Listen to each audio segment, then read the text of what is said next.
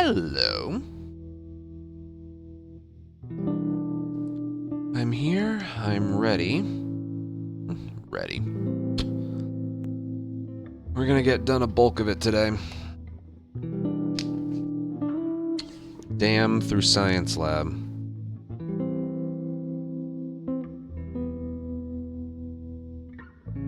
I'm interested. Is the Twitch mobile update like rolling out to everybody somewhat recently? Because I've had it on my phone for like what feels like the last month or so. Unless they updated it even more and I didn't notice.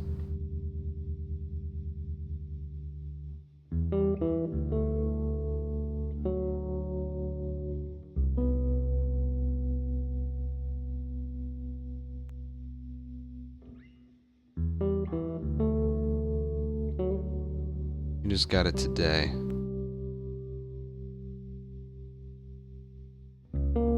I have a Galaxy G7, so I'm trying to see if like it got a recent update or something.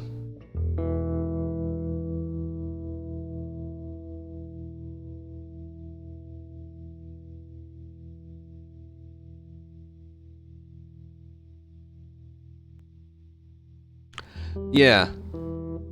The whole TikTok style of like the streamers that are live wouldn't be an issue, but on the live section, it's channels you don't follow. When you open the Twitch app, you want to see the channels you're following. See what they're playing, see what the title is.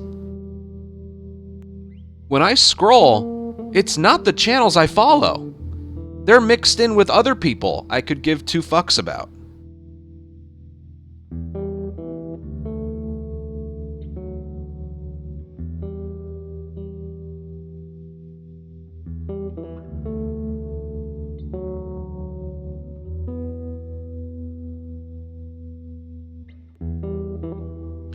Yeah, I don't know the last time I got an update. Maybe it just... Again, because I'm not sure. My apps on my phone update on their own without me, like, consenting.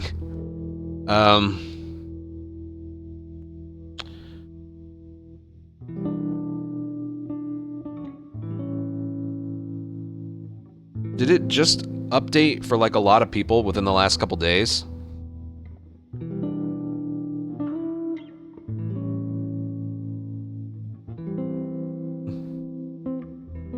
I mean, I've had the crappy version for a while. I tweeted about it.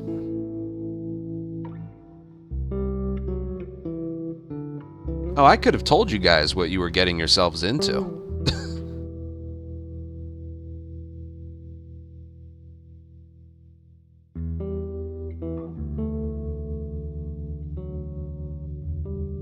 I've had this crappy version for a month.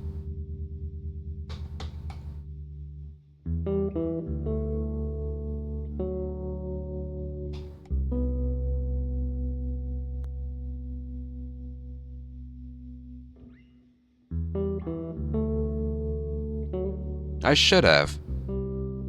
Sorry.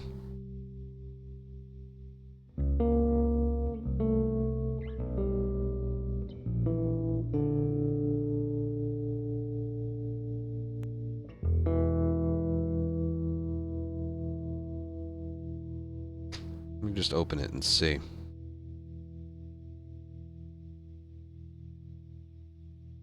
Yeah, there's nothing new here. Here's the crappy thing, though. Actually, you know what? Here. So here's my Twitch app. You got stories at the top, which I can't even scroll.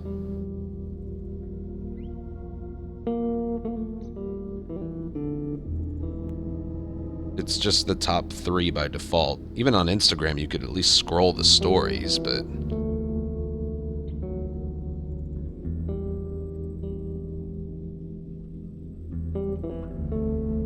I don't follow these people. It's a TikTok style.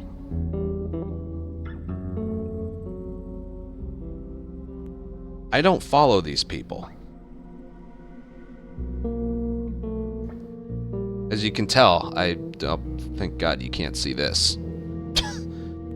I don't follow these people. So where do we go to check our followed streamers? We have to go up here. And all it's showing is the streamer and the game they're playing. It doesn't show a thumbnail. It doesn't even show the fucking title.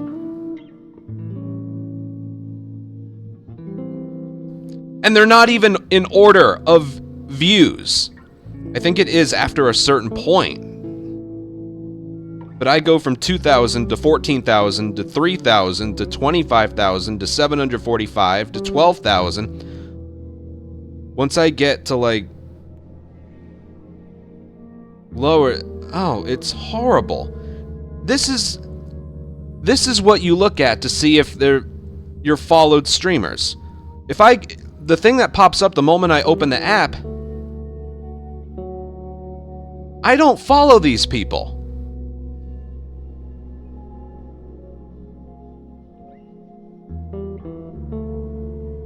State Farm is live. I don't care.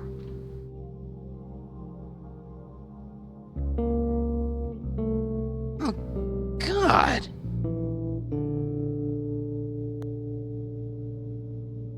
This is what I care about, and they're not even there. I can't see a thumbnail. I don't know what their title is. And they're not even ordered by views. I'm not opening that app again until it's fixed.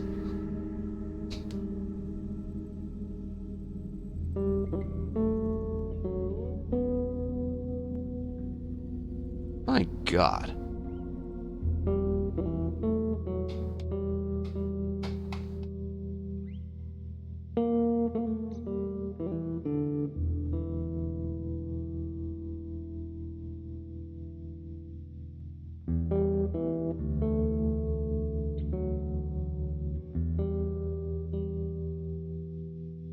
Yeah, I'm sorry. The market is so saturated with streamers and content creators and influencers nowadays.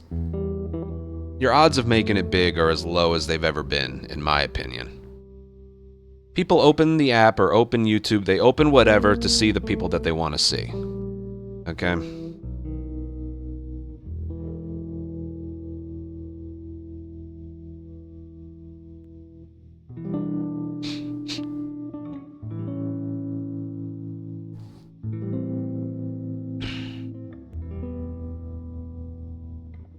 God, that is one of the ugliest apps I've ever seen, and I didn't have any issue whatsoever with how it was before.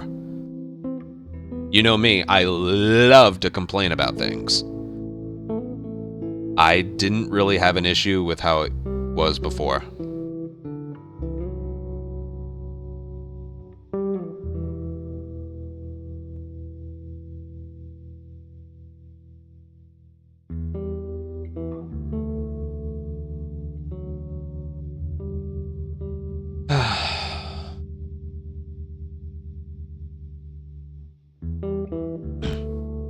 I guess something they could have included was... You know how on the YouTube app on your phone, whatever video is somewhere in the middle, the video would start playing on its own without you clicking it? Twitch maybe could have done that. You know? The old Twitch app, you opened it up. Yeah, it was... You could order it however you wanted, I think, but for me it was always ordered by views. It had the title, the game, the streamer. You could click on their logo to bring them to their channel, or you could just click on the stream itself.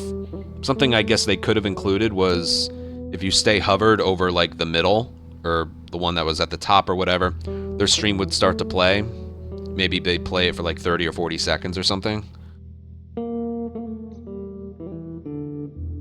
I don't know, something like that.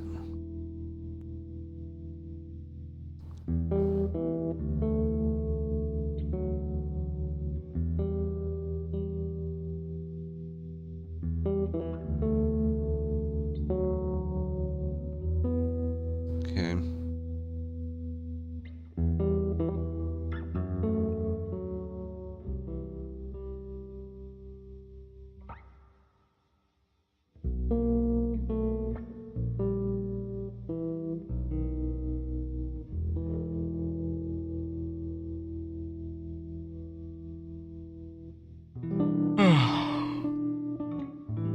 Whatever.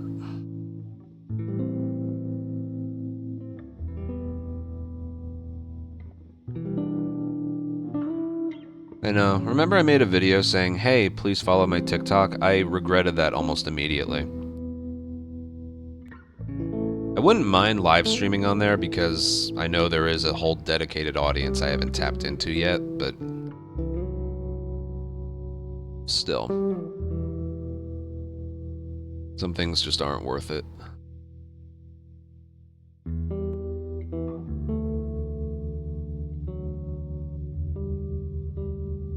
You have a few thousand followers there too. I have 870, not a few thousand. There's a difference there. I appreciate that. You need to have 1,000 so you can live stream on there. I haven't opened it up in like 5 months. I have 877. I just stopped making shorts and uploading them. I just stopped. I kind of didn't care that much.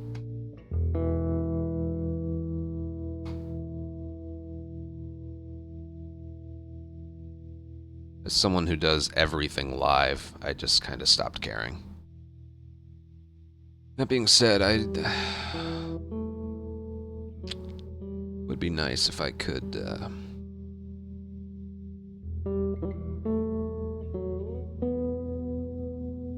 I don't know if it would be good if I live streamed there. I just don't know.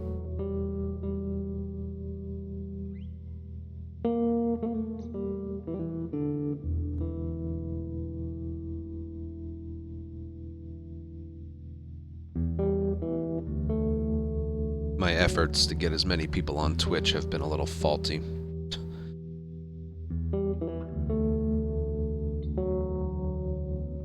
There are days where I miss where Twitch was the only place, but also being in as many places as you can isn't a bad thing either.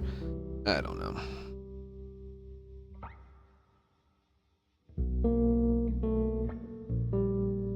Yeah, I don't know how that would work. There's even a portrait mode option for YouTube. I don't know why.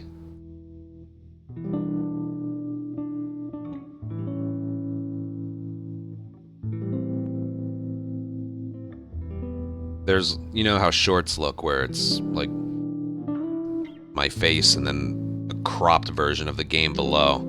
There's a live stream option for that. I don't know why you would do that.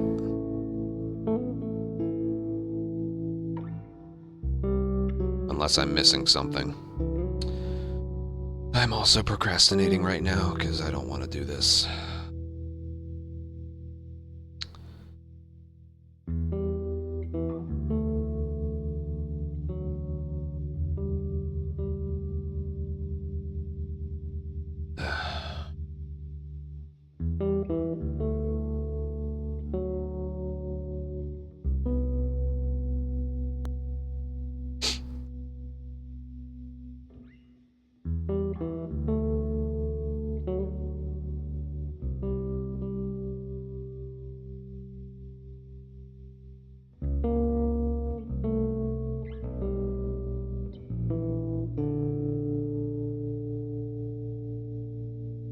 Alright, let's just go.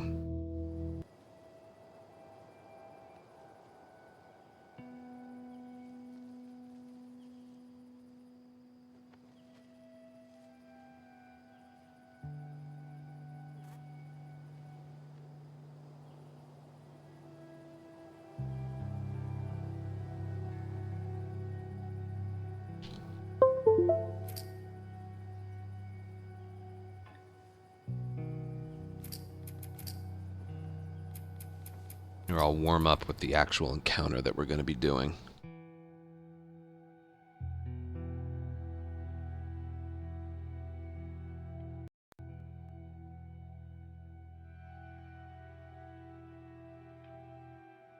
Shit!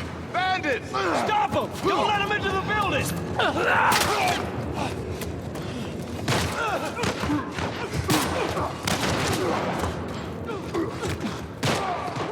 Oh god. Why does that happen?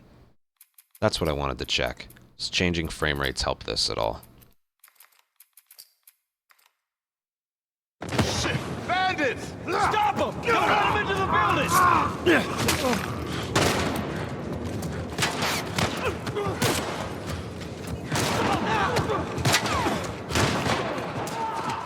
Nope.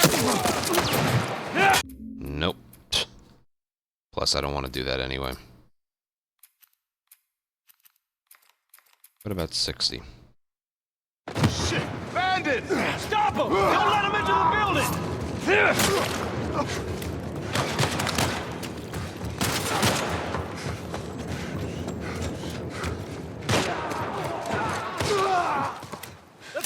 on!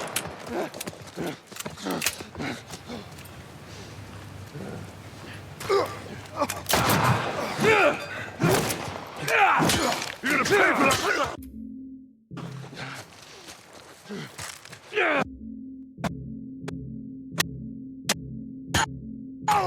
What?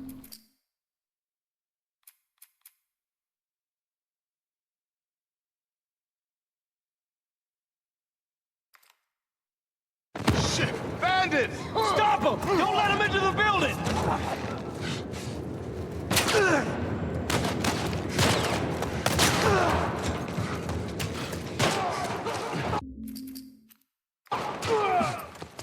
Let's get a move on! You're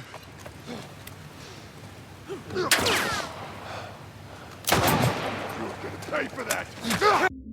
Tommy, you're something else. Shit! Bandits! Stop them! Don't let them into the building!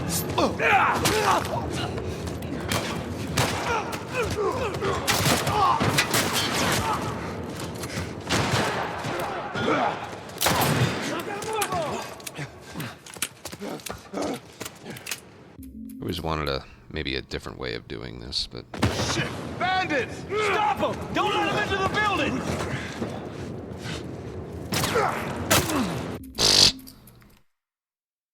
Shit! Bandits! Stop them! Don't let them into the building!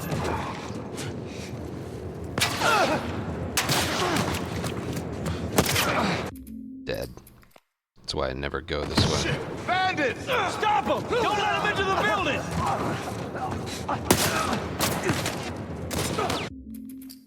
Didn't this encounter something? Shit! Bandits! Stop them! Don't let them into the building!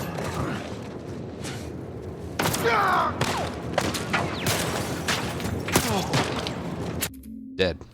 Every single time. That's why I don't do that. Shit! Bandits! Stop them! Don't let them into the building!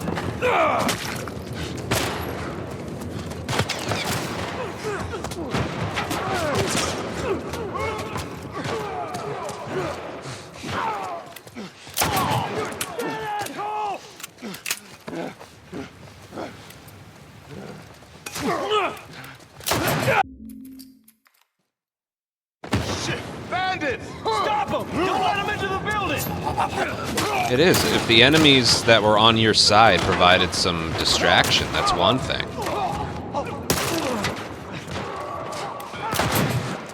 Let's get a move on! They only consider... Shit! Bandits! Stop them! Don't let them into the building!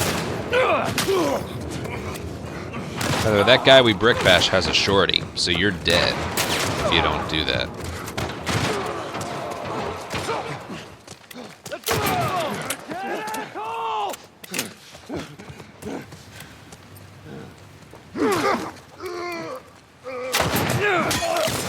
Also, this game's comfortable to aim. Shit! Bandits! Stop them! Don't let them into the building! Oh, that'd be a nice strategy.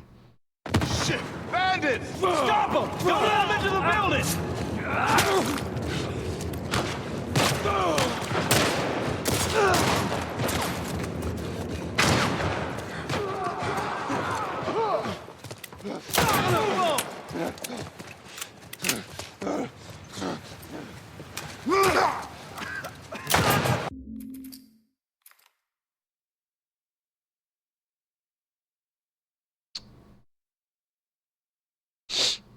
Hmm. Yeah, it's... The other strategy is this. Stop him! Don't let him into the building!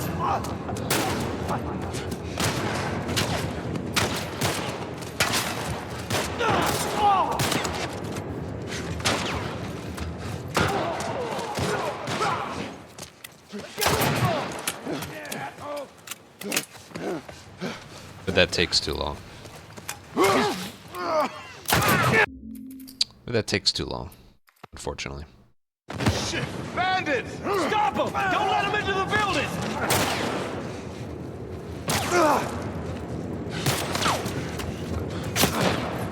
And dead?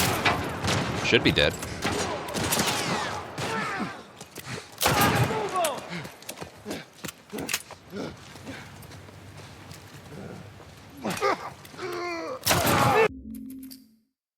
You want to see the stupider thing?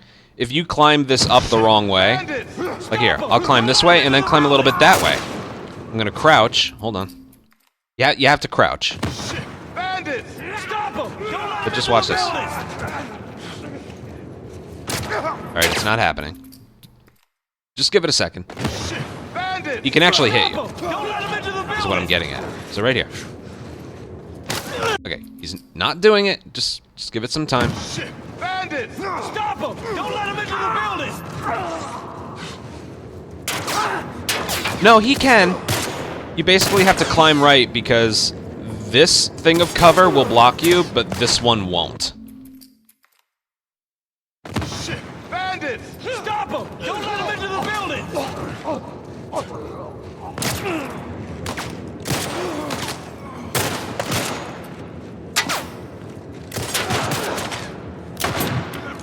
No, I'm positive that was a thing. Shit! Bandits! Stop him! Don't let him into the building!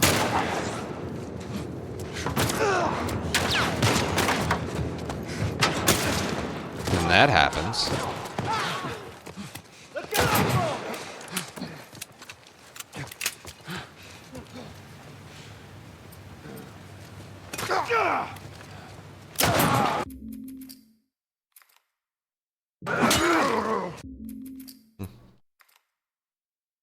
Shit! Bandits! Stop him! Don't let him into the building! No. He does do that, I swear. Bandits! Stop him! Don't let him into the building!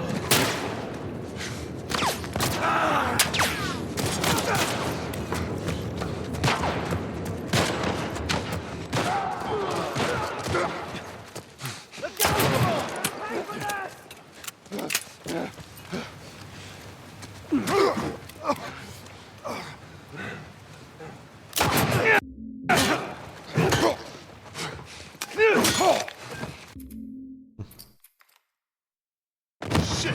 Bandits! Stop him! Don't let him into the building!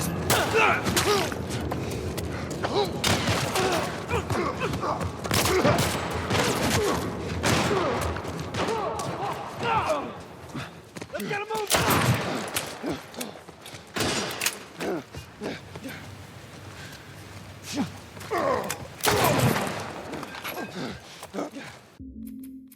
I don't really know what else I'm doing here. I'm just Shit! Bandits! checking Stop consistency, him! if you Don't let him will. into the building!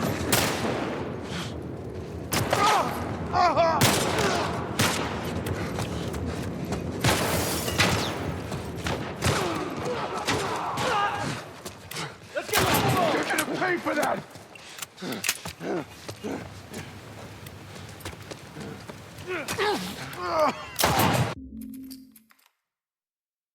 Shit! Bandits! Stop him! Don't let him into the building!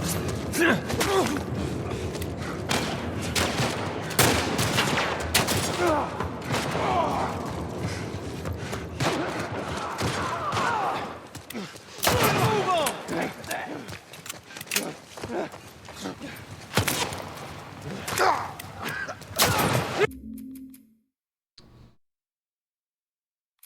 Okay, I'm ready.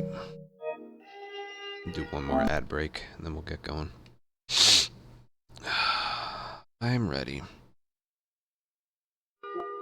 Yeah, I want to get through... We're starting at the beginning of the dam. I want to get through Science Lab.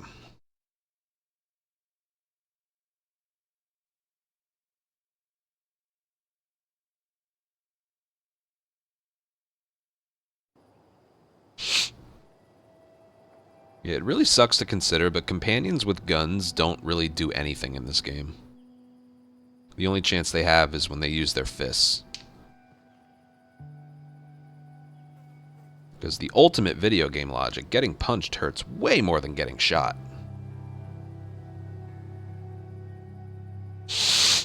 Ugh, fucking hell. Alright.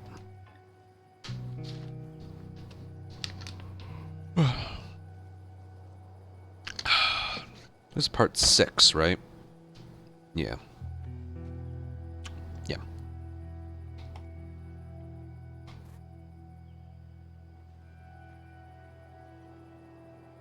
Hello, Rabs.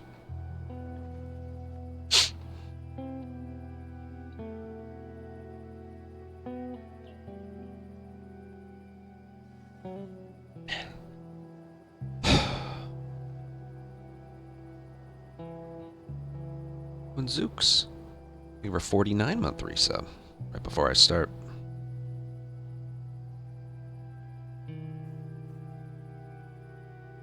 I've been both busy and not busy. Okay, let's start.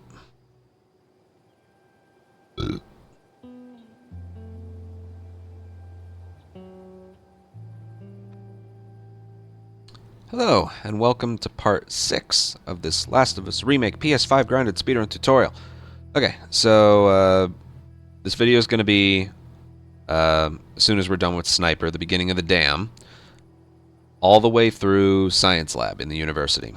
So, let's get going here. Turn off the webcam. And we begin.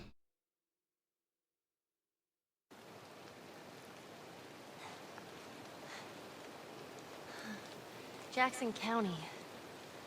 Means we're close to Jackson Before I start City, moving right? forward, let's take a look at our inventory.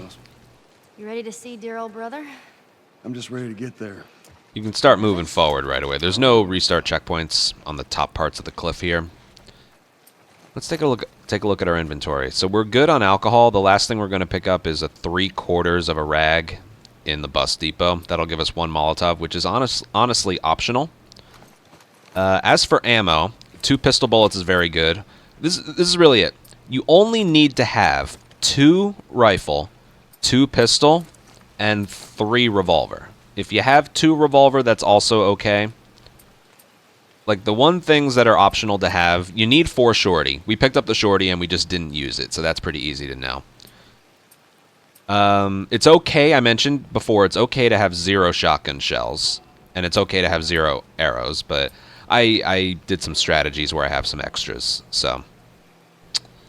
With the rifle, remember, I picked up a, there's no negative to having more than the minimum, but the minimum you want to have is, like, 1 pistol, 2 rifle, and 2 or 3 revolver. Okay? So, I have 1 extra rifle bullet, because we picked up a rifle bullet behind us in Financial District. I didn't need it, but I picked it up just for this tutorial.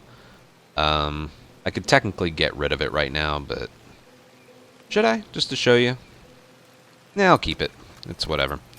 Hold on. What did I have out? I had this. So yeah, the minimum is you need 2 rifle and 1 pistol. You need that. As for revolver, it can vary between 2 or 3. If you have 1, that could be a problem. There is a chance you get a drop in the dam if you're at 2 or less. And shotgun and here can be both at 0.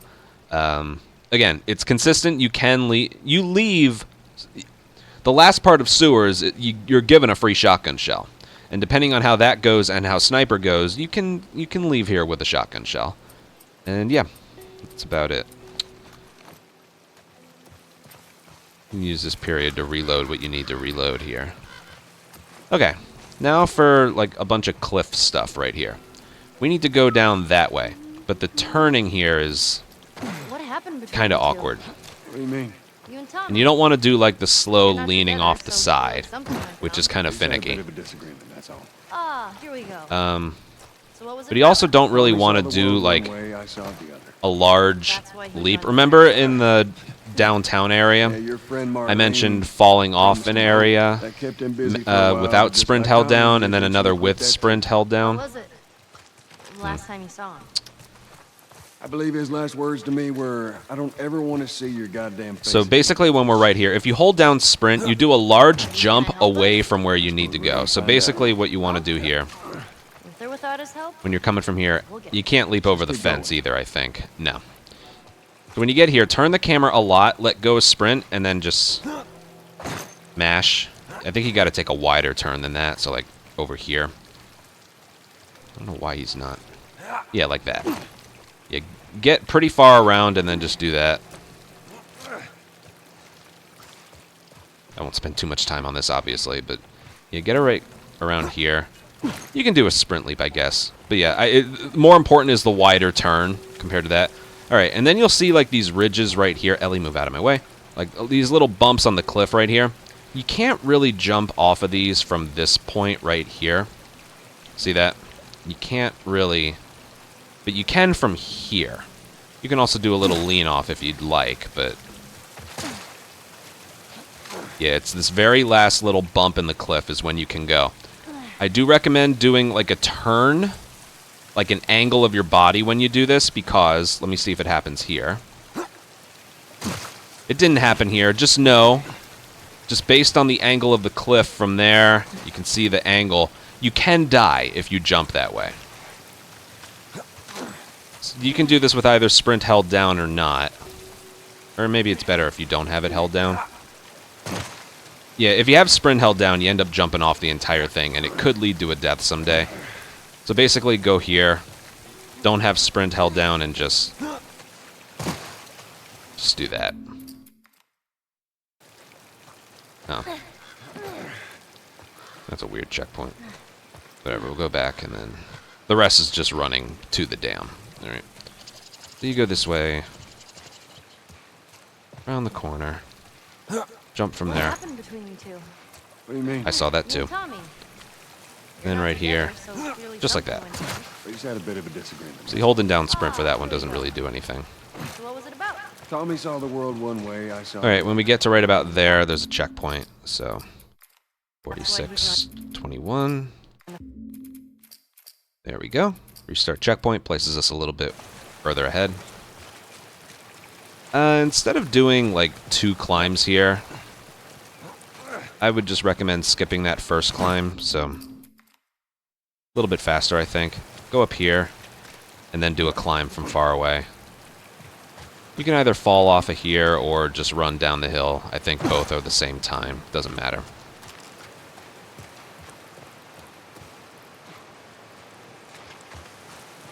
Crouch, there isn't really much to explain here. Just know if you do sprint leap the wrong way, that second leap, it can kill you if you don't angle it right. There's a hydroelectric power plant. A hydrant who? Alright, It, about halfway uses up the the river. last set of stairs, there's another checkpoint, places us a little further. Movement and Right turns it about- into That should be good. Yeah, right there. Checkpoint, small one, places us up here instead of we were down there. And we go. Do I have a shiv? I need to see something. I don't think I do.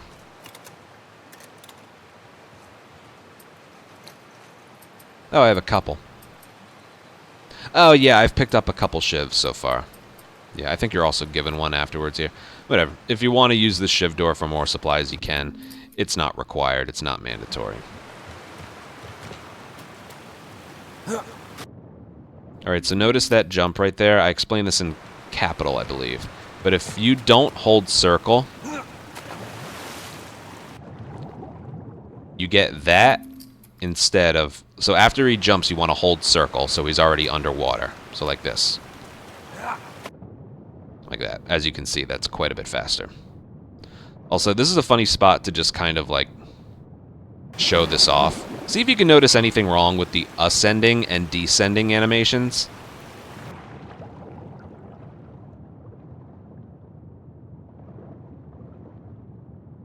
So the ascending animation actually has his body pointing straight up.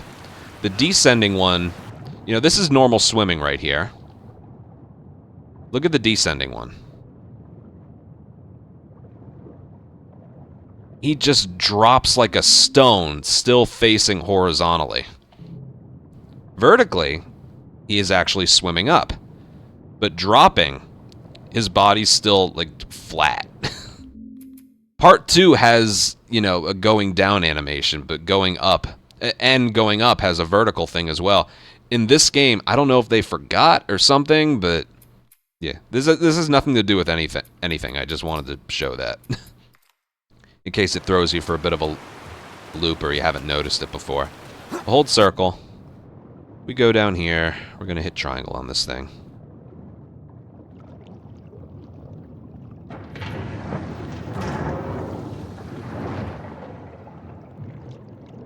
Again, when you hit triangle prompts on pallets, I like to let go of sprint. Like so. He ends up grabbing on a little bit faster. Just place it over here.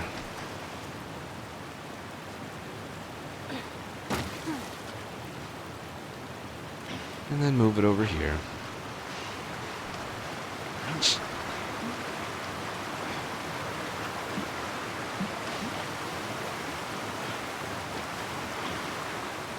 Now, as soon as Joel starts talking, right there, go on, give it a spin. As soon as the subtitles pop up, there's a checkpoint. And this one's actually really big.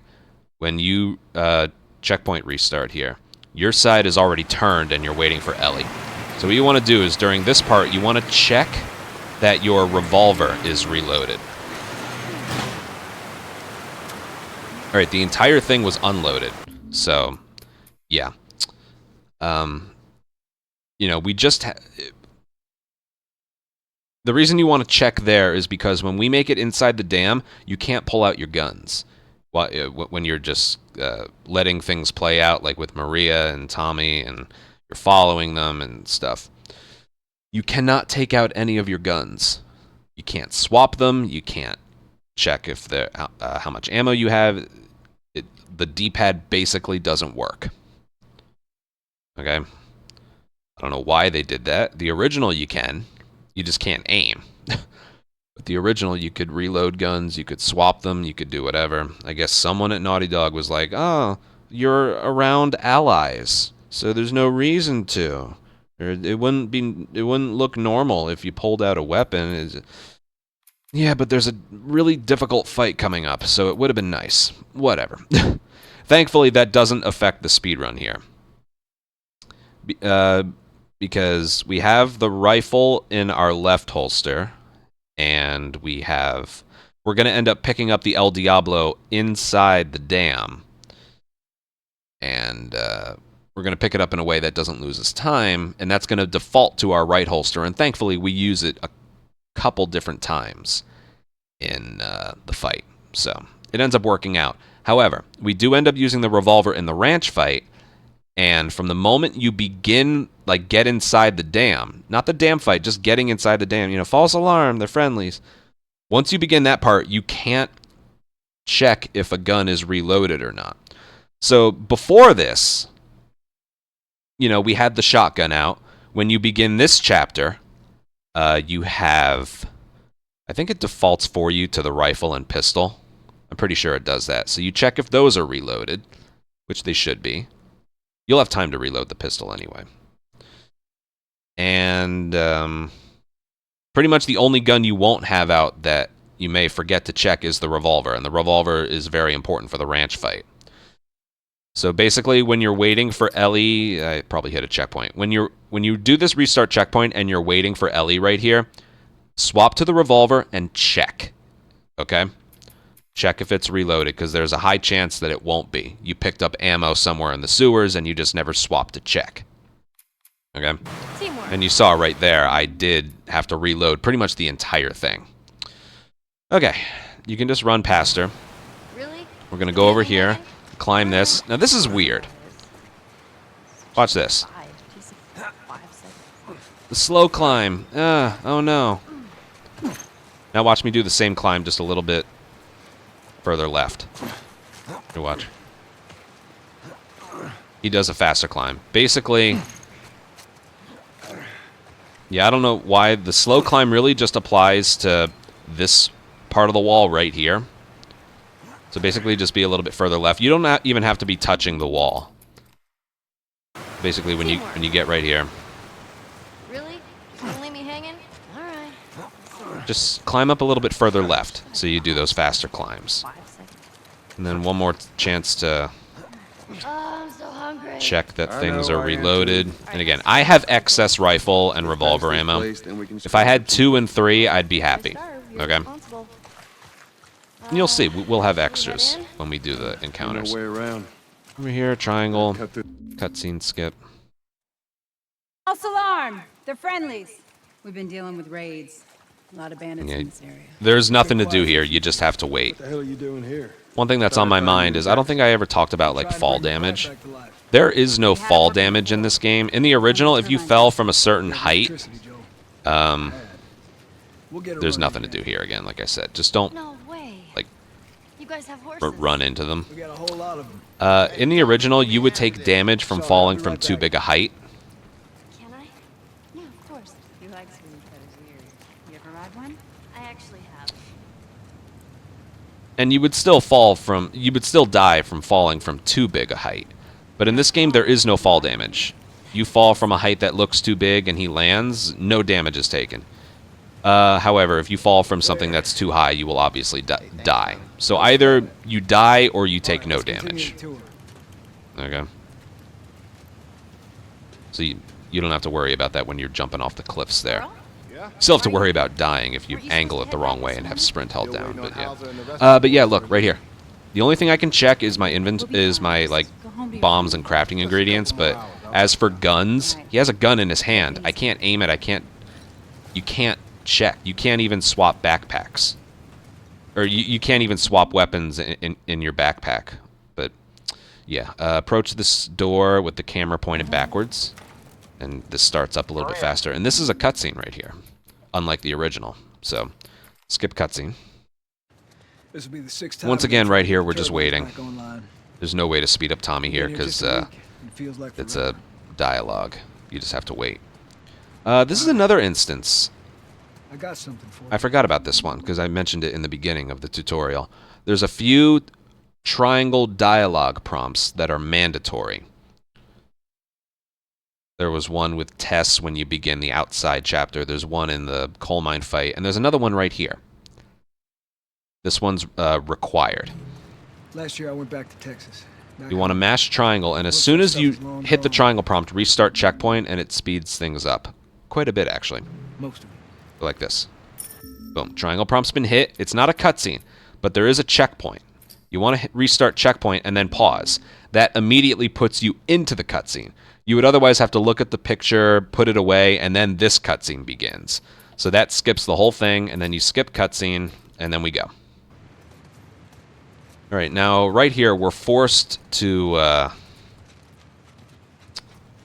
walk. So I crouch walk. It doesn't speed him up, but you don't run into him because you can push him out of the way. So give him some space. When he gets to the door right here, okay, now we're going to restart checkpoint. When we get through the door, it places Tommy ahead, starts up his dialogue. It places us a little bit further. So 4:53:19. Yeah.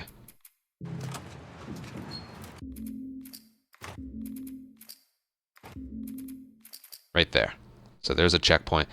It might not even have to be where Joel is. It might have to do with the door. Whatever. There's no harm in walking through it. There's a checkpoint.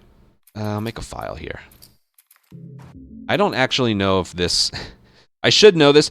If you get... The further ahead of Tommy you get here, the faster he'll move, but only to a certain extent. Okay? I want to show... You can hear it with the dialogue. So when... Look where Tommy is when he says, "You sound like Marlene," which is the last thing he says out here. I'm going to follow behind him slowly, okay? This is not the way you're supposed to do it, but just... I don't know what you heard, but you should see the town. We're over 20 families strong now. It was Maria and her father. They set up this place with the idea of being self-sustained. We have crops and livestock. Remember how we thought no one could live like this anymore? We're doing it. What do you do for protection? The adults take turns guarding the perimeter.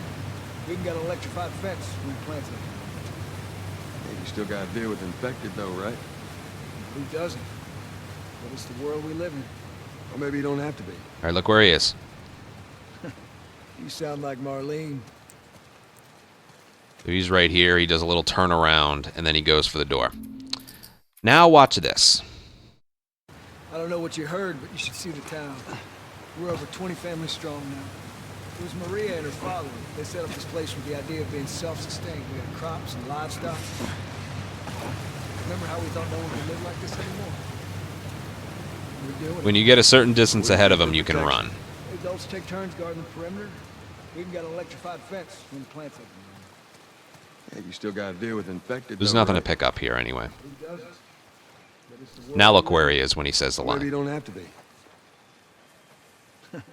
You sound like Marlene. He's almost already in front of the door, okay? So basically what you have to I do, don't know what you heard, but you should the see same the as town. before, the game disables your ability to run or jog, so you have to crouch walk. However, I believe if you Remember how we thought no one could live like this anymore? bump into him, We're doing it. I think if you What bump do you do into for him, protection? The adults take turns guarding the perimeter. We can get an electrified fence when the plant's open. let me see. Hey, you still gotta deal with infected though, right? Who doesn't? I could have sworn. But it's the world we live in. Or maybe you don't have to be.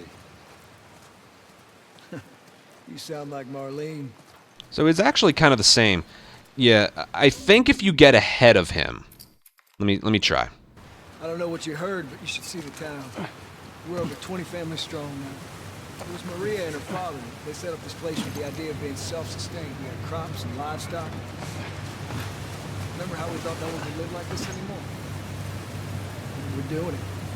What do you do for Okay, so you protection? can't actually Adults knock take him out of the turns way. guarding the perimeter. I didn't know We can that. get an electrified fence when the plant's open. Let me look for the dialogue. Let me crouch the entire way, but like You look should see the behind, town. but like We're over 20 families strong now.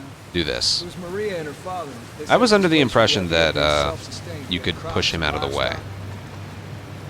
Remember how we thought no one could live like this anymore? We're doing it. Sorry, I'm actually like What do you do for protection? figuring stuff out here Adults as I take go. turns guarding the perimeter. We Doesn't can matter. get There's only electrified fence when the a certain plant's speed that he can get up to, You still gotta deal and there's with nothing you infected have to though, right? grab here. open. Who doesn't? But it's the world we live in. Or maybe you don't have to be. You sound like Marlene. Yeah, right there. It's about the same speed. So you can either crouch walk behind him. You saw it's different compared to like walking behind him. So you can either crouch walk behind him, or you can do these little leaps that I like to do.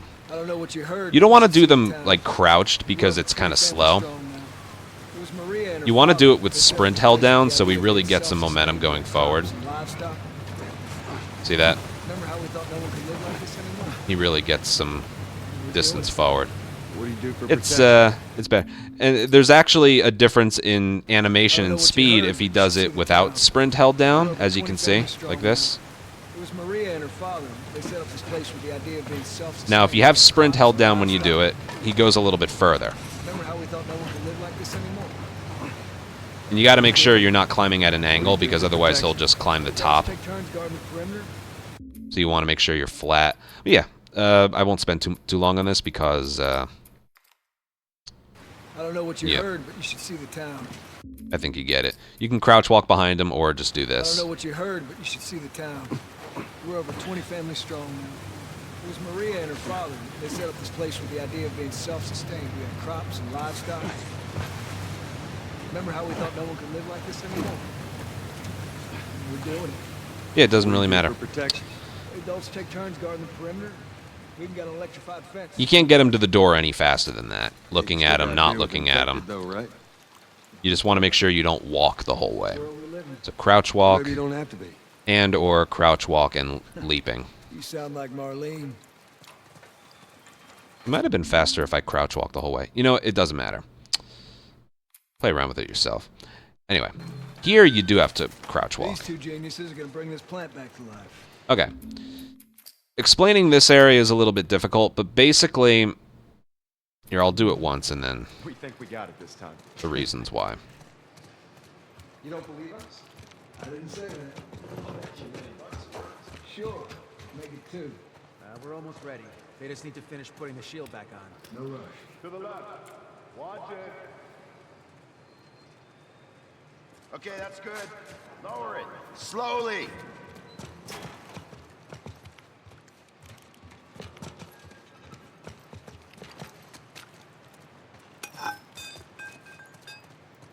All right, that's good. Tommy's here. We good to go? Give me 1 second. Okay, good to go. Ready? Go ahead. Hit it. Here we go. Like I said, everything's disabled here. God damn. We did it, boys. Nice work, boys. Somebody get on the horn and give Maria the good news. You see that? It's pretty impressive.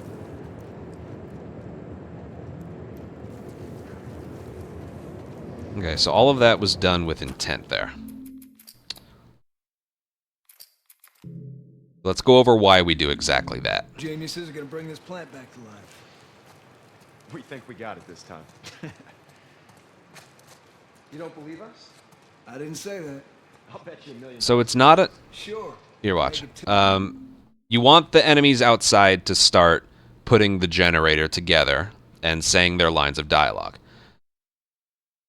So Tommy's done talking, right We're almost ready. there. They just need to finish putting the shield back on. No rush. Now, after he says no rush, those enemies outside are supposed to follow it up immediately with, to the left, watch it. But we haven't made it outside yet. They're not going to do anything until we get, I believe, just outside here. To the left. Watch it. Okay, so that speeds things up a little bit. Did I say enemies? Sorry. But that's not enough, okay? They're not going to finish putting the generator together and turning it on until we get about halfway down the stairs. See, we're basically stuck here forever until we move. Okay, that's good. Lower it. Slowly. I also don't think that's enough. So I just took my first step down.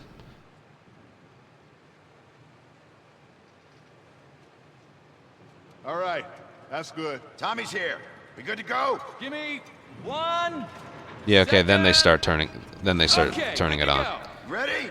Go ahead. Hit it. Here we go. So basically this is the reason why you want to do Geniuses are that. gonna bring this plant back to life. So even though Tommy and those guys are still conversing, if you go out here as early as you can and then get about that far, Sure. Make it they haven't started doing it yet, They just need to finish putting the shield but back on. no rush. To the left. Watch it. because we already made it outside and down the stairs at one point, That's good. Lower it.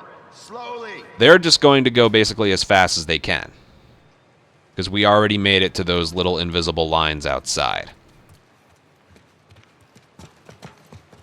They were going to do it anyway. I'm just getting to a spot. Tommy's here. I want to show you the reason for the movement on the last part. 1 second. Okay. Okay, good to go. So even though we're back in there, indoors, or inside, they're still going to turn the generator on. Alright, now what's the reason for this? We did it, boys. It's basically to skip dialogue. Boys.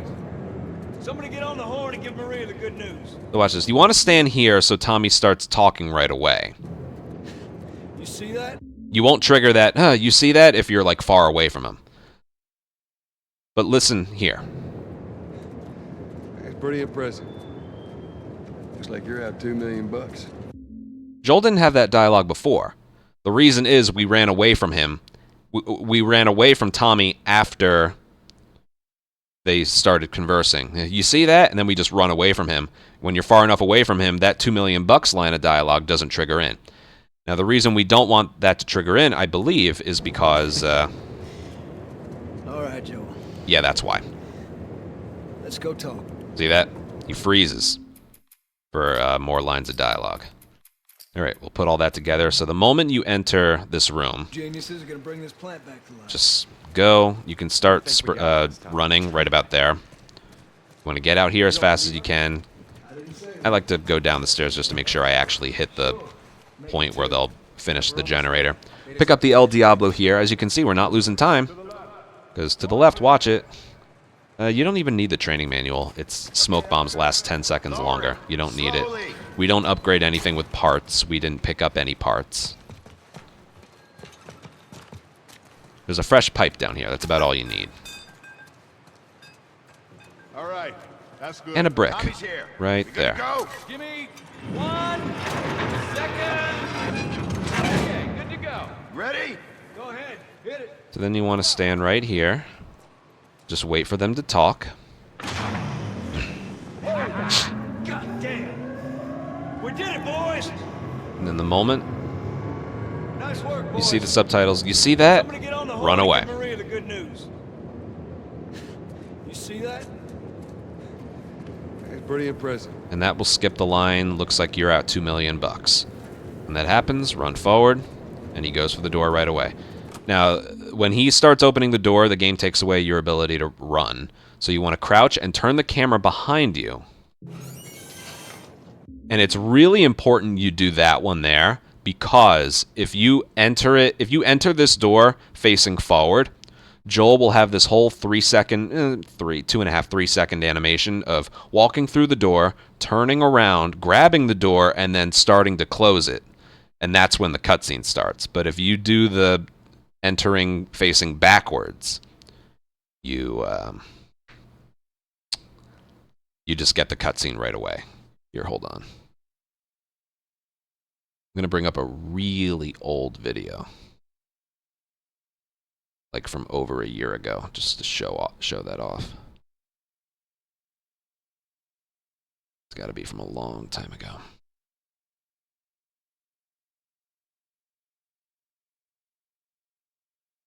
Make.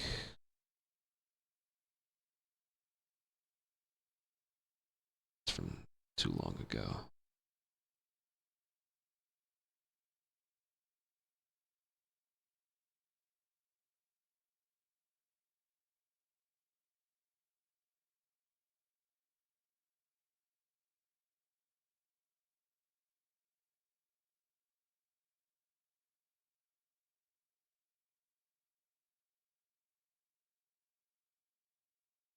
Try this one.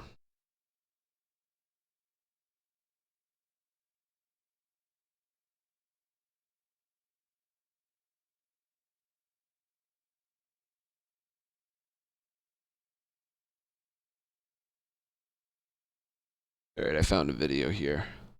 So this is what it normally looks like. 16. Oh, I didn't even notice. Thank you for pointing that out. Walk through this door facing forward. Normally the cutscene would start right there, but here you got. I gotta watch. Turn around, grab the door, and then. So it's I'd say a second and a half to 2 seconds faster if you enter the door facing backwards, because otherwise you get 16. I gotta watch myself there. Yeah. Dumb.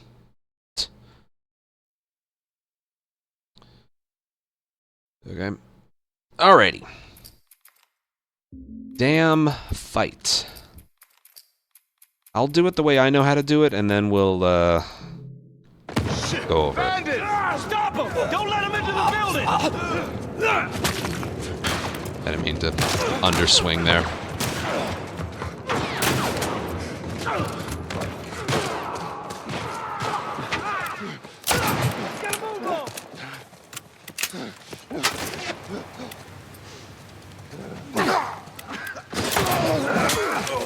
Okay. You guys see anything? Let's get to the bridge. That was pretty good.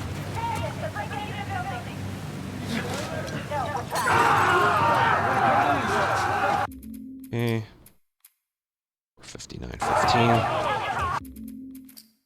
Checkpoint. That's all those sons of bitches. Right here, you'll be able to check if We your gotta get pistol's to the reloaded. girls. Right behind you. Over there. Joe, Do your thing. Get them! You're dead, asshole!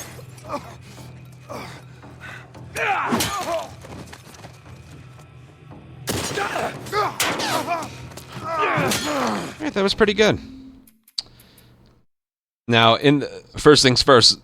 Wait, hold on. I should show this off.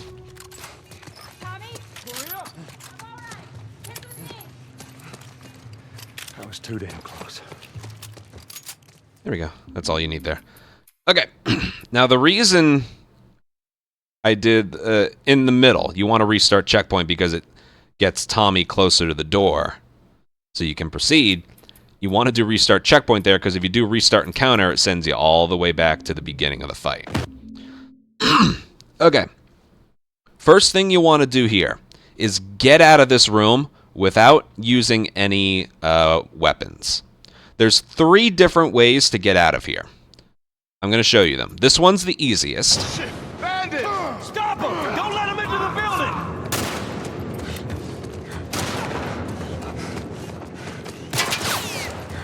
Alright, you'll get tired sprints, so let go, hold back down, and then go.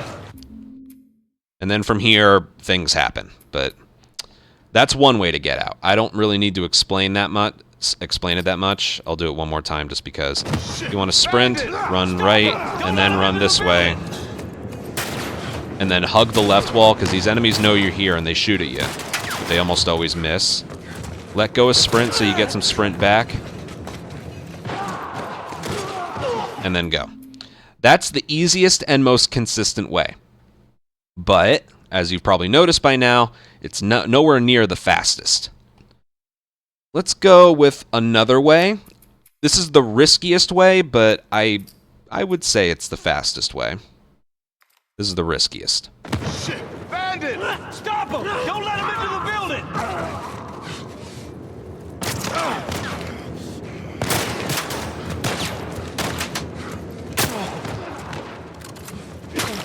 Riskiest. Yeah. If it goes right, you you make it outside and you don't have any damage, or a little bit of damage. Damage when you leave here doesn't really matter much because, as you saw, the last part is pretty consistent. But yeah. Let me do this a couple times and then see.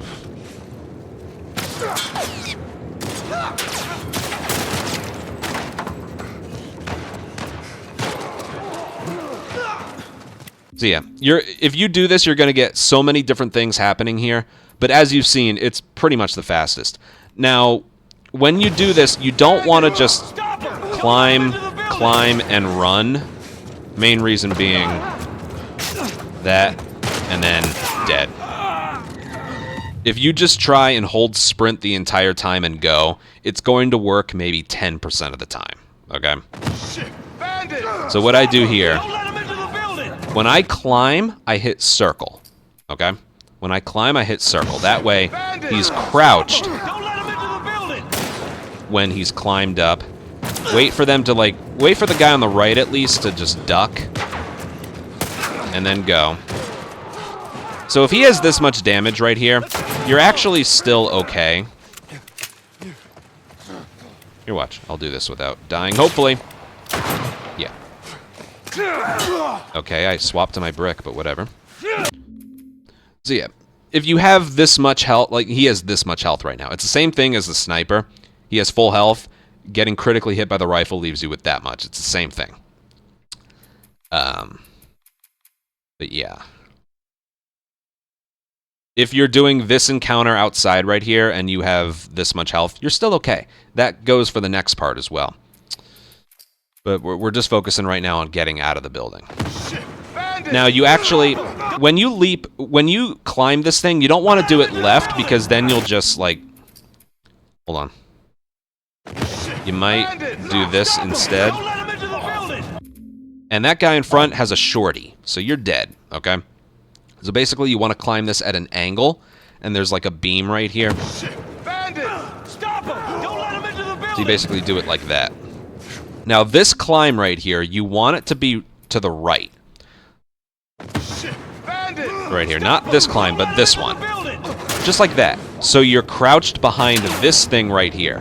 Because if you climb further left and approach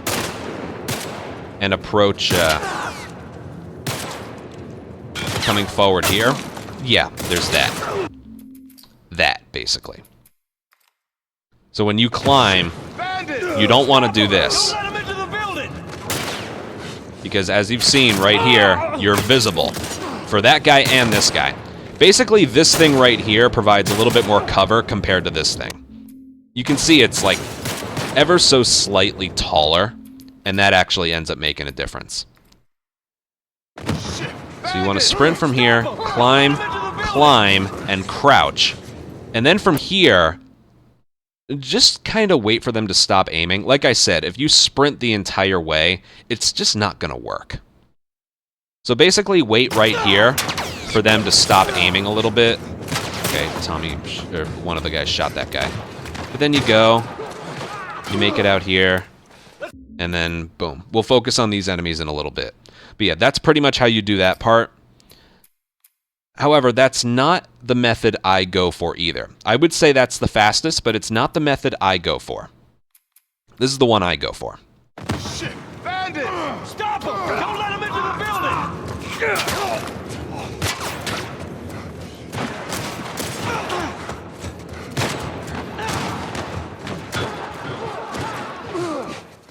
And then go. The reason I do this is, well, I think it's a combination of consistency and speed. Like I said, I haven't timed them, but I don't think it's as fast as going up top right away. But it's also faster than the other way, and I know I'm not going to... Well, it's not that I know I'm not going to take damage. I think this is, for me, the best combination of speed, and most likely you'll make it outside without taking damage. And if you do have damage, again, it's not that big of a deal. First things first, we want to use a brick on this guy because he has a shorty. If you just try and run past him... Ow, ow. He has a shorty, okay? And I think if you try and, like, sprint swing at him... I didn't want the brick in my hand. Bandit! Stop him! Don't let him into the building! As you've seen, that's kind of slow. And remember what I mentioned quite a long time ago. The moment you start a brick bash, they're not going to shoot you, okay? You don't want to do it too late.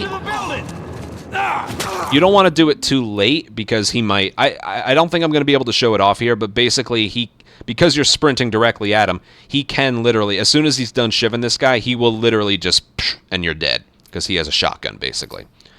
But if you do a brick bash from about as far away as possible, but it'll still hit him, it works every time. Every single time.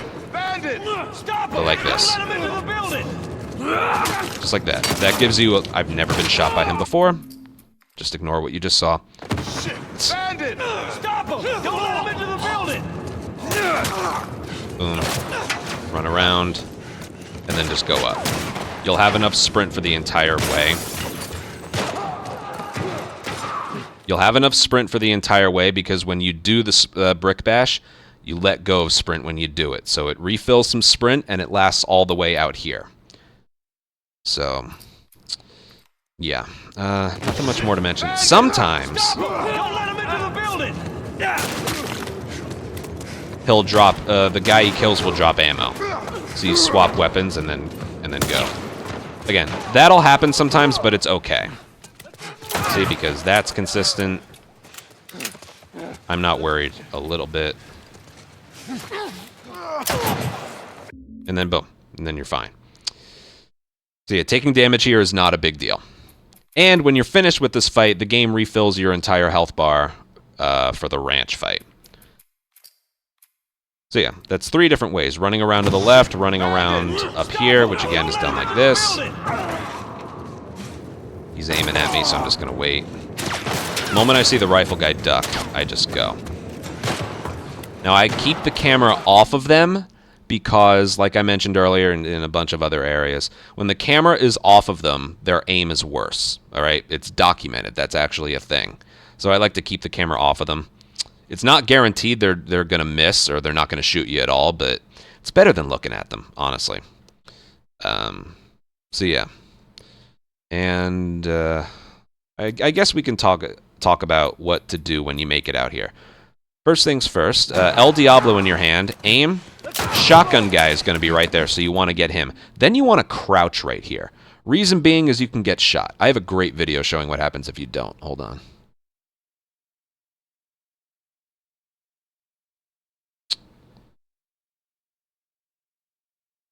A great video.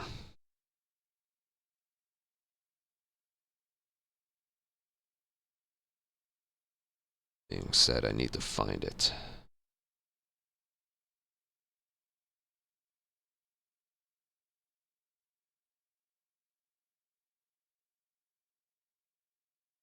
Found it, I think. No, I did not find it.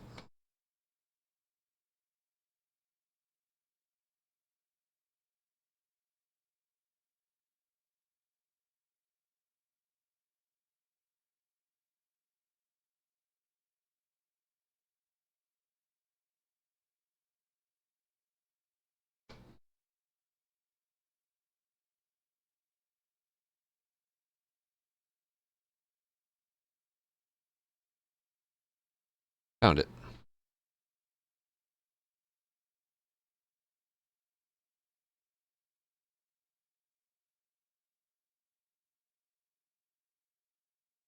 I guess not.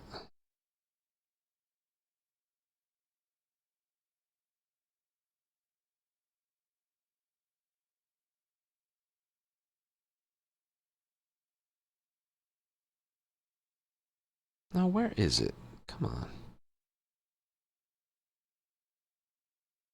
It must have been one of my PBs or something.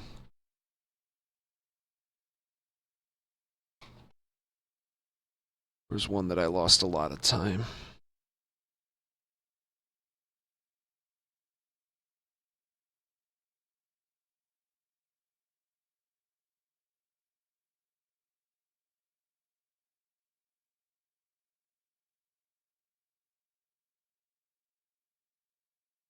I'll find it. It's worth showing because it's the entire reason that I do that.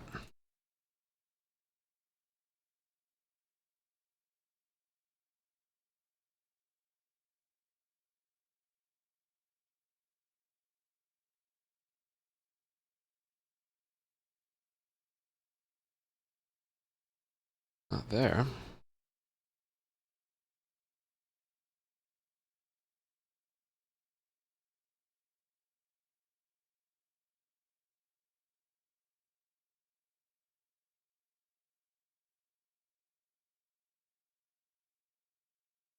Not there.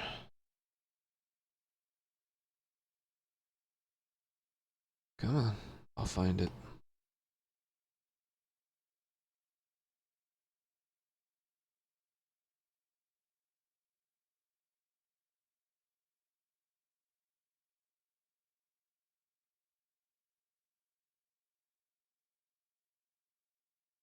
Found it. All right, good. Yeah, this is a good video to show off.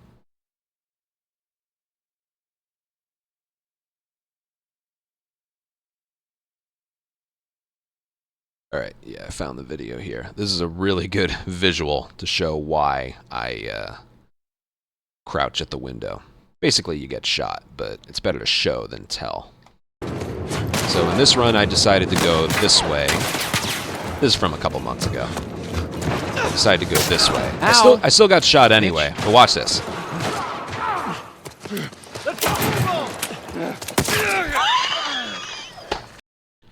So normally I crouch right here, and that's the reason why. There's a guy with a revolver right there, ready to hit you. Okay? That's the reason I do that. If you have full health here, you didn't take damage indoors, revolver ain't gonna kill you, but make a habit of doing that anyway. What you want to do is run, sprinting as far away as you can from these enemies. You know, it does draw them out a little bit. So yeah, when we make it outside, all the enemies that are indoors, you can hear them all die. The 3 that are outside, though, they don't. You have to take care of all of them. So I El Diablo 1, and then I run away. I get to about here. I turn around, and then I just kind of react to what I see. Sometimes it's a guy with the gun first. Sometimes it's a guy with a melee weapon first. In this case, it's melee weapons. So what I'm going to do is pipe him. And then I think the game... This guy won't shoot me as long as his buddy is in my way. That doesn't apply to every area, but it does apply here. You don't even have to crouch. So I basically just do this. It's nice and simple. I always do that if the enemy with the melee weapon is first. I always do that. If they're right next to each other, I'll kill one, brick the other. Sometimes what I'll do is I'll kill the one with the gun and then swap to a brick and then throw it and hit him. But, yeah. I'll do the strategy that I normally do in the run. I do recommend you do it this way. As you can see, he aims at me, but he's not going to hit me. And then I can sprint the entire way. Just ignore them. Sometimes, when you leap out of this window, the enemies that are supposed to be indoors are outdoors, and they just shoot you right away. That can happen no matter which strategy you do to get this far, okay? Climbing up, bricking the guy, running along the bottom the long way. When you make it up here, sometimes the enemies get caught on each other and caught on the door.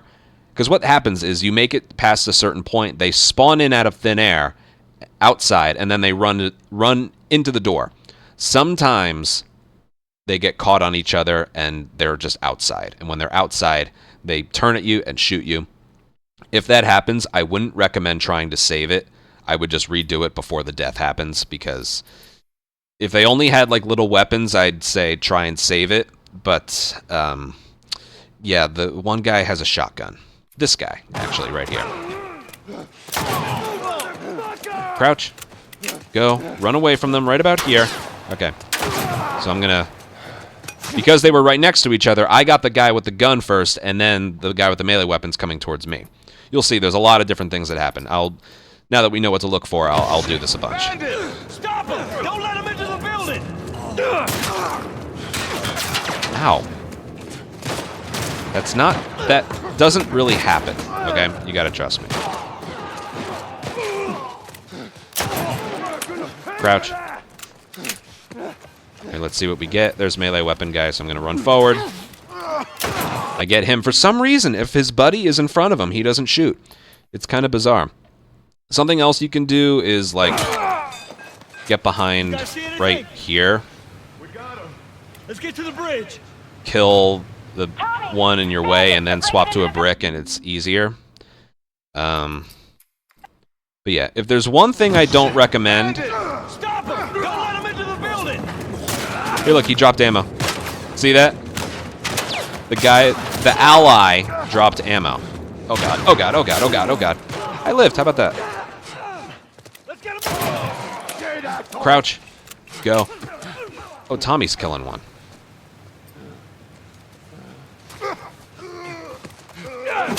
Oh god, I'm probably dead. Okay, if there's one thing I don't recommend is killing one out here. Oh god. You guys see anything? Now you're gonna be thinking, oh, I'm closer to the molly door. I'm gonna do the same strategy that I did before.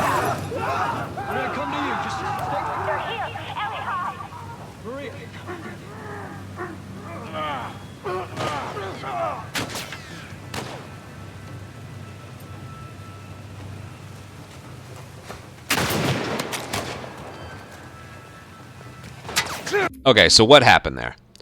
Basically,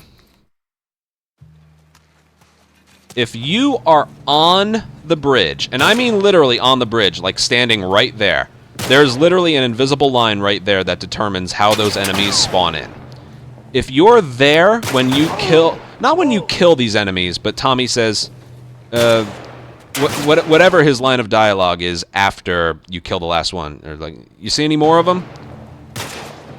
If you're on the bridge when he says that, the spawn of enemies inside the door there is different. I think there's an extra one, and you saw the molly didn't kill all of them. There was literally an extra 1 or 2 enemies there. So basically, when you kill these enemies here, do it while you're here. Don't cross that invisible line until the enemies here are dead and Tommy starts talking. Okay?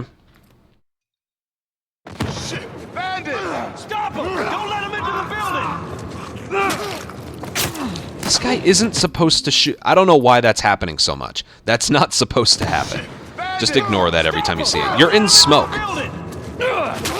Okay? That's what's supposed to happen. Even if you get shot by this guy, you're okay.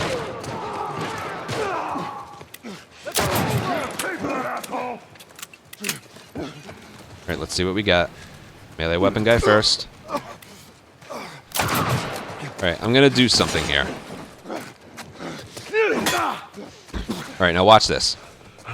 If you... The opposite of what I said before is also true. If you're on the bridge when Tommy starts talking, that's bad. That means the extra enemy is going to spawn in. If you're too far away from the enemies, once the conversation picks up a little bit, that's also bad. Here, watch. Like, oh, I'm all the way over here now. Here, let's go. Let's get to the bridge. Let's go. Let's get to the bridge. Tommy! Bandits! They're breaking into the building! No, we're trapped. Enemies are already spawned in. That had nothing to do with dialogue or anything. It had to do with how far away you were from the door after a certain amount of dialogue has passed.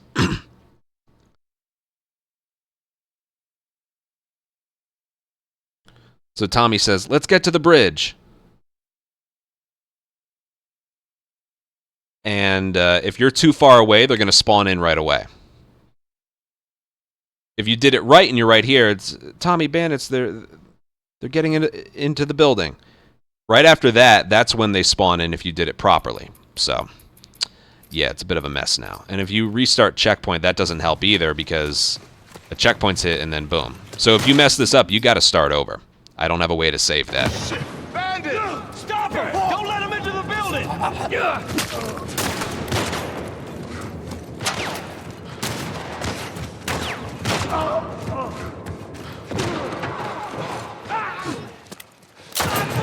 Diablo him. Crouch. Get over here. You don't have to crouch. If you want to play it safe, you can, but like... I find that more difficult than like standing your ground out here. Pick up any ammo they drop as well. You don't need to pick up his pipe. We have enough pipe hits. It's full right now. We're just going to use like 1 or 2. So, but pick up any ammo they drop. You guys see anything? That's fine. You want to get that bottle right there as well. We should be okay. Yeah. So basically, when Maria's done talking, you want to throw it like right about there.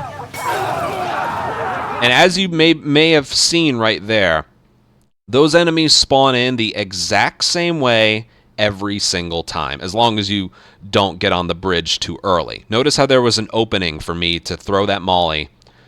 Like they open the door and then they stand there for a second and then they start moving. You don't want to throw the molly as soon as you see the door opening because then they might move too far. I basically time it, bandits, they're getting into the building, and then I throw. The door opens and the Molotov just barely sneaks in, and I throw it on a spot that is guaranteed 100%. There's no randomness with this. 100% will kill them. In the original, they would always run through the door in a different way, which created some inconsistencies with the throw. Remake, as long as you got to this point properly, they will... all the enemies will be in the exact same spot every single time, so this molly throw is consistent. So basically, you don't have to do it crouched. You can if you want.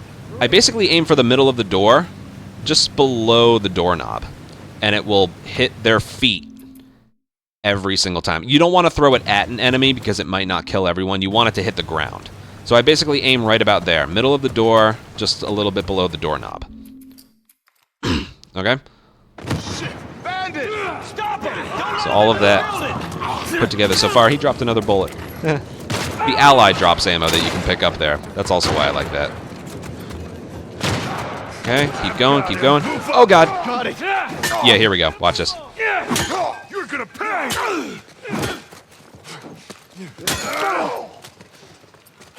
I don't think I used a... Where is he? You guys see anything? Notice how I'm just sitting there. Let's get to the bridge. Okay, did you see that? That's what I'm talking about with the randomness. I didn't do anything wrong. Sometimes he's just there. If he's there, I don't recommend aiming. I recommend meleeing them, because as long as you're mashing square, they might just not shoot you, okay? There's a chance. There's a chance. And also, yeah, we don't really use a lot of El Diablo ammo this entire run. We pretty much use it here and in the actual ranch house. That's about it, okay? We don't even use it in, like, the next area. How many do we have to start with? I think it's 2. Is it 2? Yeah, it's 2. We use 2 here. We get 1 leaving here, and then we use that in the ranch building itself. Not the forest, but the ranch. So El Diablo, it comes and goes very quickly in this overall speedrun. Yeah, we'll do this a little more. Then we'll move on. We still got the last area to go over. Again, this is just one of 3 ways to get out of here. This is the way I personally choose to do it.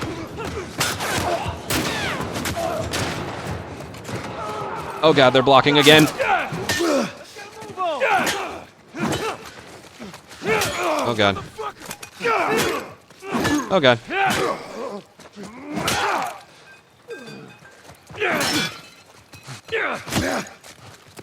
Alright, if I don't have a pipe, what should I do?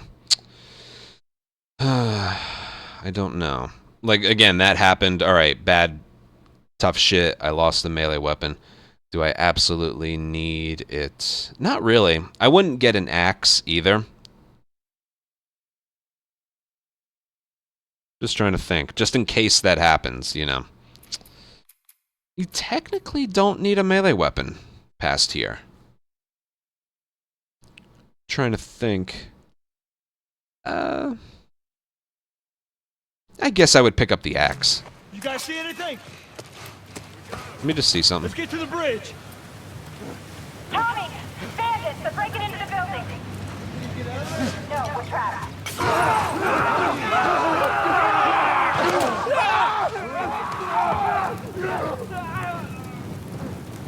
I think that would still technically work.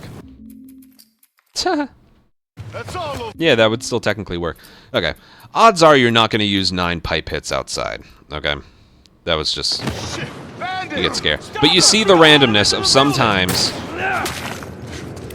the enemies are outside instead of inside. Okay? Oh God. We're good. See? El Diablo. Reload the whole thing. And what do we got here? I'll get the guy with the gun first and then get him. You guys see anything? And from this point forward... Let's get to the bridge. Alright, yeah, you still have your sprint. Alright, here's the throw again. Bandits! They're breaking into the building! No, we're See that? That got them all. And then right here, what you want to do, you don't want to wait for Tommy. You want to do the autosave number. When it changes, that's how you know. Because checkpoint and encounter are like last the entirety of this encounter. So transitioning from 1 to 2 or 2 to 1, that's you're not going to know when the checkpoint is hit. You want to use the load file. Like that. Restart checkpoint, sends you right here. And Tommy's ahead of us, sprinting to the door. Also, after you throw the molly, you want to swap to the pistol. Reason being is we only use left holster ammo in this part of the fight, but when we begin the ranch fight, we're going to use pistol. And you don't really have a lot of time to swap to the pistol after you're done with this fight. We pretty much pick up stuff, reload, and then the encounter's finished. So, yeah. Make sure after you throw the molly, and you know it's good, reload. Or, not reload. Swap to the pistol, and then you're good. Okay, a few more times here, and then we'll do the last part. Stop him! Don't let him into the building!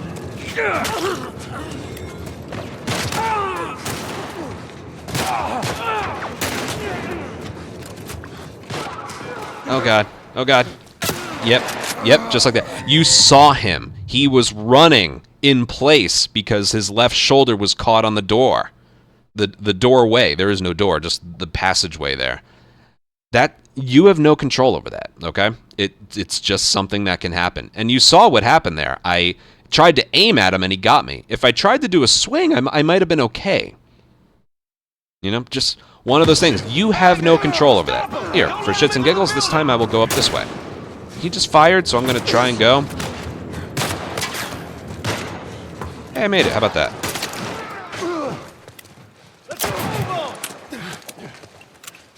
All right, let's see what we got.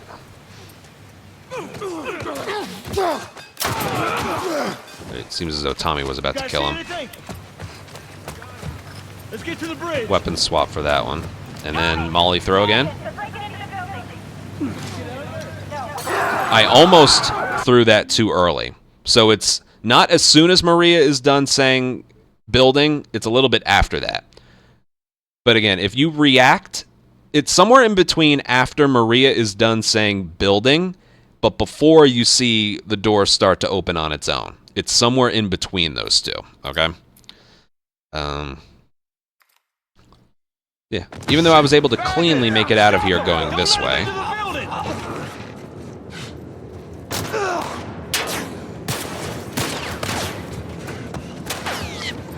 Ouch. Again, right here. Crouch. Go. Let's see what we got here. See that? I'm not worried about. I heard him drop ammo, so I will pick that up. Weapon swap for the bottle pickup, and yeah. Making it out of here and dealing with the enemies is going to be different every time. All right. Again, even though I found success there, this is my personal preference in terms of doing this area.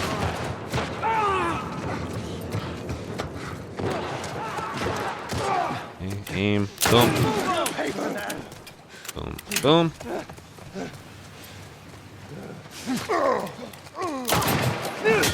Now it's all about how fast you can kill them. So, boom. Let's get to the bridge.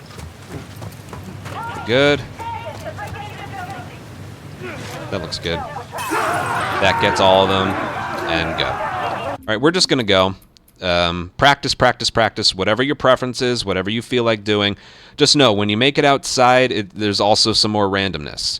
You run to the left of, or you run to the right of that green crate, and then you got a guy with a gun and a guy with a melee weapon. How they approach you is going to be different every time.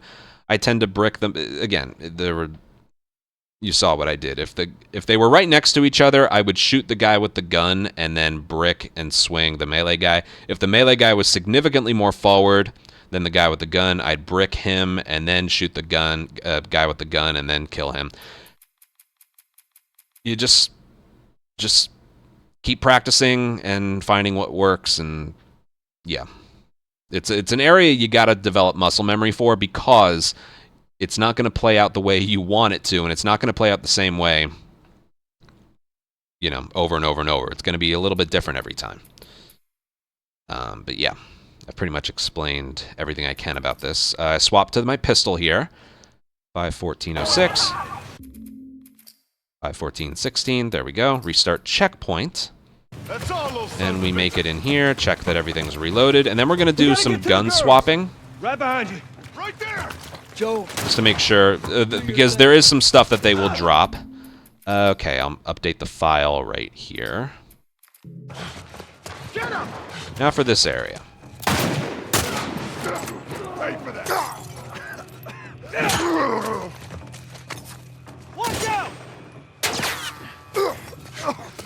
All right, this part's a bit strange. So we get right here. We just picked up some stuff.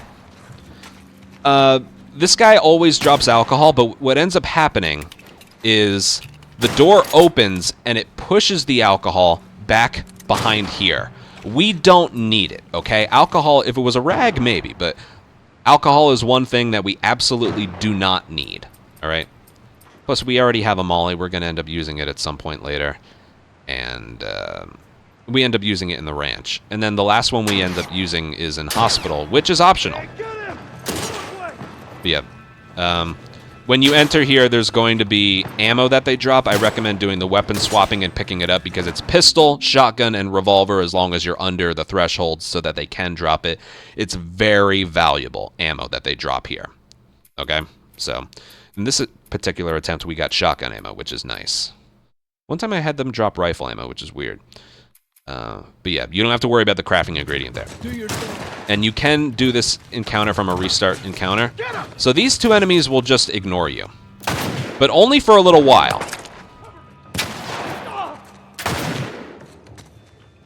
Here, watch. If we sit here for too long... How do I explain this? Okay. Well, basically what I'm doing here. The enemies in the next area don't know I'm here. See, watch. These enemies right here, they don't know I'm here. However, the enemies right here, there's two enemies right here. They do know I'm here. That being said, they're not going to shoot you. The moment you're alerted, they run to a spot. They run to a certain spot, and then they are aggressive towards you. The reason we don't have to worry about them at all is because once we, like, make it here, the moment that they know that we're here, Tommy and these guys will kill these enemies here, okay? So it's one of those things. They won't shoot us right away. Right now, they're going to run to a spot. Now, the moment these enemies know that we are here, they die behind us. And these enemies know that we're here, basically, ow, when we walk through the doorway, or we're pretty much inside the doorway. Therefore, the strategy is kill this first enemy while we're technically still in here. And then go.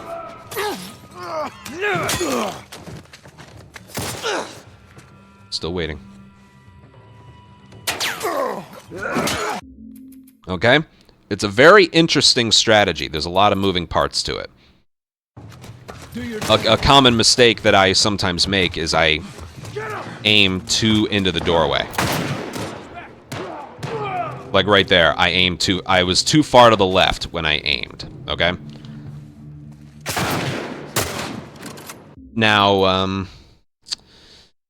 yeah, basically, you want to be right about here when you fire. But if you wait too long, these guys will start shooting you.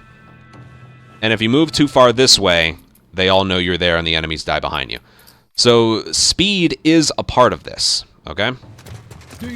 Once again, rifle at the ready. They'll be passive. Shoulder swap. I went too far. I went too far. See that? We can reload the rest of our guns later. Shoulder swap. Inch your way forward. Now for this enemy.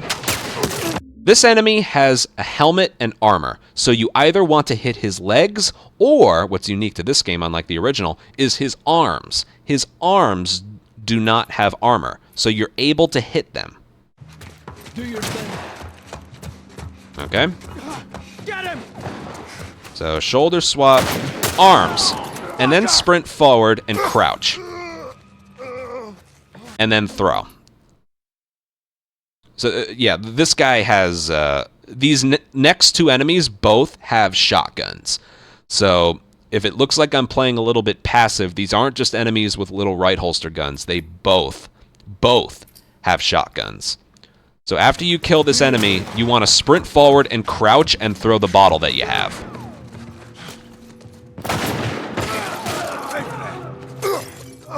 And then the reason you don't stand up right away and do that is because the last enemy is random. Sometimes what ends up happening is... Here, I'll see if something happens, but... Pay for that! If I just go right for him right away, sometimes that shotgun guy is already standing. He's already standing up. So what ends up happening, after I kill the guy that I just bottled, I'm immediately killed as soon as I can move Joel again because he was aiming the whole time. A way to avoid that, I recommend you do this strategy. A way to avoid that is right before you kill this enemy, crouch behind the cover to see if he's peeking. So, boom. Okay, nice lock on. I've never had that happen. Ignore that. Sprint forward, crouch. I went too far. Come on, come on. Do your thing. Get him! Arms. Boom. See him right there? If I had swung right away, I probably would have been dead the moment I moved him right here. I probably would have been dead. Okay. And then what you want to do is grab the bottle here. Now, you don't want to be moving because there's this thing in this game, and it just happened. I was going to try my best to explain it, but it just happened. If you're if you're crouched behind something, this really only happens, it's a glitch. It's in part 2 and it's in this game. This only really happens not crouched, but crouched behind something. If you're moving and pressed against something while you throw something, the throw doesn't happen. The arm movement happens, the animation happens, but the actual throw doesn't happen. All right? So watch when I unpause eventually here. Because I'm moving when I'm pressed up against something and crouched, I go to throw. Throw. And nothing happens. Okay? So basically, when you pick up this bottle, the bottle will teleport to your hand. I think I mentioned that a long time ago. And then what you want to do is sit right here and just wait. That glitch won't happen as long as you're perfectly still. Okay? So putting all of that together, you can let go of sprint here. Shoulder swap. Boom. Bottle. Crouch. Throw. Check. Alright, he crouched. Boom. Bottle. Throw. And go. And then from this point forward, you want to reload your rifle, pick up this bottle, pick up that rifle ammo, pick up the El Diablo ammo in there, and pick up the pistol ammo here. All three of those things we picked up, the rifle ammo there, the El Diablo ammo in here, and the pistol bullet underneath that bed, that isn't random. Those are all there 100% of the time, okay? That's all just there. So yeah, we'll do this a couple more times. So this one requires the most muscle memory of all to get right. Arms. Pay for that! See, it's tempting right now to just sprint and swing at him. But if you're standing and swinging, and that shotgun guy pops up, you're dead right now. Okay, so grab the bottle, be over here, throw, and go. Now, sometimes Tommy and Maria will shoot him before he moves left. You can hit him through, like, this little area right here. But there's a lot of things like this stuff right here that could block it. So only throw it through the thing there if you're 100% certain you're going to get him. I wouldn't recommend it just because what ends up happening is sometimes, oh, lock on, let me throw, and then he moves behind the wall and it ends up hitting the brick in front of us, or the throw isn't high enough and it ends up hitting the other stuff on the table here. I don't recommend it, but yeah. Reload the rifle, get the bottle. That was too damn close. Reload. The rifle, the El Diablo, and the pistol. I think we got to go back a little bit. And you want to do it quickly. Do your thing. Yes, I'll do this one more time. You don't have to worry about these guys shooting you. Shoulder swap. Check. And we're good. Okay. So, if you notice, the enemy in the back, I wasn't able to hit him in an unarmored spot. That's because either Ellie or Maria shot him for me. If that happens, you can body shot him, because a bullet to that enemy broke his armor. So you can just body shot him. That makes it a lot easier. But yeah, I cannot, like... Oh, God! See that? That would be an instance where I throw it early. But did you see him standing? Oh, God. Yeah, this enemy right here. If you throw and then just immediately go, he can peek. He can peek. So I just stay here, look there, and then go. Okay? It's highly recommended. Because it's a one-hit kill. He has a shotgun. Okay, boom. I aimed way too early. We're good. Go. Get the bottle later. Remember, don't be moving and then go. It's tempting to throw the bottle at the guy and then pick up the bottle yourself, but what will end up here? I'll show you. It's tempting to not do what I'm doing here. Okay.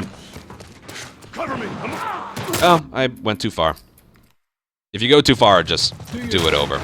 That guy in the back has an guy in the back has an El Diablo. These two enemies have shotguns, so just stop doing that. And the rifle doesn't kill 2 for 1, like in part 2.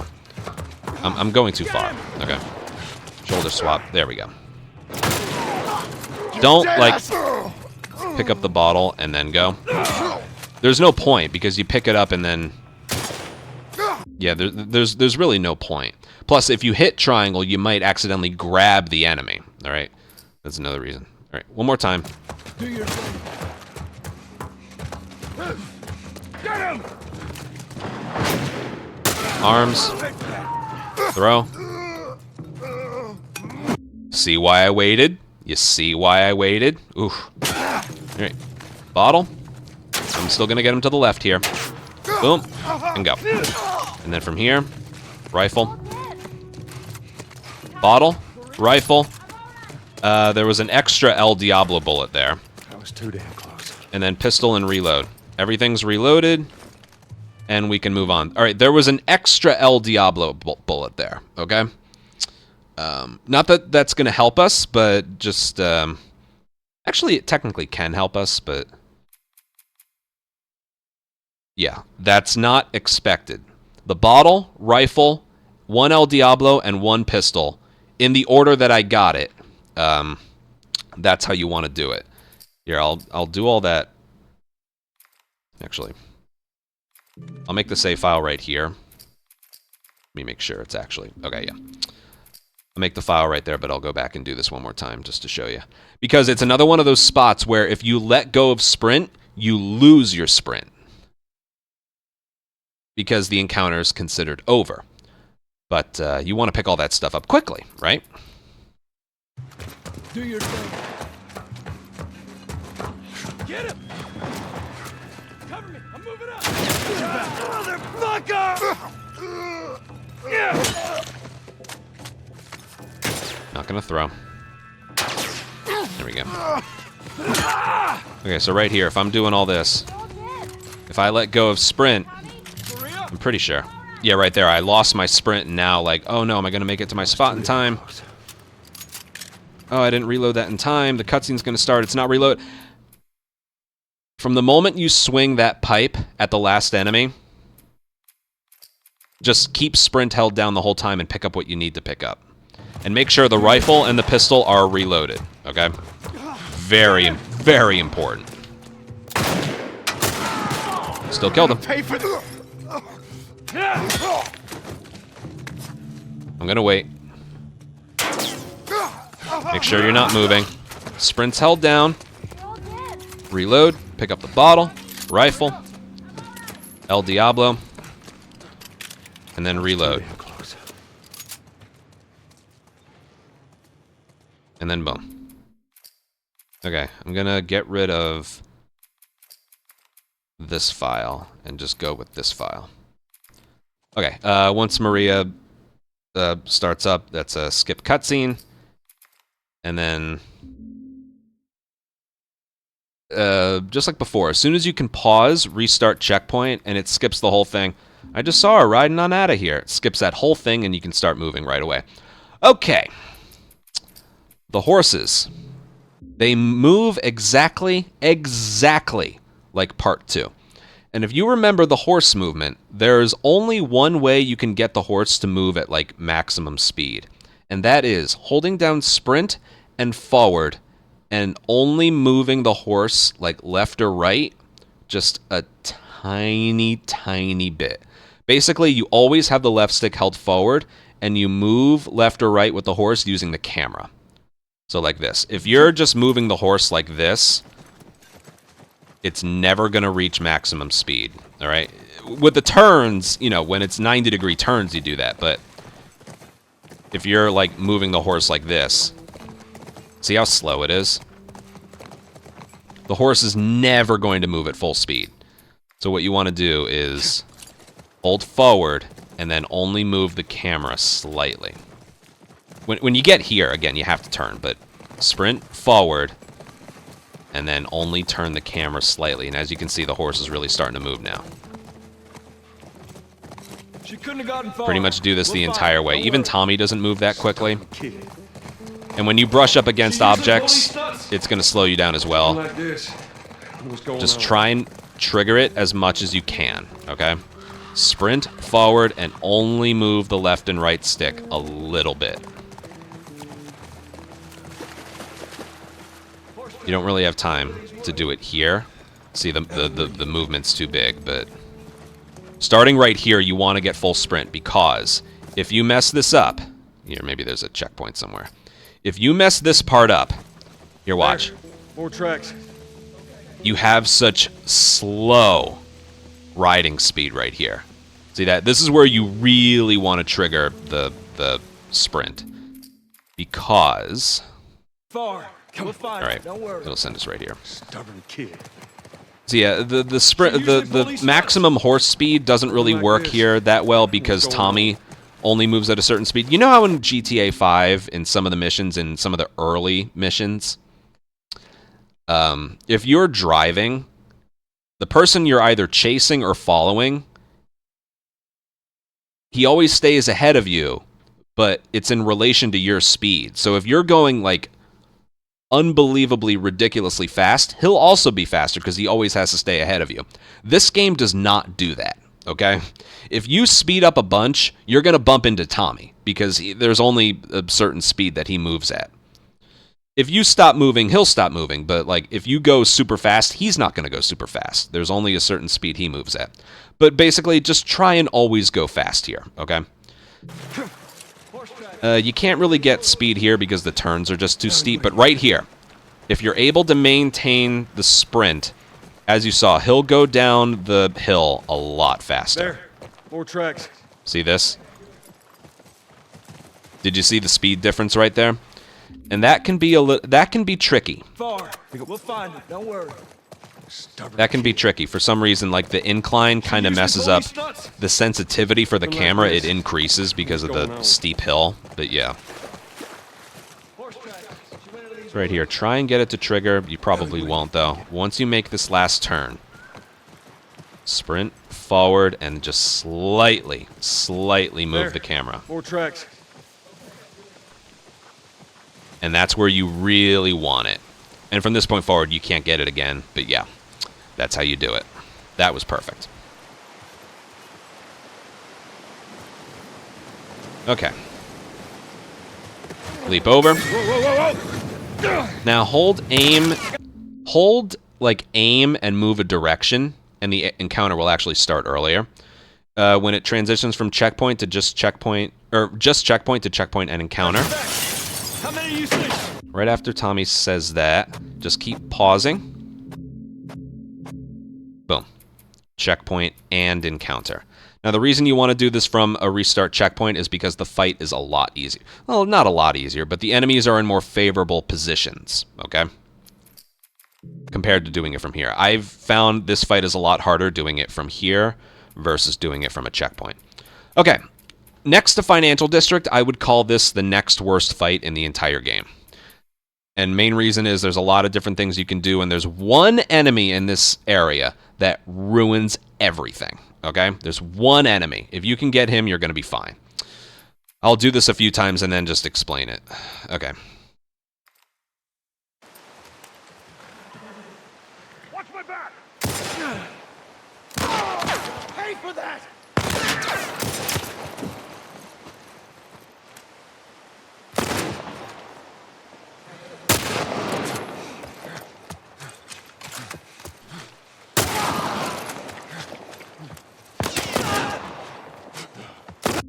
That was perfect. That was a perfect fight. Okay? So at the risk of looking like a fool trying to get it again, I'm just going to go over it here. That was a perfect fight. There is something faster you can do, but I will go over that when we go over it. Okay. So you want to move over here. Moving over here just makes everything a little bit more centered on instead of fighting at an angle. So you want to move over here. Also, when we eventually aim to our left, we want to be exposed, so the right side is free. So you want to move right here, whether or not you're further left or right. Just be centered behind this thing right here. Now, Tommy's going to shoot this person. It's not 100% of the time he'll do it, but like 95% of the time he will, okay? So wait for Tommy to shoot him, and then aim at him, and then get this guy. Now, this guy will either pop his head up forward or do it from the side. So you want to aim right about there and then react to what you see. So, headshot him, and then you want to swap to a revolver. Now, the reason I stand right here is so he'll pop. He won't shoot right away. He's scripted to pop back down and then pop up again. But if you stand right here, he'll pop up again earlier than if you didn't do that. So body shot him, and then rifle, and then slowly move your way this way, and then get this guy. This is the enemy that ruins everything, okay? If he pops his head up late, the bullet he fires is going to hit you. If he pops up right away, he'll miss his first shot, okay? So, if he pops up right away, take your time to line up a shot on him. If you can tell right in the moment that he's late, pre-align the reticle and then fire when you see him, okay? Then after you kill him, reload the rifle. I like to shoulder swap here just because you don't have to. If you look at like the angle of the terrain there, if you shoulder swap to the right, some of the terrain will be in your way, so I think I prefer the shoulder swap there, where Joel is further ahead, but the reticle is pretty clear on him. So you get him, and then you run up here. There's a guy with a I think a pistol or revolver, I don't know which. And then you get him, and then this guy should be right here. They're not always right there, but yeah. Okay. We'll do this a lot more times because there's still a lot to talk about. Watch my back.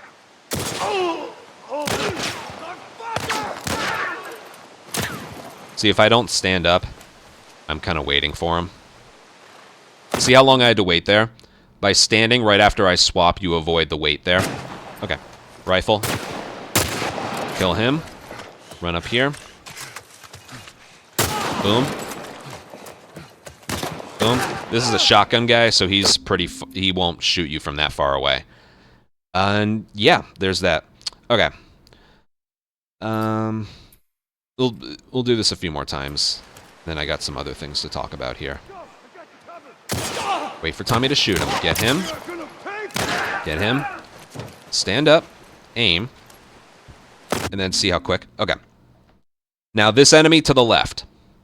We're going to swap to our rifle and then aim at him. Alright, he's late, so if we don't shoot him... Okay, he happened to miss that, but if he's late to aiming at us, he will hit his shot there. If he's early, he'll miss, okay? The reason that shot right there is so difficult... Well, first of all, it's far away. He has armor and a helmet, and a rifle like ours. The kind of rifle where if he critically hits you, you have about that much health left. Joel's given full health for this fight. Okay, he has full health. So, but yeah, if you headshot this enemy, it doesn't break his armor. If you hit his chest, or if you headshot him, it doesn't kill him. If you hit him in the armor, it doesn't kill him. So I think I don't really have a set plan for this guy. I just kind of aim at where his hands are, and then I hope it breaks. I hope it kills him. You can tell if it kills him or doesn't kill him by the reticle. Okay? But yeah, that enemy is the worst enemy in this entire part right here. And right there is stupid because he was running as Tommy shot him, so his momentum took him that way. But yeah, you just have to body shot him after Tommy gets him. This is the reason why you only need 2 pistol bullets for this area. You enter the dam with 1, and then there's 1 below the bed that you pick up before this fight. And this is why. If you do this right, you only need 2 bullets. See? I'm moving up. 1, Dead asshole! 2. And if you miss that shot, I recommend you just redo the area. Because he doesn't peek again. He Watch my back. he'll throw a molly instead. Like that wasn't a headshot game. All right, fine. I've got him. Move up. Watch. I'll miss on purpose. Oh, I missed. Okay, he's supposed to throw a molly. Watch this. Hold on. He's supposed to throw a Molotov. Maybe that's if you miss instead. Here it comes. Nope, there it is. And you barely have room to hit him. And if that happens, you're pretty... Light you up. Oh, he's throwing another. What a dick. Yeah, if you miss it, he can fire that it didn't happen there, but if you miss the shot and then duck down again, he can fire the shot very early. And the reason you want to duck after getting this shot is because the enemy way in the back, he's also aiming at you. Here, watch. Nope. Hold on. I get him. Okay. Once again, not happening. Boom. I swear to you, I've been shot by him multiple times. It is, wow, it's not happening at all. I swear to you. Cover me. I'm moving.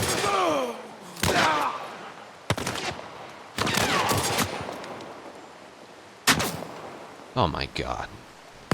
Can you prove my point, please? Can you please prove my point? There we go. And sometimes it can be worse than that. Trust me, when you're doing the run, he will fucking shoot you. Also, notice how this enemy over here isn't aiming at me either. That's because, according to him, we're not... we're not exposed yet. Oh, he's not ducking now. Ow, there, that's what I was waiting for. Wow, he didn't duck down at all. Maybe he's different if I'm aiming at him. He might choose to duck down if I'm aiming at him. That might have been it. So yeah, the reason Cover me. I'm moving up. you want to duck down right away is because we get him. Ow. Yeah, that's why. Okay, if you're aiming at him, he'll want to duck down again. Yeah, that's what it was. Interesting, huh? So if you're aiming at him, you won't get shot because he'll duck down before he lines up his shot. If you're just standing there or you're aiming away from him, he'll hit you. Okay? So that's kind of the reason why if you miss this shot and then want to try and get him again, you want to duck down before you do that. Go! Oh, God. Yeah, eventually the enemies just progress. Watch my back. So that's why I recommend if you miss this shot, he's shooting at you. He's shooting at you. I'll try and save it.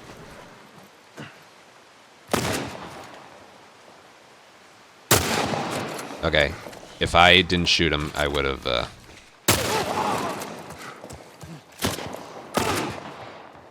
Boom. All right, that enemy on the top left again. If I didn't hit him first, he would have killed me because he took forever to pop his head up. But notice how I'm sitting here and aiming. Got it. Right here. I'm sitting here aiming. This guy up here hasn't popped his head up because you need to move a certain distance right for you to be visible. So right about here. And he'll always be right about there. So yeah, I try and aim. When I'm shooting this guy, I try and aim just above the cover. As for how far left or right, I honestly don't know. I don't think it would be a harm to shoot his arms. I found if I shoot his shoulder, that doesn't really work either. So I pretty much try and aim middle, but right above where the cover is. Okay? Now, what happens if you miss? What should you do? Before I do that, there's something you can try here that is very fast, but extremely difficult. Okay? And this only applies for if you have more than 2 pistol. Like, we have 2 pistol bullets. The strategy is 1. Okay, I missed. Let's pretend. Oh, he's...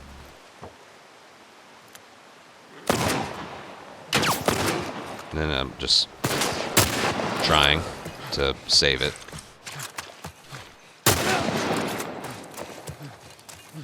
I don't know where the other guy is. Alright, so they flip-flop positions there. Okay, so... Yeah, as long as you have enough revolver ammo, and the guy... If the guy starts throwing his Molotov and he gets the throw-off, I wouldn't try and save it. If you have 3 pistol bullets, you can try and do that. But the strategy I recommend, pretty much if I miss this headshot, I give it like another second or 2 to see if I can save it, and if not, I just redo the area.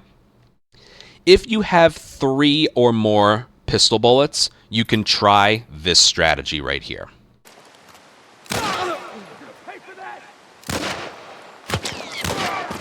I feel like a bit of a boss having gotten that first try. Then the remainder of the area looks like this.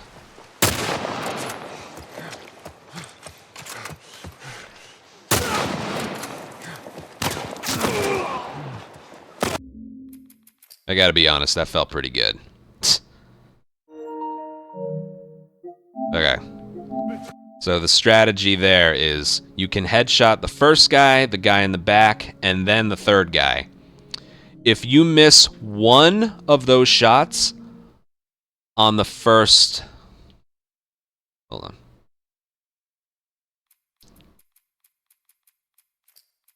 If you miss one of those shots on the first 2 enemies, one in the front, one in the back, you just continue with what the strategy normally is. Let's say you go for the first shot. You missed. Okay, you still have 2 bullets. You do what the strategy is that I've been showing. If you headshot the first one, but you miss the second one, that's okay. Get to your spot and aim at the third guy with 1 bullet left, and then swap to your revolver and do the strategy the same. There's no harm in trying this strategy if you have 3 or more. If you have 2, absolutely do not do this. But if you have 3 or more, it does not hurt to try. Because again, strategy is you aim, you don't move Joel yet. You aim and move the camera upright and headshot. Oh. Hold on. Alright, it's right here. Just like this. Boom. Boom. And then boom. Like I said, if you have 3, there's no harm in doing this, because if you miss either the first or the second shot, not and, or, the moment you miss a shot going for the first or second enemy, just continue with what the strategy normally is. There's no harm in that. Okay? So again, just aim it right about where the tree is, fire, and then I'm moving Joel to the right just so I'm in position, because that enemy drops down from where that hut is and then sprints towards that log I'm aiming at. So I move Joel here, and then I just try. I try for the headshot, and then boom. Because I can tell you, nothing is faster than that. Nothing. So I'll do that a few more. I'll do that a few times just to show you it can happen. It. Boom.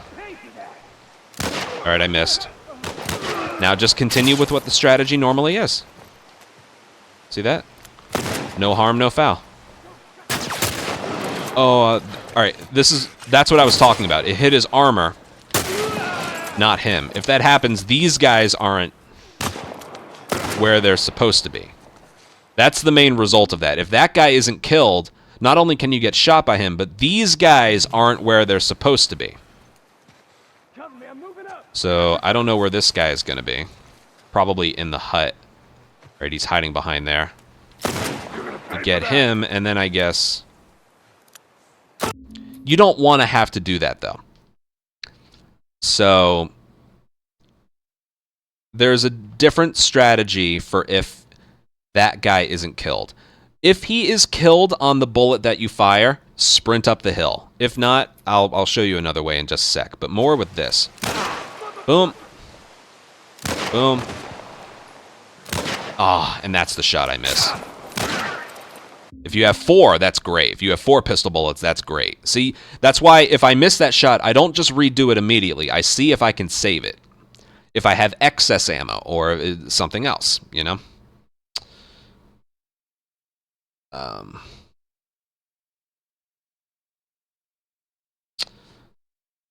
But yeah, I need to stress this again. This is a 3 or more pistol bullet strat only. See, if I miss, let's say hypothetically I have 3. Okay, I missed. I'm not going to redo it. I'm just going to do what the strat normally is. And I can still do it. Damn it. Oh my god. Okay, then I would redo it. But as you can see, like, I got him. I got him. I got him. There's nothing faster than that. Swap to the rifle. Okay, this is the strategy you do here if you miss that shot.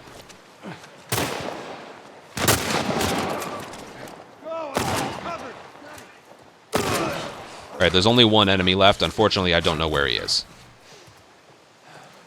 There he is.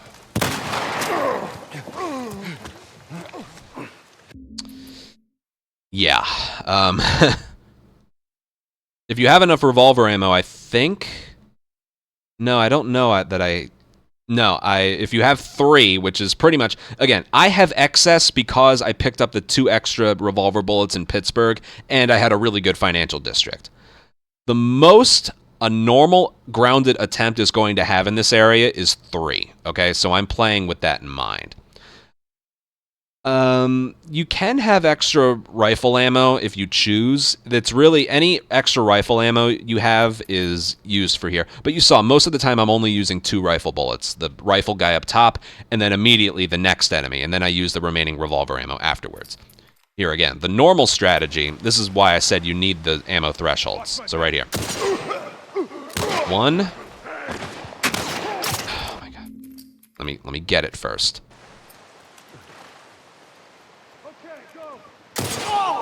1 pistol bullet. 2 pistol bullet. 1 revolver bullet. 1 rifle bullet. 2 rifle bullets.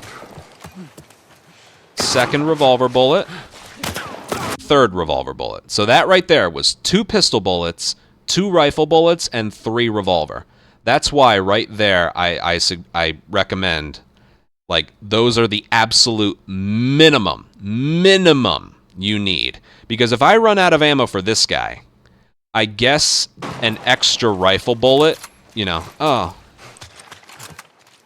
and then get him there, that's what an extra rifle bullet would be good for.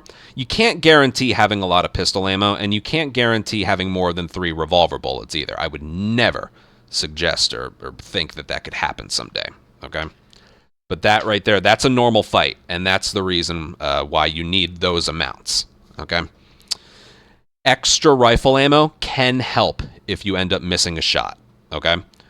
Which is why sometimes I recommend, you know, conserving it in some areas you can. Like, for example, throughout this run, we get 1 arrow back. That arrow basically makes it so we can use an arrow at Henry's in place of a rifle. Remember when we make it up top and those 2 enemies are running across? We arrow one of them. If we didn't get an arrow back, we would use a rifle. But then we'd enter this area with 2 rifle instead of 3. And I like having 3 for this area just for safety. Okay? And the reason I have 1 more on top of that is because we picked up the rifle bullet that was behind us in Financial District, but that's a time loser. That's a time waster. So, yeah. prepare on consistently having 2 or 3 pistol bullets for this area. Prepare on having 2 or 3 revolver bullets for this area. But you actually have control over how much rifle ammo you end up using here. And, yeah, 2 is the minimum. You need 2. But having 3 or 4 is good for the mind. So because I have more than 1 pistol bullet, I'm just going to start doing this over and over and over. Yeah, I'll just do this over and over. I missed. But I can still recover. Great, he's got him. Got him. Swap to the revolver. When you are coming up with a backup strategy, I need to warn you. You do not have time to kill the enemy that was behind me and then reload the rifle for this guy. Here, watch.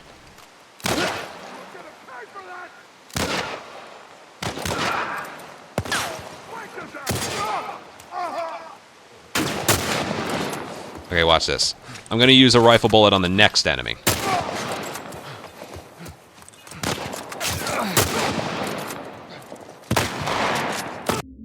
You just got to trust me. You don't really have enough time, okay?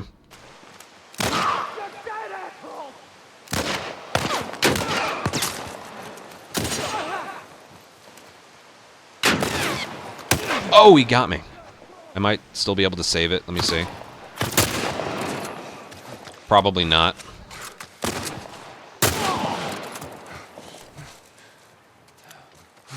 Yeah, they were allowed to move. Now I don't know where they are. They're probably up top. Yeah, they're both up there.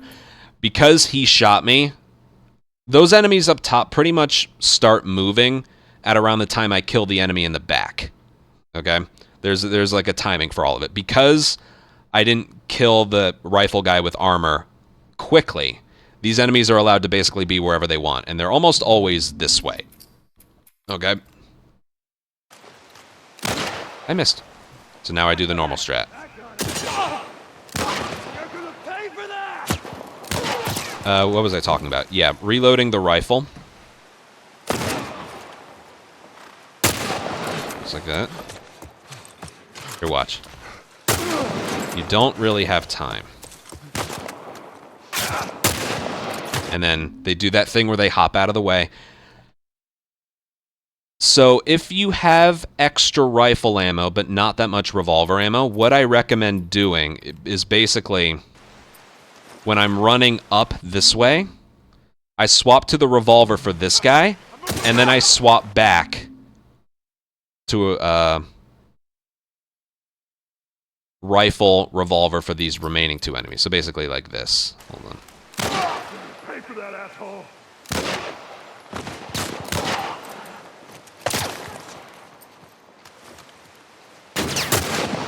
He peeked quickly. So basically I would do this.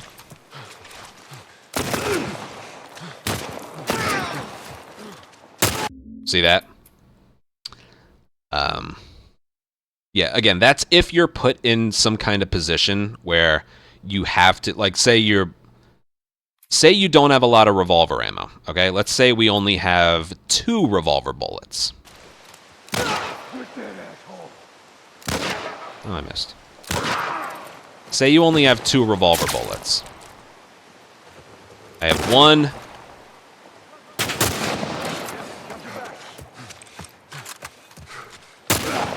Doing this is not recommended because the pistol guy is usually very aggressive. Like I mentioned, you just got to trust me, it's not going to work well. So many runs I've tried to, like, oh, I'll just reload the rifle in time and then shoot. It's just not going to work. Okay. So if I don't have that much, say I only have 2 revolver bullets.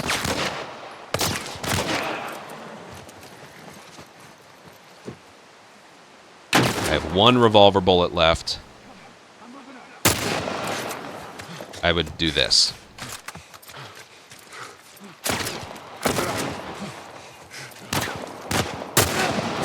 and then I would reload while looking for this guy. That was strange. What happened there? Oh, I think I hit down instead of right. Let me do that one more time. Again, it's... You know what? I'll do the normal strategy first. Cover me. I'm moving up.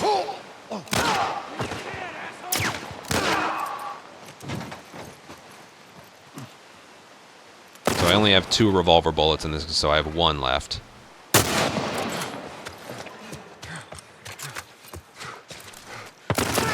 Boom. And then... Oh, man.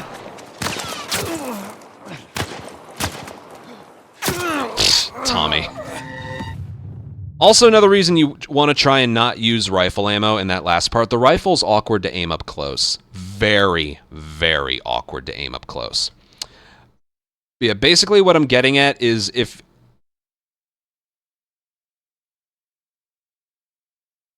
what am I getting at? You're gonna pay for that. If you have 3, you can also do that. Let's say, again, I have 1 revolver bullet.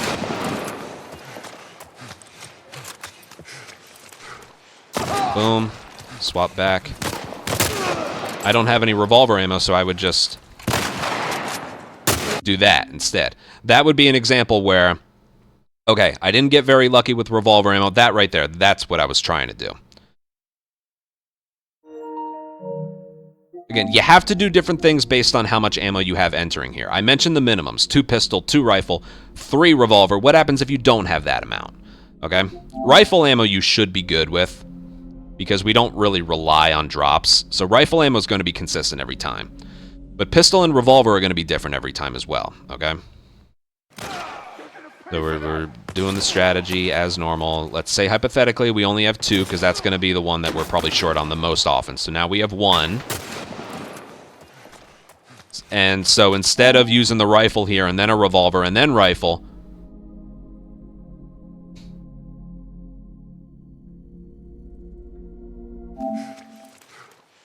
which I guess technically you could.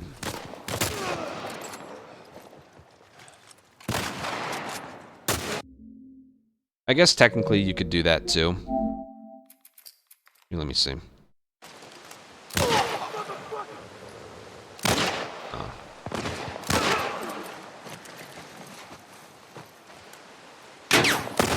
Oh, come on, game.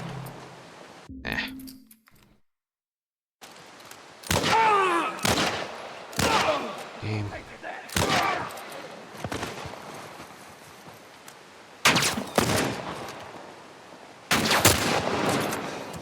So I guess you could do this.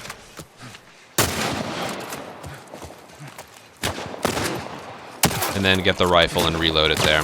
Yeah, I guess you could do that too. Now, what are you supposed to do if you only have 1 revolver? Well, that would require like the ultimate improvisation. I would probably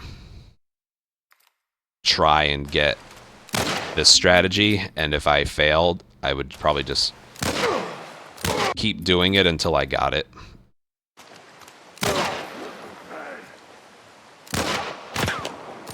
Come on, dude.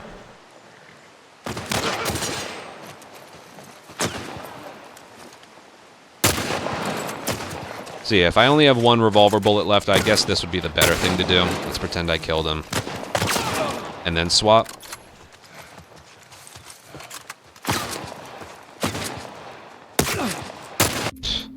Yeah, I think that would be the better way.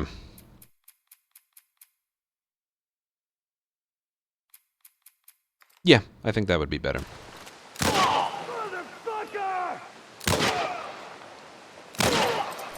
Again, that's if you can do it and have 3 or more.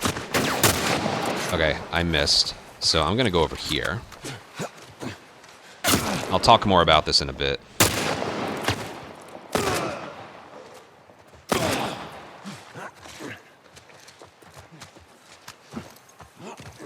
I have no clue where this guy is.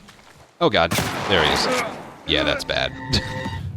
Yeah, if you miss, again, if you miss that rifle shot on the guy, you can't run up. You just can't run up, okay? So, that right there is my backup.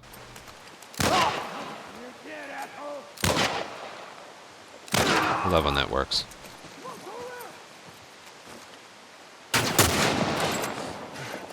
See right here, this is my backup.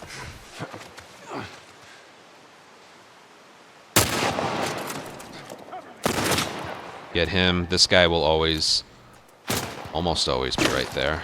Hold on. He's supposed to be here. Wonder where he is. He's up there for some reason. Yeah. There's one thing I need to mention when you do that backup strategy. When you're reloading a rifle, like here, like, oh, I missed. If you climb before the rifle is finished reloading, it didn't actually reload. Okay? Same thing goes for, like, putting the rifle away while it's reloading. Okay? You're watching. I don't think the rifle finished.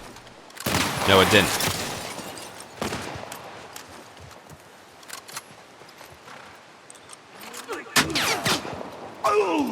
See that? It didn't finish. Okay, that time.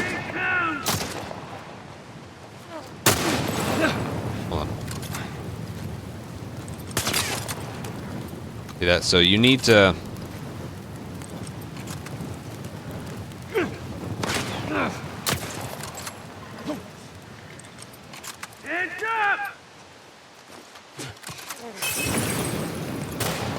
So all these times I'm reloading it, it's not actually finished the reload. That one might have worked. So yeah, one of those things. It applies especially for when you're climbing. Here, watch this. I'll provide a bullshit example. That should be good. Nope, it didn't reload. So you need to make sure that rifle is finished reloading when you climb up here, okay? Because that's going to be the first thing you do when you notice you missed the shot up there, okay?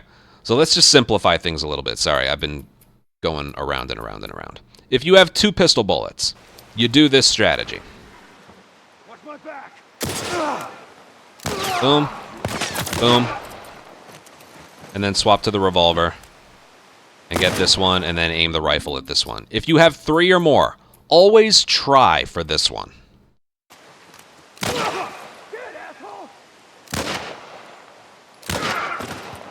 If I headshot the one in the back, swap to the revolver, and then rifle this one, and then run up. Okay? That, yeah. And if you miss either of the first 2 shots, just continue with what the strategy normally is. Because I have more than 3, I'll do this one.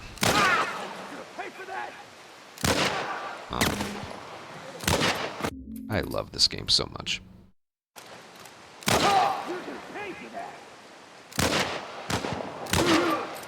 Whatever. Okay, did I hit him or not? I'm gonna miss him on purpose, just to show you. Gotta show you this backup strat a little bit more. Oh my god. Yeah, see, it's just a mess. The one thing I'll say about that one is... hold on. Yeah, I would rifle him, revolver him. This guy would be right here. I'd climb up, and the shotgun guy is going to be somewhere around here. Either in front of me or down on the bottom. He's in one of those 2 spots. But yeah, you can't run up the hill if you miss that rifle shot. So, a little bit more. I'll just start doing it now and just see how it goes.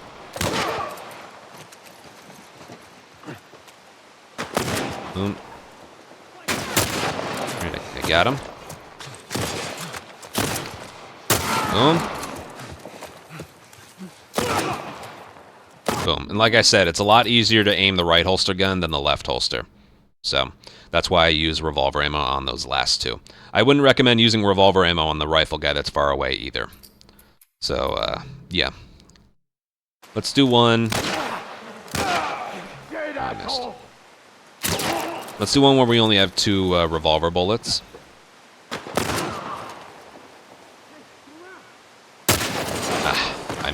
You know what? Tommy killed him, I think. Yeah, Tommy killed him.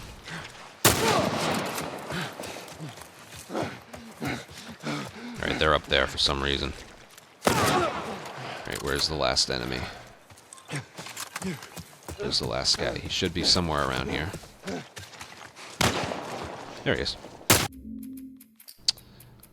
So yeah, that was very unique in that I didn't kill him, but then Tommy immediately shot him right after, and that got him. So that's something else to look out for.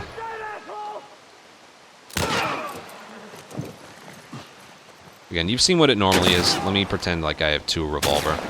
Okay, so I have 2. I'm gonna do this. Boom.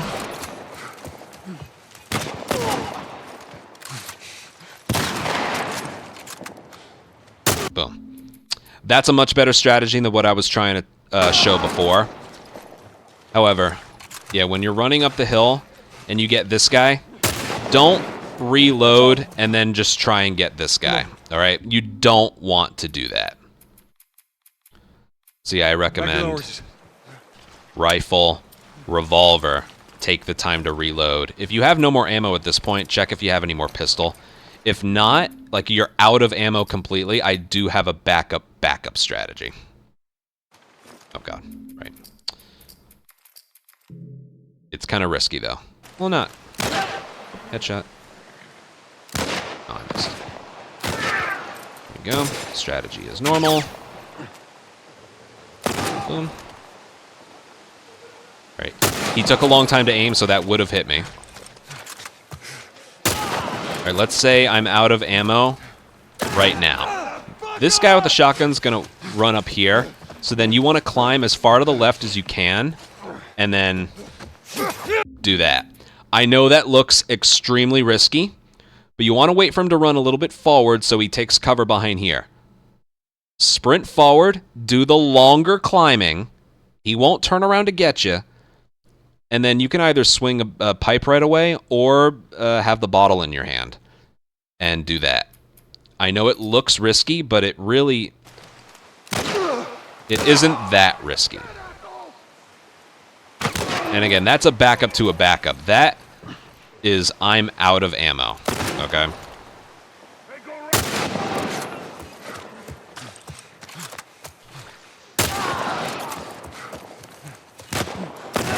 Again, give him some time to move forward, and then go.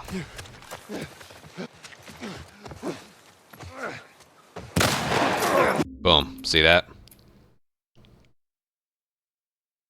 I just need to show that off. That is a backup. Okay. Let me do one more pretending I have 2 revolver bullets.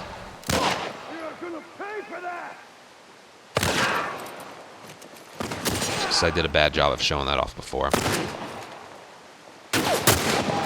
Okay. Alright, so I have 1 revolver bullet remaining. What do I do?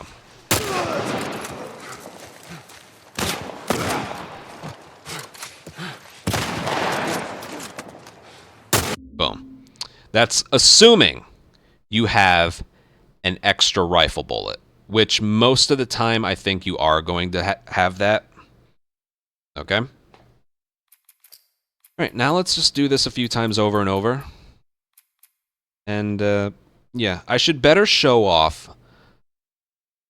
I should show off the backup strap more if you miss the rifle bullet. So. I've got him. Move up. You're dead, asshole.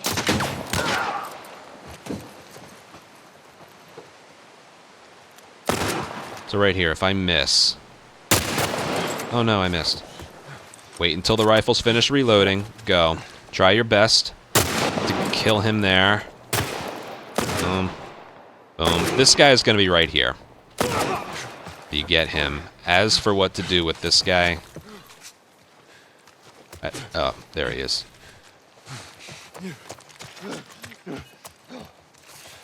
It's a game of cat and mouse then. Right. It's just a game of cat and mouse. Where is he gonna be? I recommend going around to the right. But yeah, as for the, like, alignments of the enemies afterwards...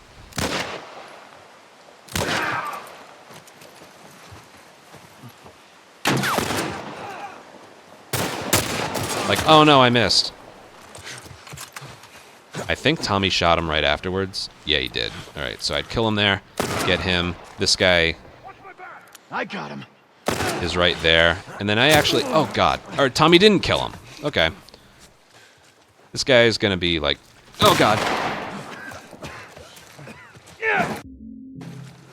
Wow. Incline. Jesus.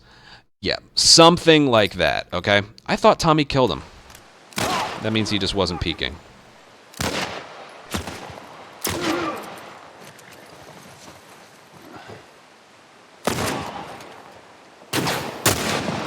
Oh no, I missed. Wait till it's reloaded.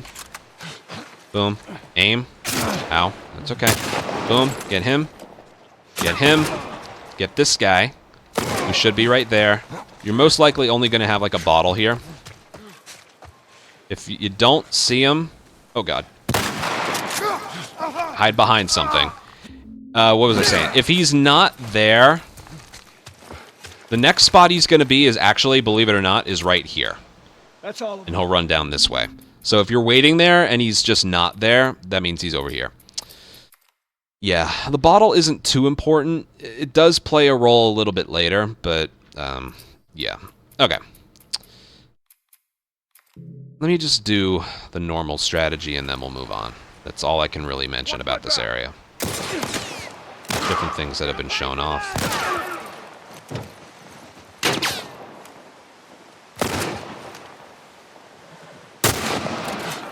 Got his elbow there.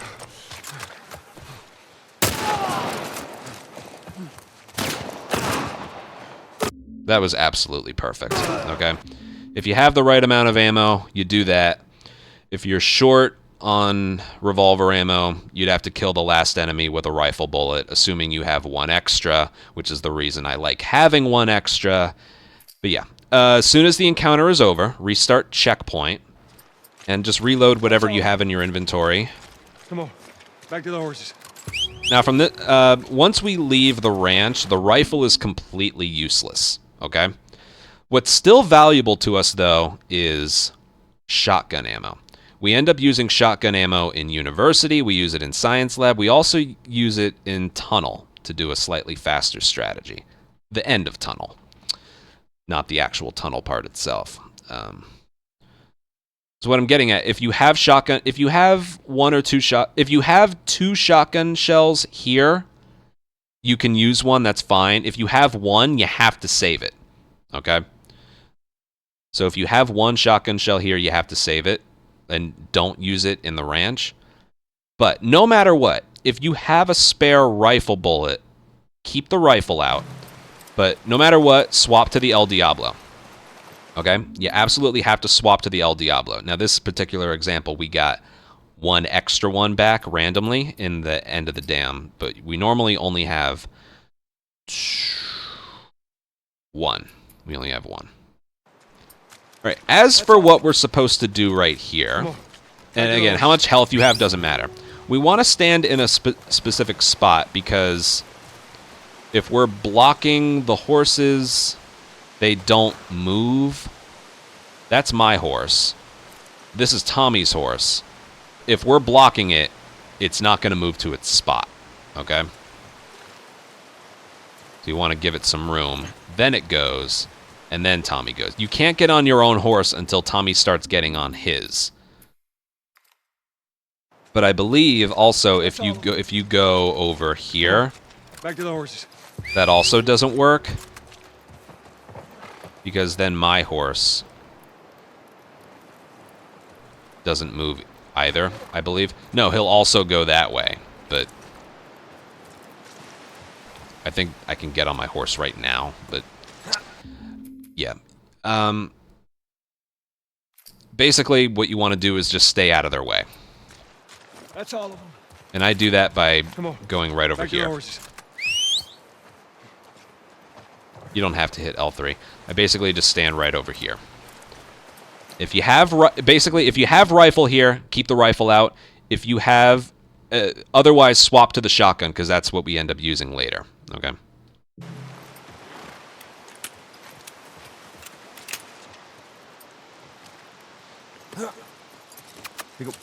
And yeah, if you stand there, the horses will align that way. It's much better. Over here. Tommy will always get ahead of you. As soon as the subtitles pop up, like right there, restart checkpoint places us quite a ways further. Going this way. Like quite a ways further. Let's hope they didn't get to her. We go a little bit further.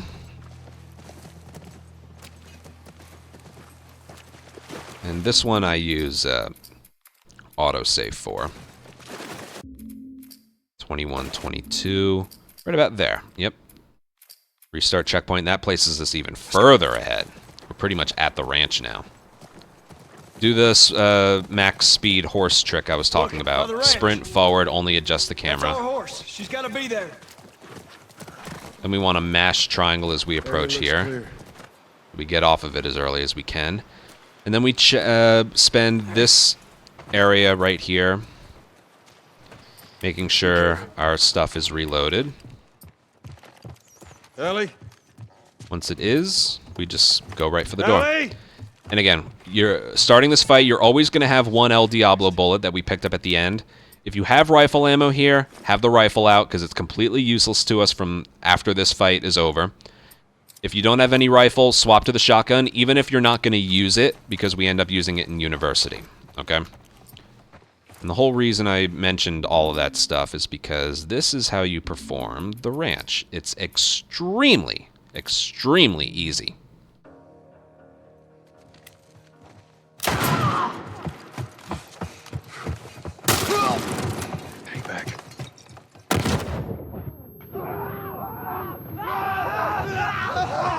And then swap to shorty and shotgun, and that's it. Okay?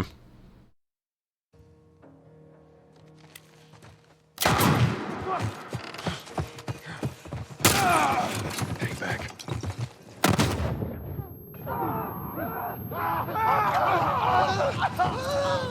Shorty and shotgun, and then we leave. Okay. First things first, remember, most of the time we're only going to have one El Diablo bullet. One. That being said, if you do have two, you get one randomly dropped at the end of Dam, kind of like we did, you can actually use two El Diablo bullets here.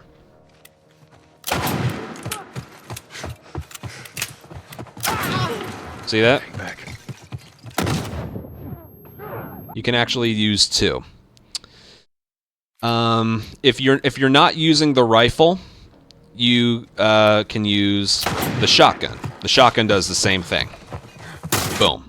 Right? Shotgun does the same thing. That being said, if you're going from 1 to 0, don't ever do that.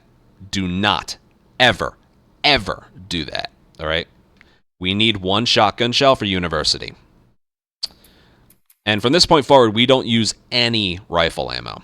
So if you want to do like the normal ranch forest strategy, but still have an extra rifle bullet so you can use it here, that's fine too.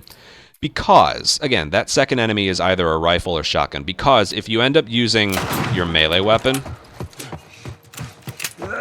it's just slow. See that? And then sometimes this strategy doesn't work. I'll talk about this Molotov throw in a second. But, yeah, as you can see, it's not very fast. You can use a bottle. But, as you can see, also not very fast. Especially if you get the slow swing.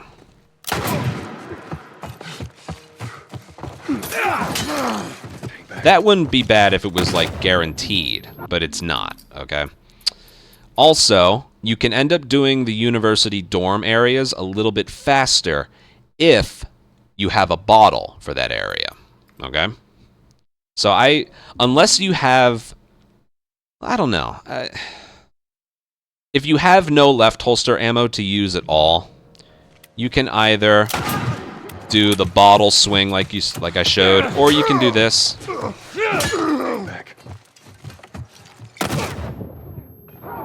That's not bad. I think you get it. If you have one rifle bullet or 2 shotgun shells, use a left holster gun. If you don't have any left holster gun, you can either do the bottle and the swing, or you can do the double swing. Okay? But the enemy has to die. As for the bottom throw, the bottom level.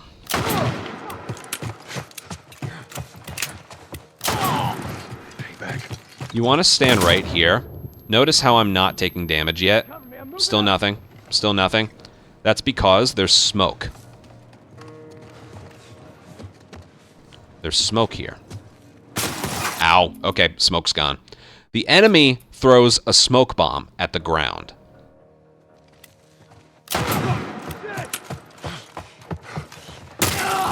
So when I get right here, what I do is I sprint right here. I'm on like the top step or halfway down, and then I throw the molly right about there because that's where they gather. Okay, so even though the enemy's shooting at me while I'm running forward, I'm in smoke. The smoke bomb they throw to protect themselves actually helps me because then they can't see me. It's actually really dumb. Enemy, smoke bomb.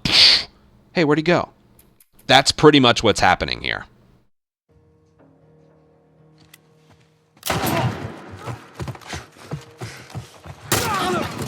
So, like, aim and throw.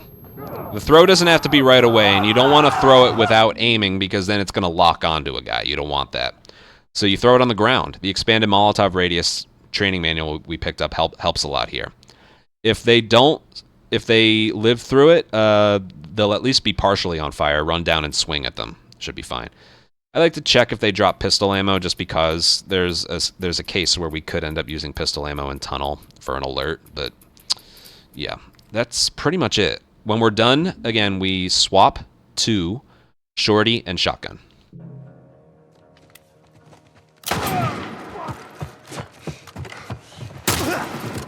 back. Nice and simple. See, there's some pistol right there. Shorty, shotgun. All right. Skip cutscene. And then, even though we paused right away, if I were to restart checkpoint, the restart checkpoint is supposed to skip the dialogue where they're talking like, so if you clear the 10 yards, it's called a first down? First down, that's right. It skips that dialogue and goes right to when you can move Joel. Saves a lot of time. But if you restart checkpoint the very moment you're able to, like you're mashing pause like we were doing before and then restart checkpoint right away, that's not the checkpoint. It's actually like, all right, it's not showing up here either. So this is unique in that case. It's basically the moment you can pause, wait one more second after that. And then it places you right here and you can go. I assume I made a save file back at the ranch. I'll actually show you. It's so strange.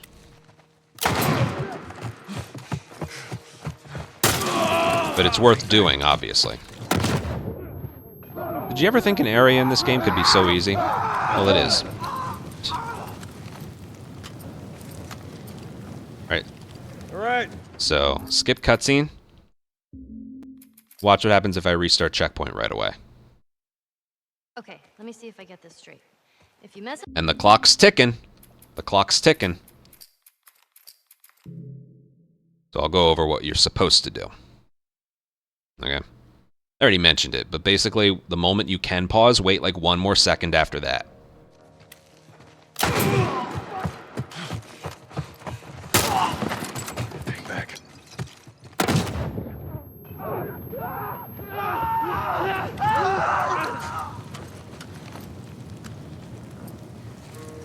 All right. Okay, so... Okay.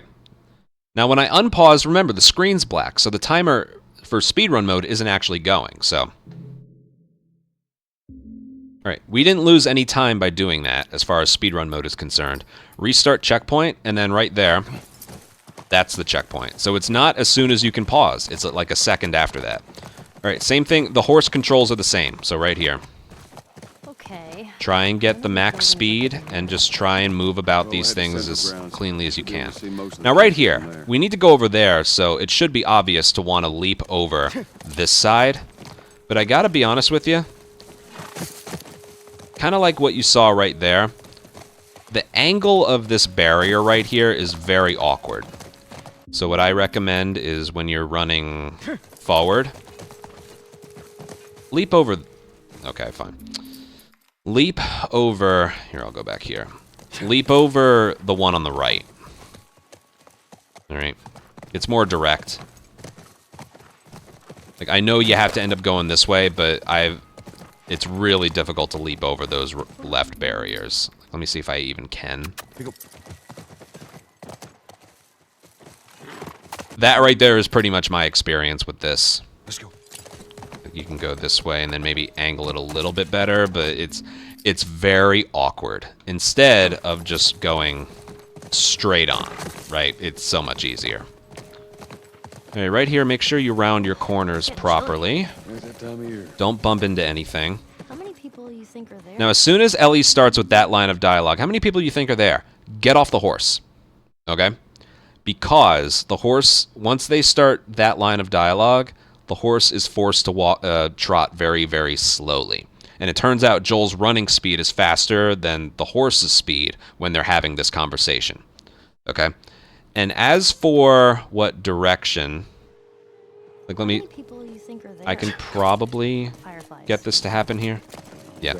As for the horse getting off, whatever direction the camera is facing, like the opposite side, he'll get off the horse. Or, not really, like, or, how do I explain this? So, I have the camera pointed over the right shoulder. He will get off on the right side, okay? If I have the camera pointed this way, he'll get off on this side. Here, I can show it here. So, if it's pointed behind, I don't really know. But if it's pointed this way, he'll get off this side. If it's pointed this way, he'll get off this side. Okay? That's pretty much how it works there. So pretty much you want to rush your way around this corner. Get to about right here. Let go of sprint and then hit triangle. Because if you have sprint held down when you hit triangle, or it doesn't happen there.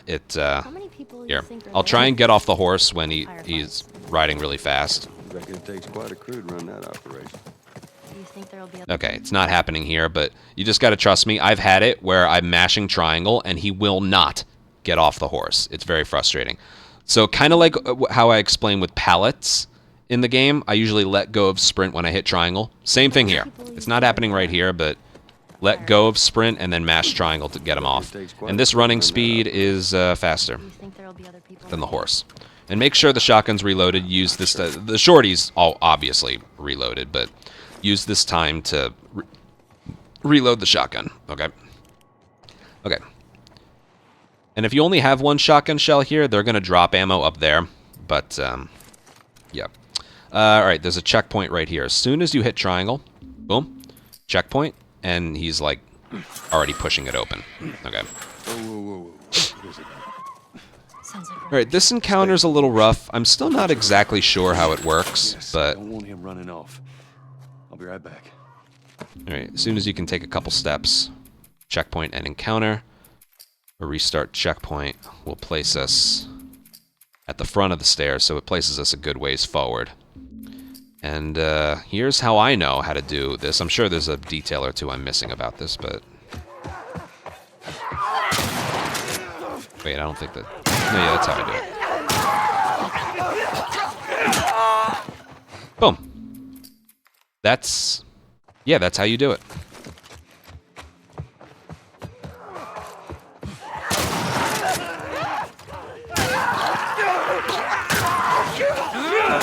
There's always going to be one more. It's very difficult to kill all of them with the 3 shells that you use here.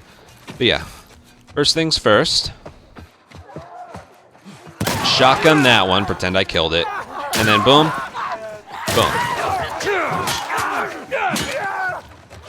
Again, there was one that I didn't kill. Make sure the shotgun kills first. And then what you want to do is... Boom. Stand over here and go boom, boom, and then there's usually one that remained. Okay, the shorty and shotgun they work a little bit differently to each other. The shotgun, the shorty's kind of broken in a way. It has really, really long range, and it's also the spread is very wide as well. Like, if I aimed... Like, let me show you something. If I aim somewhere over here, the shotgun isn't going to hit that runner, right? But if I use the shorty... Hold on. It basically has wider spread. I didn't show it there, but it has a wider spread than the shotgun. So that we want to use 2 here. Okay. We get that one. We come over here, and then boom. However, it also, just like the normal shotgun, it's not very good up close. It has a lot of range, but it's not very good up close. You want to make sure you get the one in front of you. Okay. Boom. Boom. If there was only this runner right here to deal with, that would have been better. You got to make sure you kill this first one. Okay. So, boom. Then I come over here. Boom. Boom. And there's 2 more to kill here. So that was pretty good. Yeah, you're always going to have 1 or 2 that remain. What you want to do with this first shorty shell is kill the one in front of you and injure the ones behind it as much as you can. Like that right there. That was pretty much perfect. There's not much more to mention. This is the reason why we want 1 shotgun shell here. And then we need 1 for Science Lab. But these enemies are going to drop shotgun and revolver. They don't really drop anything else. Do you see the range of the shorty? This guy shouldn't be dead. But yeah, these enemies will drop revolver and shotgun.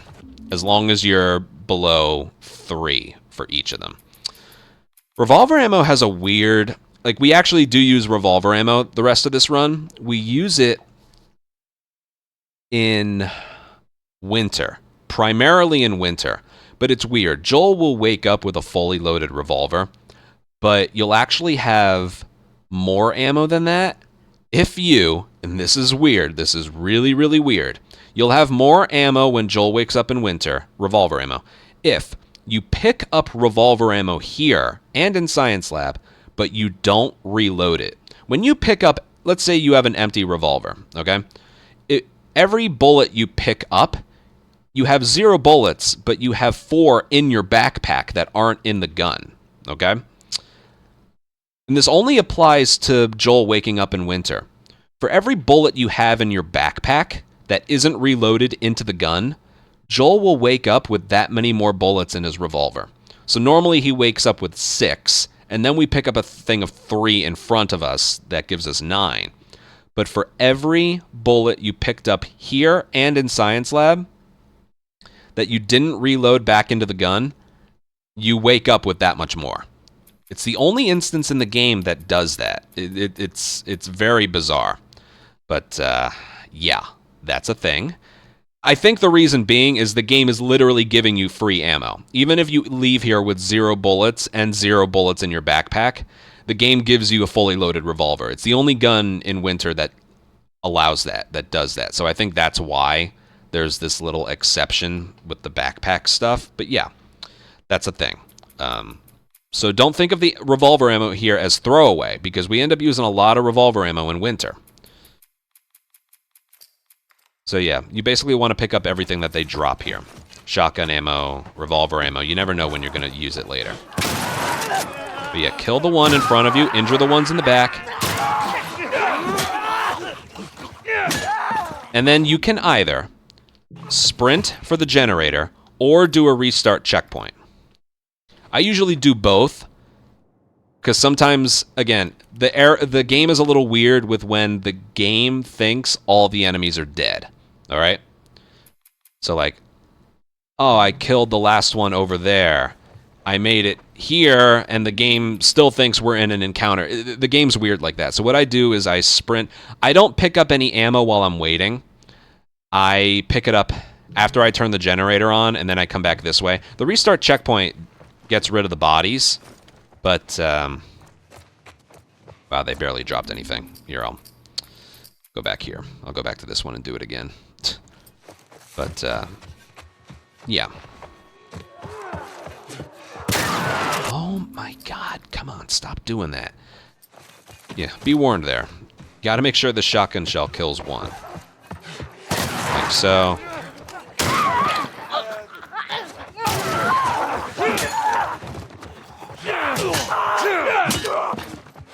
There we go. So, if you make it in front of the generator and the game still thinks you're in the encounter, just hit the triangle on the generator. If you're an instance here, like here, where you're right here and the encounter is finished, restart checkpoint. It'll place you right in front. I recommend doing that. All right, now this checkpoint's kind of funny because the moment the light on the generator turns green, it's right next to Joel's head. The moment the light turns green, that's when the checkpoint is hit. So right there. See the light turn green? Restart checkpoint, and it skips the rest of the pole animation. And you can move.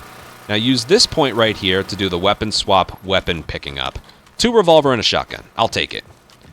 Reload it, and then reload this. So again, just like we've been doing before, do the weapon swapping and go. Can I do it again? Yeah, just to show you. Again, the restart checkpoint also gets rid of the bodies. Don't go out of your way to collect stuff. If you see a bullet over here or a bullet like way over here, don't bother. Just pick up the ones that are in your way, like so. See that? I just picked up 3 bullets. I didn't have to crouch for any of them. And then use this point to reload the shotgun and the shorty, because we're still going to use that in science lab as well. Hey, I was thinking... Okay. Now, as soon as the gate starts to go up, that's the checkpoint. So, right there. The moment you hear the gate start to go up, checkpoint is hit, and we go. Now, I need to talk about one time I was doing the previous encounter. I think I have a video of it. Hold on.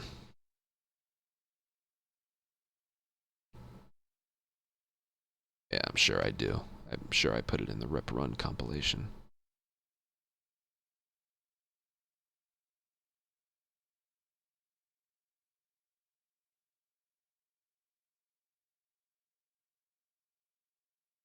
Yep, right here.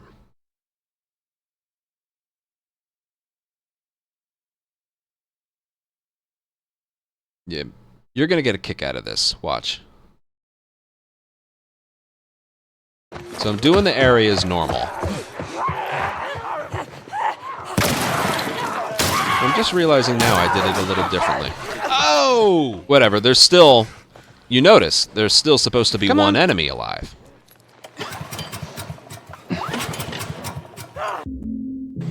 Who are you? So I was able to triangle prompt the generator, and I was able to triangle prompt the generator with an enemy still alive. What he ended up doing was, I didn't realize I did this strategy a little bit differently here. Yeah, there's a different way to do this. You can also do it this way. Boom, boom. Kind of, as you saw, kind of the same results. It's a slightly different way of doing it, which I wouldn't really recommend, to be honest. But I think it was this that was the reason this happened. So I did the strategy as normal.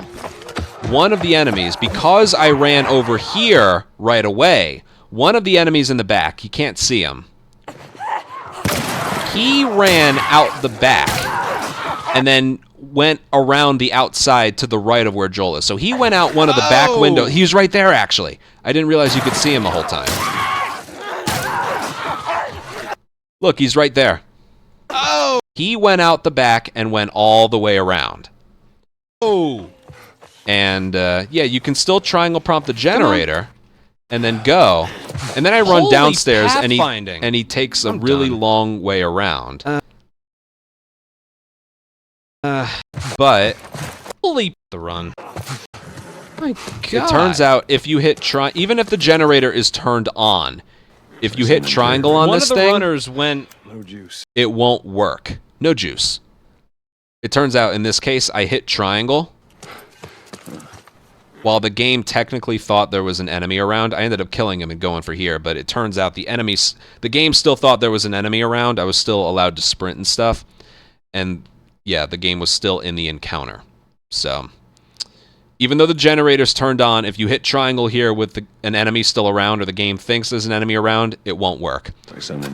You have to wait until the game thinks the encounter is over before you do that. But yeah, I just need to show off that is a thing. Okay. Sometimes the pathfinding breaks a little bit and there will still be an enemy alive if after you turn the generator on. None of the checkpoints will work and every enemy has to be dead by the time you leave here. Okay. That shouldn't happen to you though. Here, I just mentioned I hit a save file, or I hit a checkpoint. The moment the gate starts to rise, checkpoint, and it places you on the horse with the gate already open. Saves a lot of time. What about you? I'm gonna do that, but I'm gonna do this one more time, just to see if I can get that to happen again. So yeah, there is a different way to do this.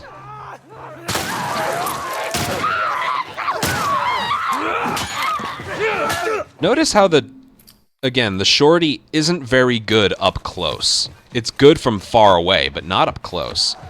So yeah, again, this is a different way of doing it that I don't know if I really recommend. Yeah, I don't know why I did that in the video. I don't like it.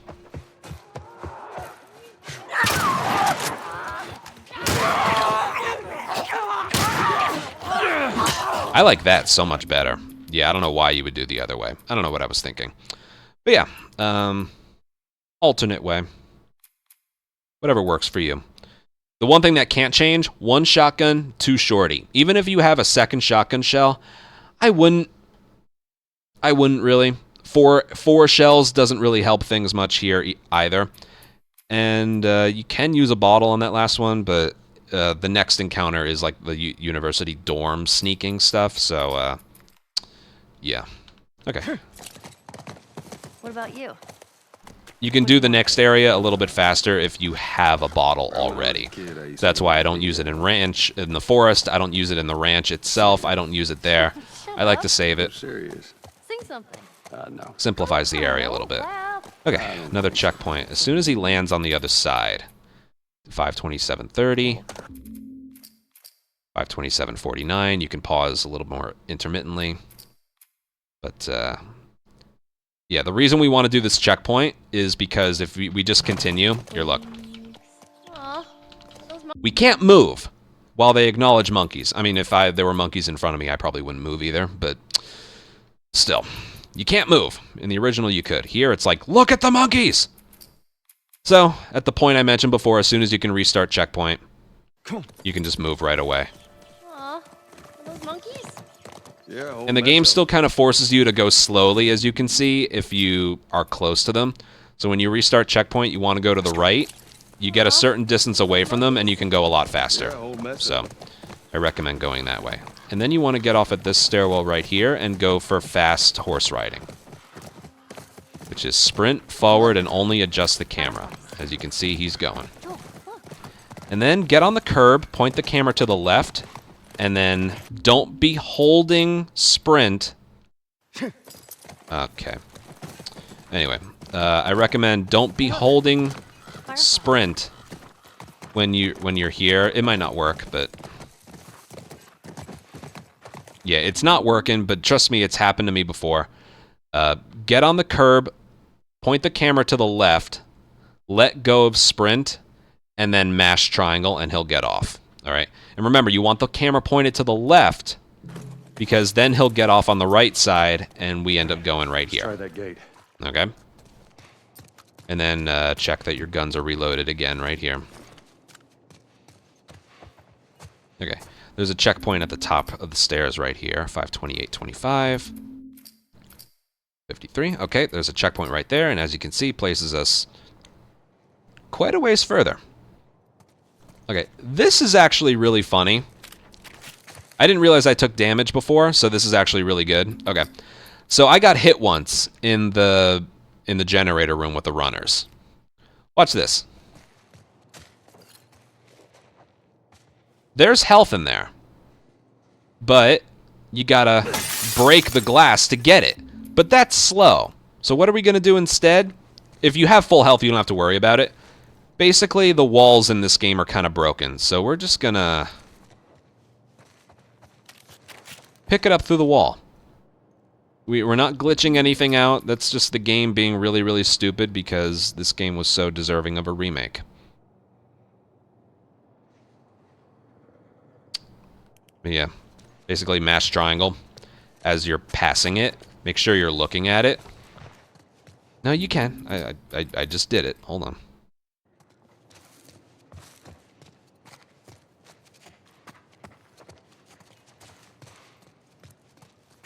Triangle's not really working very well. What the hell? Does it only work the first time?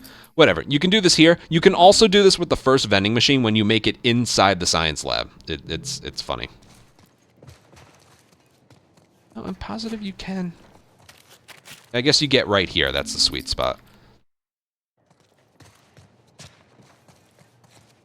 You need to be close enough to be able to... Whatever. I'm spending a little too much time on this, but...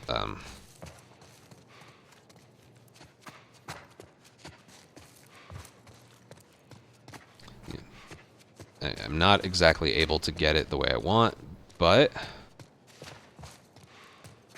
You're capable of picking this up through the wall. Like, right there. Let me try, yeah, if you'd like. Okay, most of the time you're not going to need it, you just head forward. In this case, I did need it. Yeah, his health's full now. Okay. Okay. Remember some other spots where I mentioned, financial, I mentioned this. Right before you start the financial fight, you want something in your hand because the next movement you do is going to be aim. So because we have a bottle in our hands when we begin this encounter right here,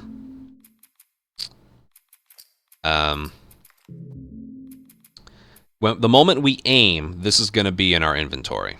So yeah, there's a lot to explain about this part. So let's go.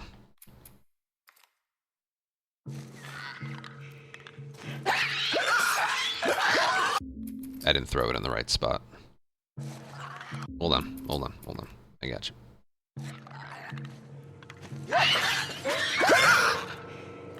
There we go.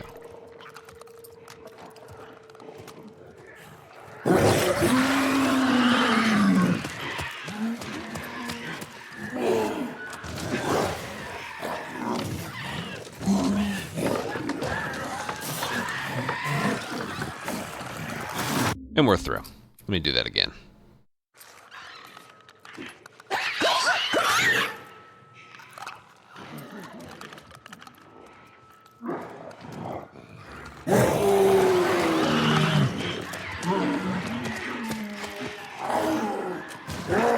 It's consistent, and it works. Spoiler alert, that works too.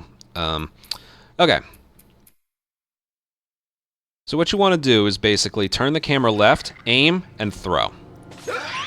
Now you want to throw it on the ground. That definitely makes the most noise because we need to distract 3 clickers and a bloater. Okay? Now don't just aim because as you'll see, turning the camera by itself versus aiming are 2 completely different speeds. Okay? So you want to aim the camera left and then aim, or you want to pull the camera left and then aim and then throw. Like this. Boom. And then you can move at full speed for a little while because the clickers are far enough away. Their senses are very good here. Do you remember in downtown when we did the clicker sneaking part? I mentioned how, you know, when they're just walking around, you gotta like crouch walk or aim crouch walk. One of those things. The moment they're distracted, you can move at full speed when you're crouched. But then they pick it up again. Here, right here. Like, if I just... Their senses are very, very good. So... But if I do this... If I do the distraction... See how much closer I was able to get to it? Because for a couple seconds after the impact, he's focused on the noise, not me. Now, that only lasts for a couple seconds.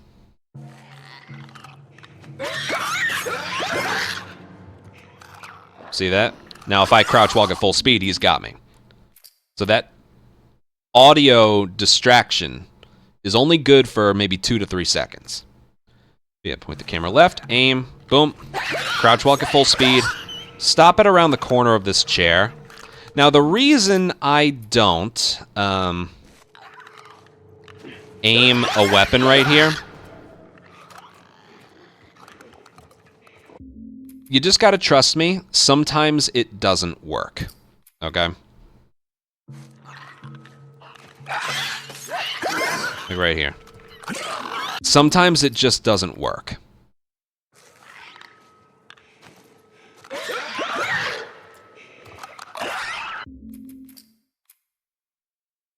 And I also feel like with this part, you have a little bit more control over, like, you right here.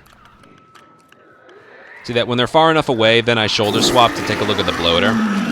And as long as I sprint past him, he's gonna throw his crap at me. He's gonna throw his crap at me. That's why this works. He doesn't run towards me. He doesn't bolt charge me. He's about to throw his stuff at me because I got a certain distance away from him. But he's also so wide, he prevents the clickers from surpassing him. Because the clickers, as you're about to see, are very, very fast. Okay? What else to mention? Yeah. Camera left, aim, go. Crouch walk at full speed until we get to about here. Slow it down. I like to use a gun right here to know when to move past him. Basically, when he clears this desk right here, that's when you can go. And then go. And then mash square, and that's gonna work, okay?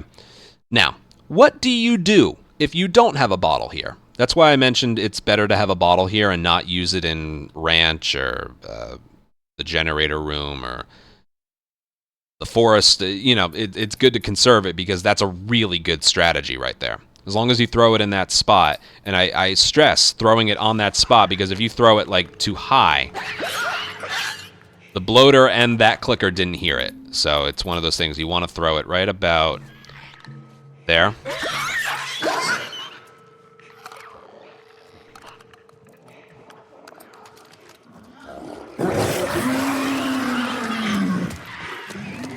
So yeah. What happens if you don't have a bottle? Well, you have to use the bottle here. There's a bottle right there. Let's pretend we pick it up. Boom. And then same thing pretty much.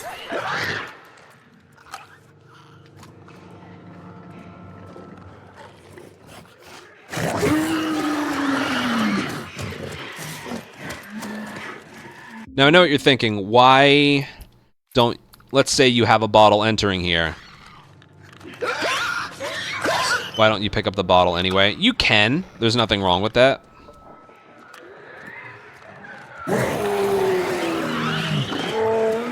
Oh, he threw a punch at me.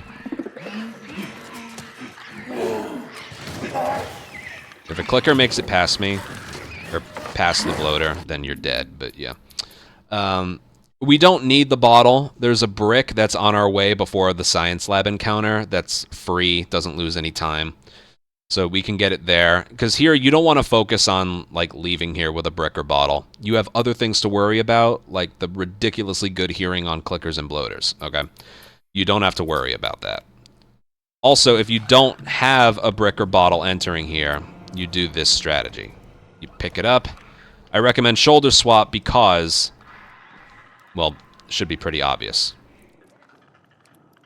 Like, you pick it up here, you're going to be right here. If you aim, you have, like, the entire way to do it. So the moment you pick up the bottle here, so, triangle, you got it. Aim, shoulder swap, and this is a really funny strategy. You want to hit this table. It doesn't matter if it's the top or the front, but you want to hit the left side. Main reason is, let me see if I can show it off. Yep, boom. If I hit the left side of the table, watch this clicker right here. he's going to go forward. Oh, I'm going to change my mind and go through this way. Because the distraction was there, the pathfinding takes him inside the room. But if I do that, bottle pickup, if I throw it there, but I still try and do the strategy.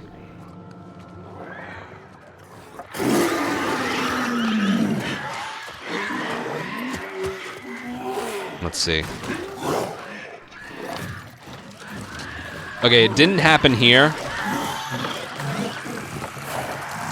But, don't worry, I have a video to show you. It's very important.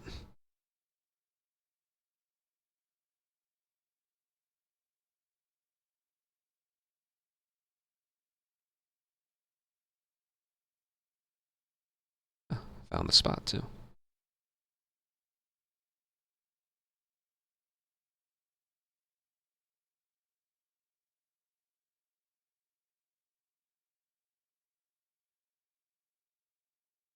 All right, got it right here.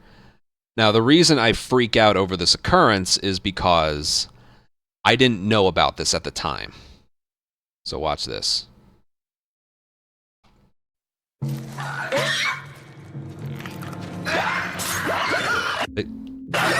Okay. Forget that one. Watch this.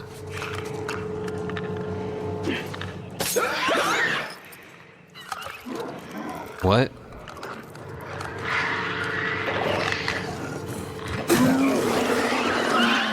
Basically what happens if you throw it in the wrong spot, a clicker. Mistakes like that don't bother me that much, but a clicker gets ahead of the bloater. Clicker in front, I'm dead. And you're killed.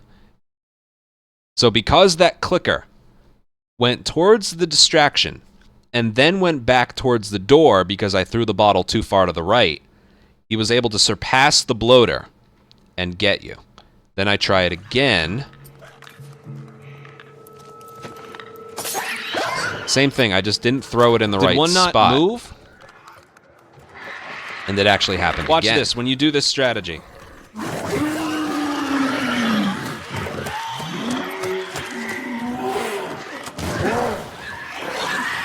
And once again, there's a clicker right there. That second one might have happened for a couple different reasons. One, because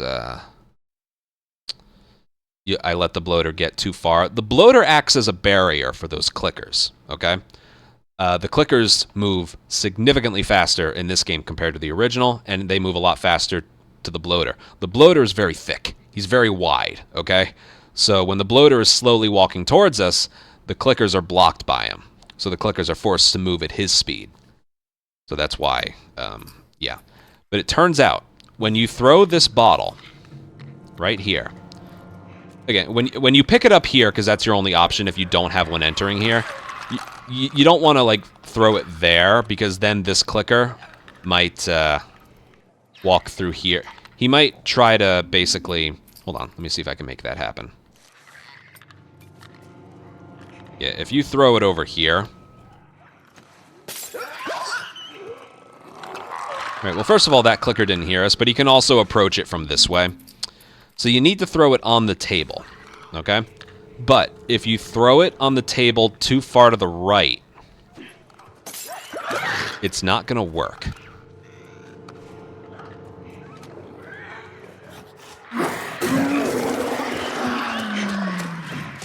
Or even if this particular instance works, which it probably will.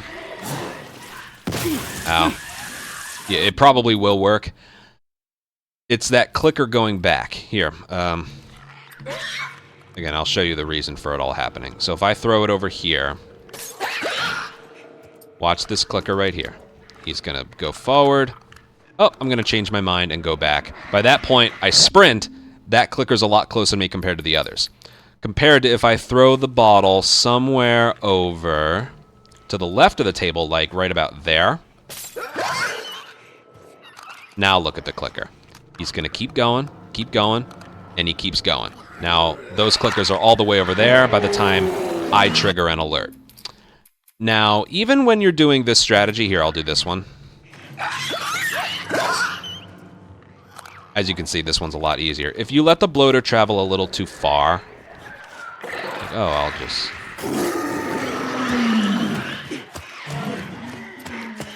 There's a chance a clicker might be able to get past him. Let's see. No, he's pretty thick. For speed reasons, and also just for consistency, too. I recommend...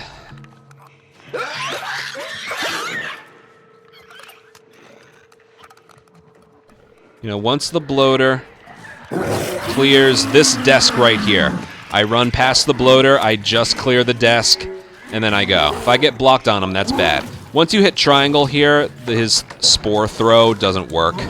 So you don't have to worry about getting thrown off the door here. But yeah, that's pretty much it. Okay. What happens if all the clickers hear the bottle throw? Well, before I get to that, so yeah, when it comes to the distraction, if you have a bottle, you do this.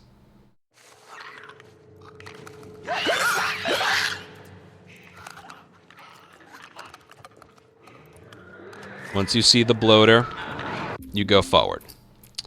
If you don't have a bottle, you do this. Pick it up, throw it to the left. Make sure to crouch walk. Take a look at the bloater when you see him. Run right past. And you're good. Now, you probably saw right there, what happens if the clickers hear the throw, but not the bloater? Because that actually just happened the first try that you saw there. I'm going to try and throw it at a spot where it's more likely to happen. Basically, you can't do the same strategy because the bloater doesn't move from his spot. The bloater is... oh my god. The bloater, his standing position is right there. Okay? So we can't just sprint past him.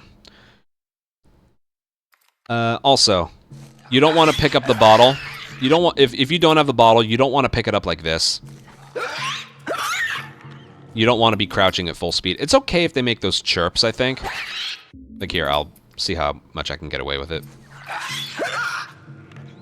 Boom. Yeah, they're a little bit more on edge if they're like that, okay? But, yeah, for safety reasons, I usually just crouch walk all the way here. Pick it up, throw it right about there.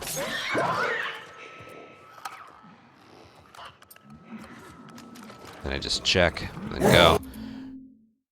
I don't usually like to make them chirp like that. See that?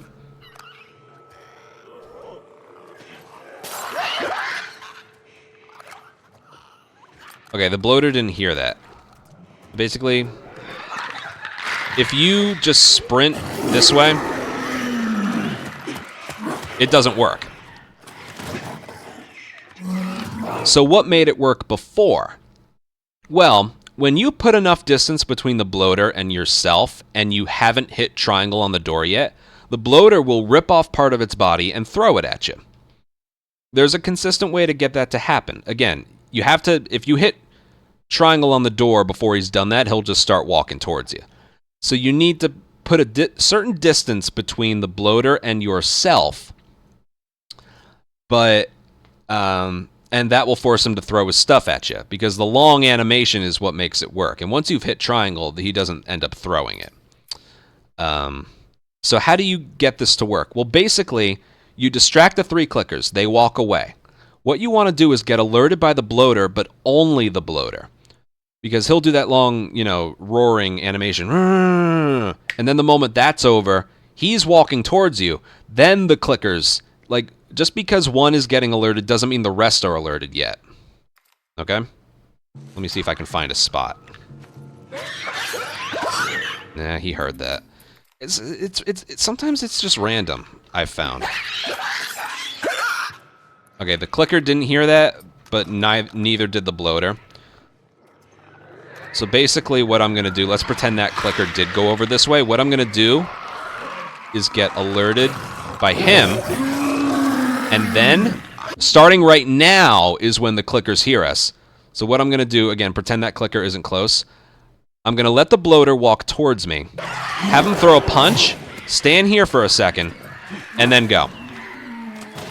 Now you hear the bloater's about to throw his stuff at me, and that was actually successful. So yeah, pretty much just like that. What you want to do is get alerted. If you sprint, they're all going to hear you. So what you want to do is stand up or crouch walk at full speed near the bloater and not near the clickers. He will hear you. The moment he starts walking towards you after the alert, that's when the clickers will do their I hear you or I see you animation. So then you sprint past the bloater. He'll throw a punch, but he'll miss, just like any other runner. And then if you wait for 1 second in front of the door, he'll start with his throwing animation, and that's when you go to hit triangle, okay? We'll see if I can... Hold on.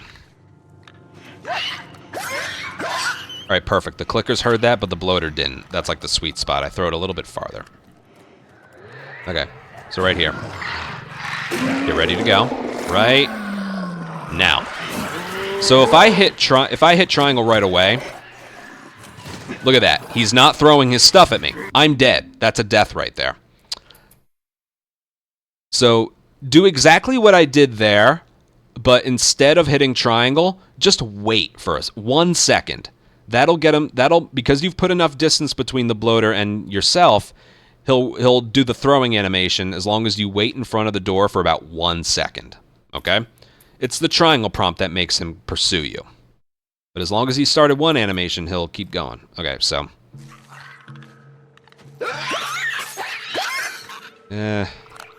I'll try this one. Just, there's one clicker that didn't hear me, but...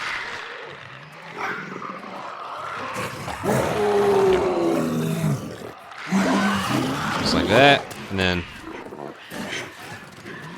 See that? Perfect timing right there.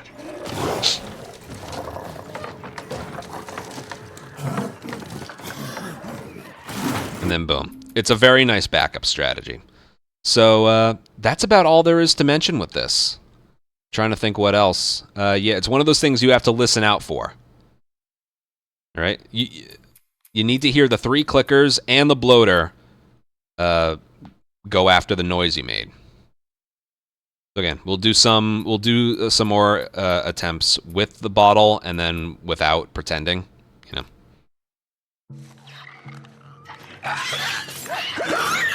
All right, I heard the bloater.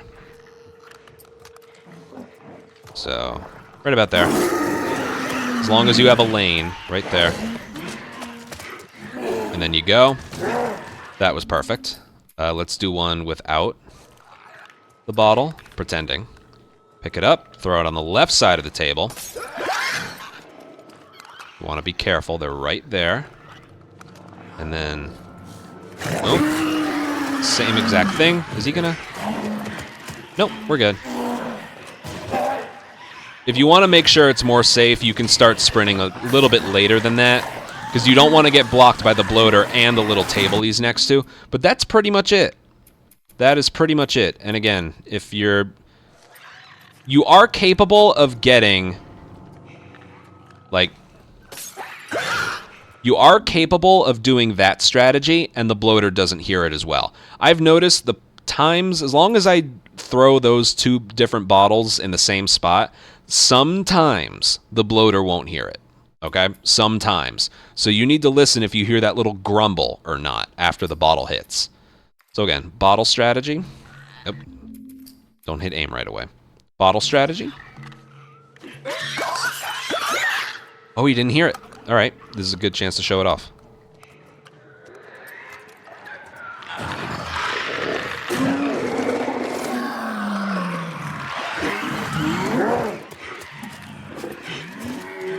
See that?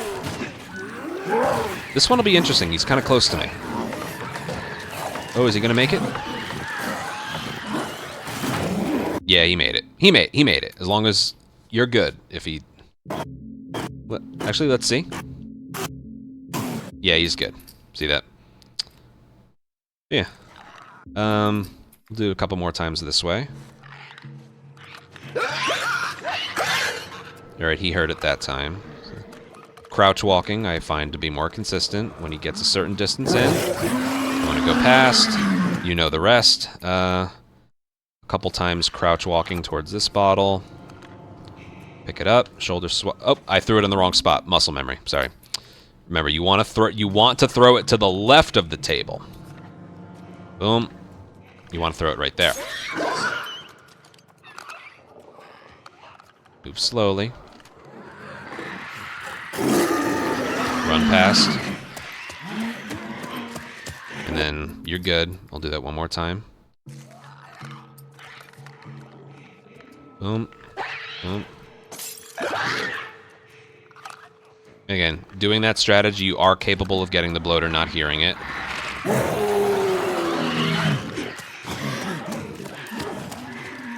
And boom. And that's pretty much all there is to it. Uh-oh. Alright, we're good. Yeah, we're good. And again, you don't need a bottle leaving here, okay? Okay, now for the next part. There is a strategy. God knows how many times we've mentioned this. Conserving your sprint, okay? So Joel has full sprint when he leaves here, but we're going to sprint to like a moving crate that we have to... it's a generator. It's a generator on wheels, basically. We're going to move that over to the door. If we hold sprint... Here, I'll just show you. If we hold sprint the entire time...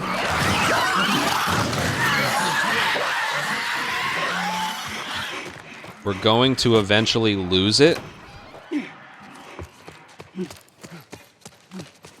Right about... at the bottom of the stairs?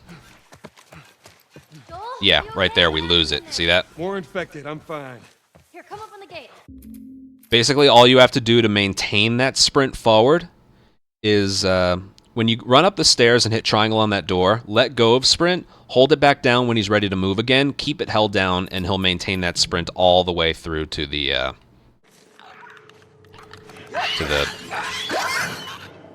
crate.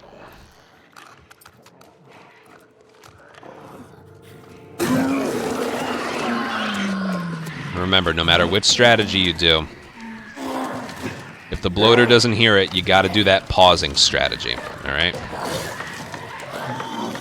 It's all about the bloater being far enough away from you so he doesn't kill you, but having the clickers be far enough away from you so that the bloater blocks them as well, okay? All right, so again, here's how it's supposed to go. You can keep sprint held down here. The moment you hit triangle here, let go. Or let go. Hold it back down right there. And he'll have enough sprint, as long as you keep it held down, to last all the way to the thingy here. Joel, are you okay? See that? What Sprint, happened sprint, there? sprint, sprint, More sprint. infected, I'm fine. And then Here, go. come up on the gate. Then you can let go. Move this thing right about here. It's kind of awkward to place. If you overplace it, just move it back a little bit. The game will take Joel's hands off of that thing for you. Don't hit triangle. The game will do it for you. Okay. Alright, we got Science Lab, and that's about it. Generator. Mash triangle for the first one, remember. There's no checkpoints right here. You did it! Yeah, come on through.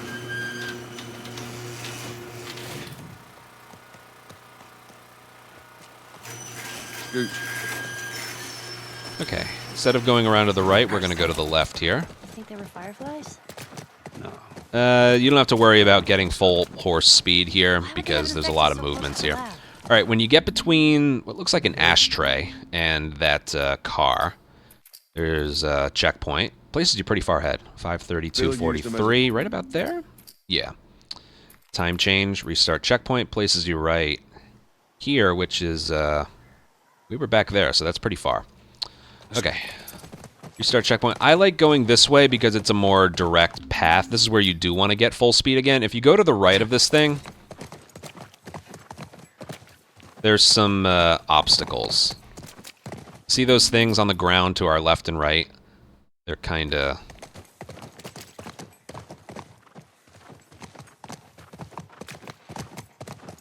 Yeah, the movement's a little awkward there. So I prefer going around to the left. Just because I think it's a little more direct and not as many things in your way, so we can get that full sprint speed. And yeah, you want to let go of sprint, point the camera this way, and mash triangle to get off the horse. Ellie will move the horse for you. Hold on, give it a second. Yeah, Ellie will move the horse for you. I wouldn't recommend getting off the horse that late, but yeah. Scoot on back. Here, hold on one more.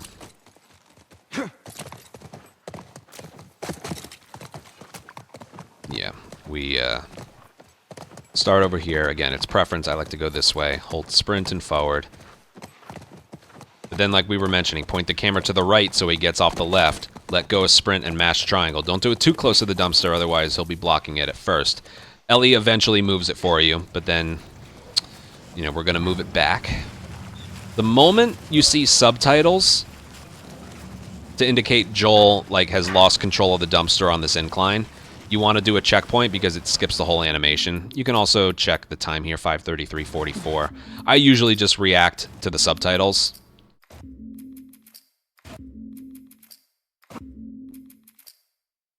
There we go. All right, we just hit one. Restart checkpoint, and this saves a lot of time, as you can see. All right, not what I had in mind, but it'll do. It skips that whole thing, and you can just go. Just like that, so. All right, not what I had in mind, but it'll do. And then push the dumpster close enough so that you don't, like, jump. See that? That was close enough. Right here, we have the slow climb, so you want to press up against this thing and then hit X instead of hitting X from far away. And then just climb on into here. And then boom. Now, it's good to have full health for this. If you didn't get the... Thanks. Let's look around. Here, I'm going to make a file here just in case, but we're going to overtake Ellie. The health pickup trick also applies right here. So, here, I'll just injure myself a little bit. Ow. That hurt. Want. You can pick up health just like that. It's a bit easier to do it on this one than the other, so always check to make sure before you just turn the corner right there. Okay? It's literally as simple as mash triangle and go. All right. The other one was a little bit harder. Where are they? Okay. What else to mention right here? Yep. All right. So just go. Hello? Now this is interesting. If this was the original, any bombs you place here would despawn because the cutscenes are pre-rendered. But in this game, the cutscenes are in-game. You know, they're happening. You know, what's the actual terminology? The gameplay and the cutscenes happen side by side. So, what I'm going to do is place a nail bomb right at the corner. Right there, right on the ground. You can place it a little bit earlier, too. Somewhere in this area right here. Okay? Yoo-hoo! Fireflies! Cure for mankind over here. Anyone? Okay, game. Sit down until we figure out what's going on. See how it doesn't want to, like, throw or drop anything when you're moving? I don't know what it is with that. And then go upstairs and go for the fight. There's really nothing more to mention. Oh yeah, there's a brick that we need, and it's right here. As you saw, it doesn't matter if... what is it? It doesn't matter if you have one leaving the dorms area, because there's one right there. Okay, now if you're fast enough, Ellie won't be in front of you. If she is in front of you, you get this little thing happening right here. Don't look behind you, you don't have to. And you can just go. Oh, clickers don't hide. And, yeah, the one side effect of that is you can crouch this little bit right here. Instead of walking. Well, maybe in all that research, they turned into fucking monkeys. And then after she says monkeys, you can run again. That's the same timing as the original. However, if you do everything fast enough, you actually won't have her get in your way. Where are they? So normally Ellie's like far behind you. Drop the nail bomb right about here. You can hear it land. Yoo-hoo! Firefly! So Ellie's pretty far behind us. There's an accident over here. And we go. Anyone? Keep it down until we figure out what's going on. Stay close. Get the brick. And you see she's not in front of us. Okay. The game does like a little teleporting thing. So as a result, you don't get that looking behind you animation because Ellie isn't here. But that's what you want. However, you're not able to crouch right here for some reason. So At least it ain't clickers. one of those things. If you do get the whole L3 prompt light being knocked over, you can crouch here if you hit circle. But right here, if you don't get distracted by the light thing, you can't. Okay, so Well, maybe in all that you're forced to research, walk, they but turned just into hold fucking sprint and forward, and same timing, monkeys, and you can go. Search and we'll find something. And we go for triangle prompt right here. If you're just doing a playthrough yourself, this drawer has a lot of goodies. 3/4 rag, half alcohol, half explosion. It's good for like a casual grounded player, or if you want to make your own route because something isn't working for you. That's a good drawer. We personally don't need it, so yeah. Are my guns reloaded? Yeah, they're reloaded. His health is full, as we saw earlier. And we're good. We laid the nail bomb down. You got to remember to do that. Now, this cutscene right here is actually faster. This is another cutscene that's faster to watch all the way through. You know what? Let me hold on 1 second.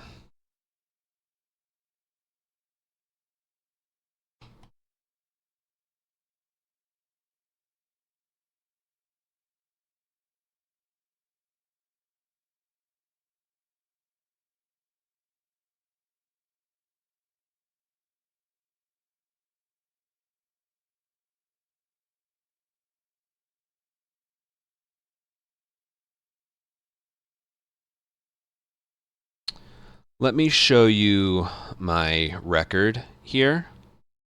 So we watched this cutscene out. Watch when speedrun mode starts up again. It's similar to like right before the bar in Pittsburgh, but just watch. Fireflies? Right up here. Get down! Joel's able to take like 3 steps before the timer starts up again. See that? Get down! The timer starts up again late. Compared to, hold on. Here, just for speed, I'll skip this cutscene. So that's a cutscene you want to watch all the way through. Because the timer would otherwise start up right about now. And then those few steps. Like before, the timer restarted right about now.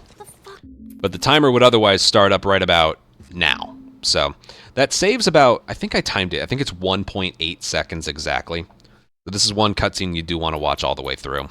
And yes, we do allow watching cutscenes as long as it saves time. Or in Museum's case, ends up making the area more consistent. Okay. We're not going to do this encounter straight from the get-go. As soon as you get to the corner of this table, that's when the game thinks that the encounter has officially begun and the enemies have spawned in. Okay? We can overwrite this file because we did everything perfectly before. He has full health. I laid down the nail bomb. We're good. Okay. We're going to do a restart checkpoint. It makes the area a little more consistent and also places us closer to the door, as you can see. And refills his sprint. That's another thing. You don't want tired sprint here. Okay. Here we go.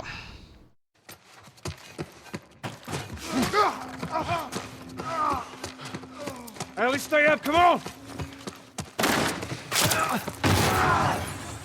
That's not a problem yet. Oh, God. Nope, we're good so far.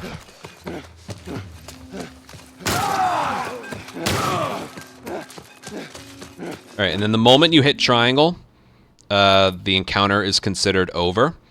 And,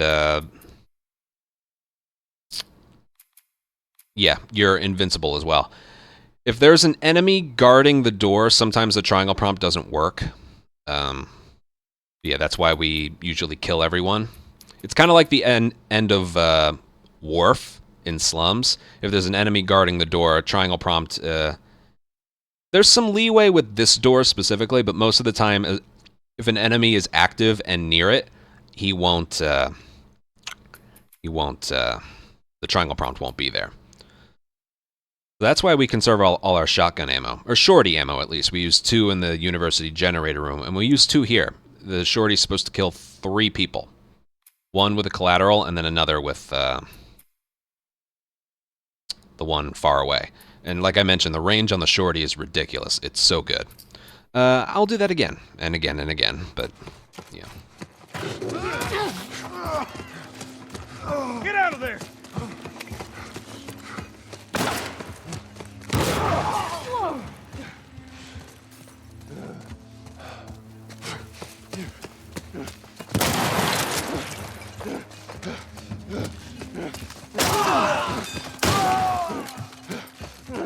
And then pick up any... You don't need melee weapons, but pick up any ammo that they drop, which again is either going to be shotgun or revolver.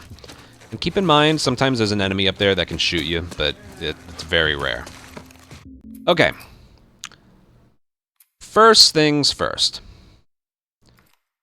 Now we'll break it down.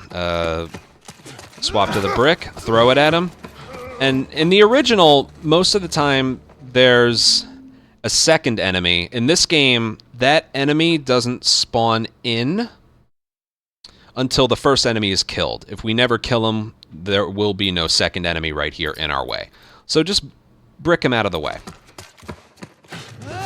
Now I want another brick, and there's one right here, so we're going to do the brick picking up thing. And that right there is the reason I have the camera pointed down. I'll show that off again, but we're going to do the brick picking up weapon swap. Now, yeah, the game just, that's perfect proof right there. The game does not like when the enemy, I'm sure the game doesn't mind it, but the enemies are a lot more aggressive and accurate if the camera is on them. If the camera is off of them, their aim is worse. So point the camera down, pick up the brick, stay to the left, and then go right, and then forward, and you're good. Good one. Now, stopping your sprint through the doorway has two reasons. For 2 reasons. 1, you get your sprint back, because we were sprinting the whole way. And 2, there's an enemy with an axe. He's running up the stairs the whole time. As you can hear, the nail bomb isn't getting enemies that are coming into the room. They're spawning out of thin air onto those nail bombs, okay? So that's that, and that's the sweet spot. It's at like the corner of that railing, okay? There's our nail bomb being detonated. So if I were to sprint too early,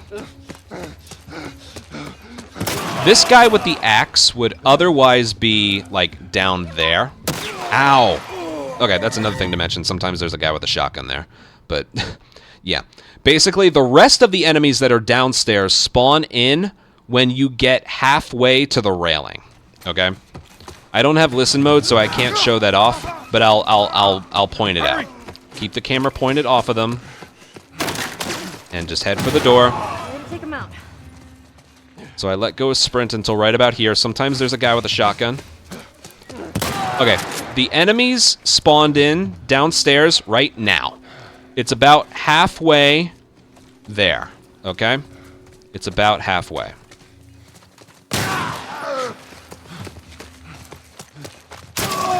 Now, if there's an enemy here... Yeah, triangle isn't here. But he's going after Ellie. Triangle prompt shows up again, okay? Yeah, maybe I can live through this, maybe not.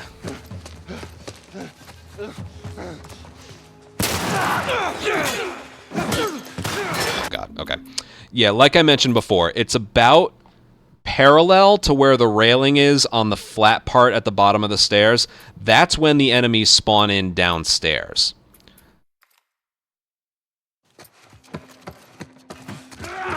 So if you stand any chance of getting a collateral... Here, watch. If I sprint here, not only will I might die right here, this guy is right here. Oh no, I gotta stop. See how they weren't lined up? I was taking out the guy with the axe. I slowed down. I wasn't in position to get 3 kills with 2 shorty shells, right? This guy has a shorty right here. I'm also out of ammo, so I... Nice, Ellie. But yeah, you need to get in position to kill those enemies, so... That's the reason I wait upstairs. I know it looks like I'm wasting some time, and I probably am. But you don't want to kill that guy with the axe after the enemies have already spawned in downstairs. Because one of them has a shorty, and he'll kill you instantly. So I time it right about there. I get him. Enemies spawned in. Get to your spot, and boom. Boom. And you need to make sure that's a collateral, because sometimes what can happen is I kill the guy in front, I injure the guy with the shorty, and he'll recover and shoot you before you can fire your second shot, okay? It's very, very frustrating. As for the brick we pick up upstairs, we don't end up using it here. I guess it's more for emergencies here in case you run out of ammo or didn't do something right. But I really, really prefer having a brick for the last enemy encounter in Winter as Joel. Okay? Yeah, I can't really explain why until we get there. But just know, I highly, highly, through just terrible experiences with that specific area, I highly, highly, highly prefer having ammo, having a brick for that area. Okay? So I try not to use it here. If I have to, then I will, but, you know.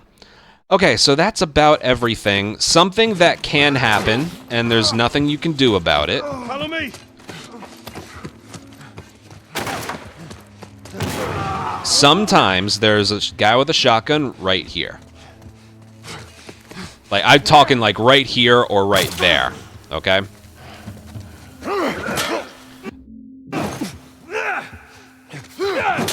You just gotta trust me. It might not happen right here, but you just gotta trust me. Follow me. Brick pickup.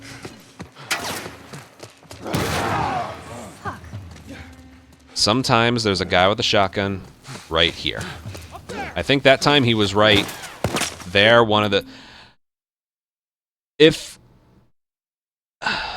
Trying to think what else. That's the reason. That's another reason I wait to sprint so long. So again, let me verbalize it. I stop my sprint right here, and I don't start it up again until right here for a few reasons. 1, I'm getting my sprint back. 2, the guy with the axe is going to be up the stairs, so I don't have to deal with them once the enemies downstairs have spawned in. And 3, if you notice the awareness indicators, there's that whole, like, hey, I see you, so that by the time the guy with the shotgun fires at me, if he is there... Yeah, there he is. Sometimes he's, like, right there when I round the corner. If I decide to sprint late, like I have been doing, he'll do his alert animation and then fire. And I'm sprinting away from him, so there's a good chance I will survive it. Okay? Because if you sprint again too early... Stay right on my ass. If you sprint again too early, notice how there's no awareness indicators popping up again. Notice how there was no awareness indicator flash right there? That means if I rounded the corner and the shotgun guy was there, I'm dead immediately. So yeah. That's about all I can mention for this area. Brick him. I like this brick for Winter. Ellie, come on. or for emergencies later. Keep the camera off of them. Go right here. Let go of sprint. Right at about around the same time the nail bomb explodes. Sprint all the way here. Sprint. Get him with the shotgun. Shorty. Get ready here. Boom. Get him, because otherwise the triangle prompt wouldn't be here. As for this shot right here... Oh, God. Alright, whatever. When you align yourself for this shorty collateral, because we're killing 2 and injuring 1 more with 1 shorty blast.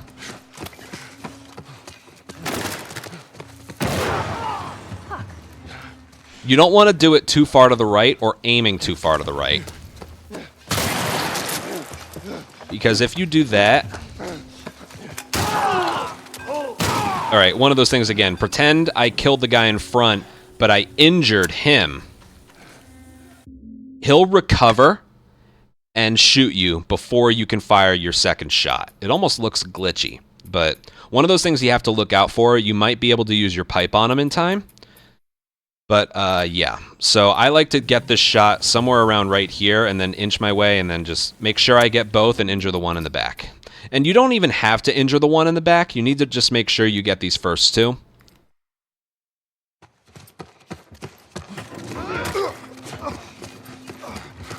And I still find it so interesting. If you're looking at these enemies, well, just trust me. You're more likely to not get shot if you're looking away from them. Alright, enemies are spawned in, and boom, boom, and you go. I'm trying to think what else to mention. I don't really know. Again, these 3 enemies downstairs spawn when you get about halfway to the bottom of the entire set of stairs, or just a little bit past the bottom of the first set of stairs, which is why I want to kill the axe guy before I get there. 1 less distraction, 1 less slowdown. That's about all I can mention for this area. Camera pointed down, weapon swap, pick up, hang left, go right, and through the door. Let go of sprint. Get the shotgun ready. Sprint again. Boom. Okay. Boom. Boom. And triangle. Okay, now... If you mash square right here, it's actually slower compared to not hitting square at all. So when you make it here, don't hit square at all and you'll fall off the railing faster. Okay, this is a cutscene. So we're going to skip that. I'll update the save file.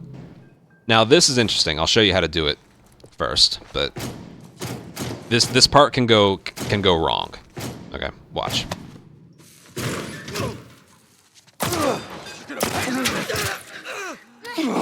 Okay, that was good.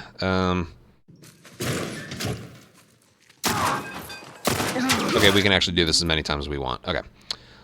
So watch what happens if you fire too early. You have to kill the one on the right. Here, watch. If you kill the one on the left,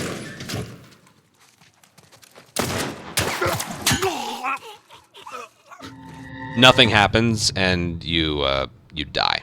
So the enemy on the right has to be killed. But if you shoot him too early, nothing happens. He has iframes until he starts stepping towards you. So like, wait, hold on. If you shoot him right away, nothing happens. See that? So you need to wait until he takes a step towards you. So right about, boom.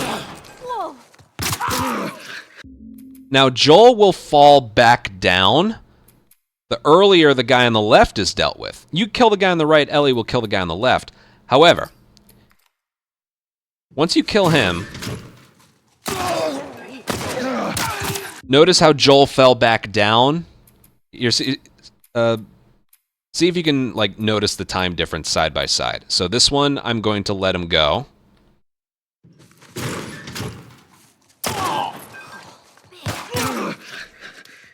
So Joel waited until he was shot in the throat once by Ellie before I did that. Now I'm going to kill him myself.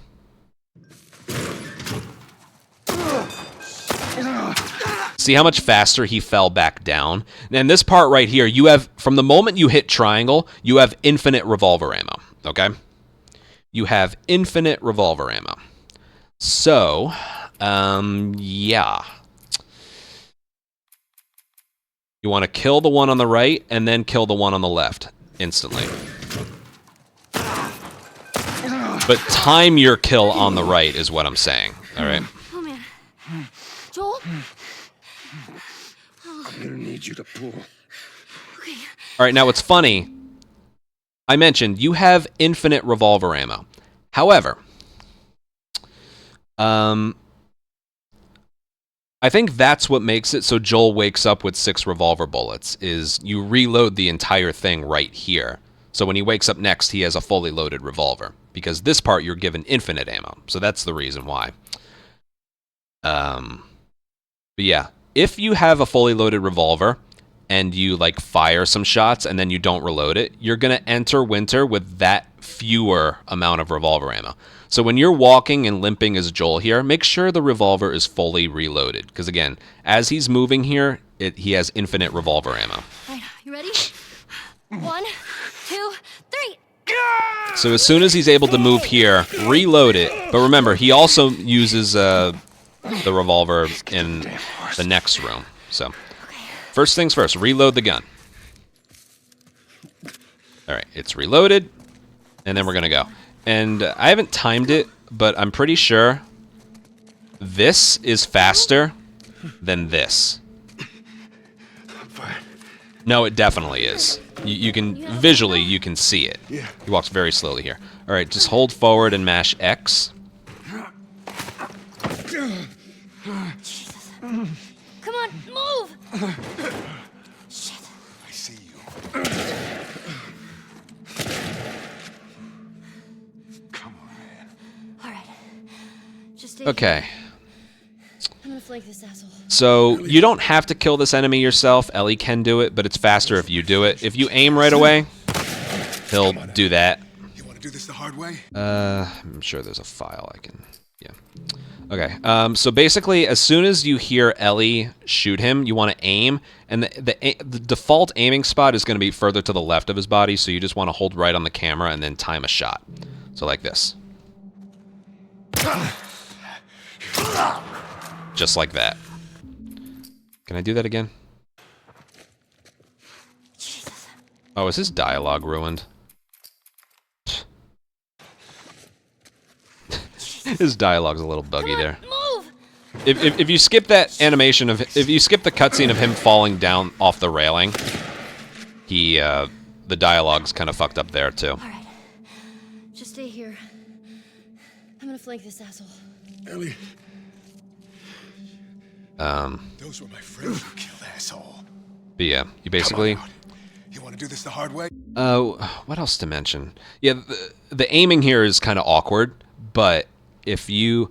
After you fire the bullet, you want to keep aiming, because the animation Joel has, if you're aiming into the little in-game cinematic after he like falls over, it's faster than if you fire and let go. He has 2 different animations based on if you let go of aim after you fire or if you keep it held down the whole time. One, he like falls down a little bit. Another, well, we'll just see. Hold on.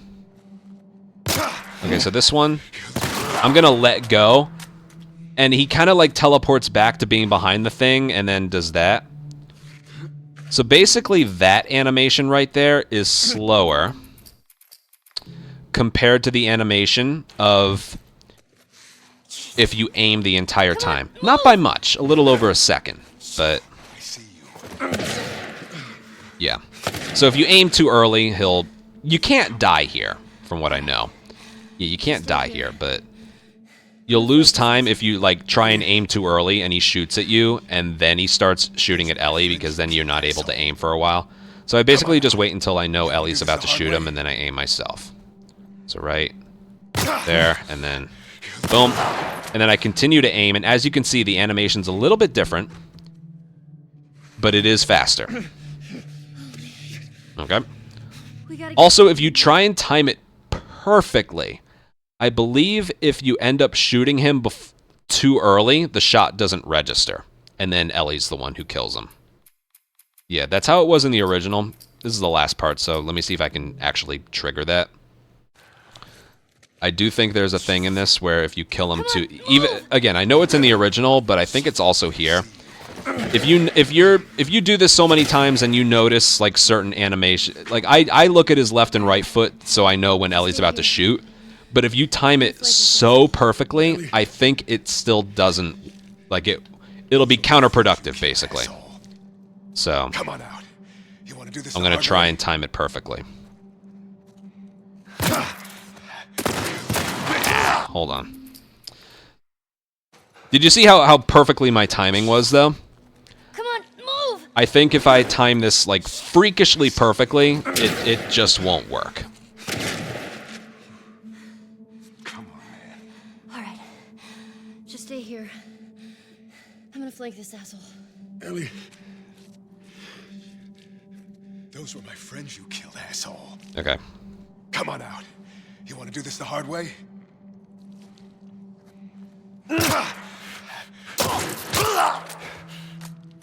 So even though visually I got him first, the game was like, no you didn't, and it made Ellie kill him, and when he lowered his gun and fell over, happened a lot later compared to when I kill him at a normal time.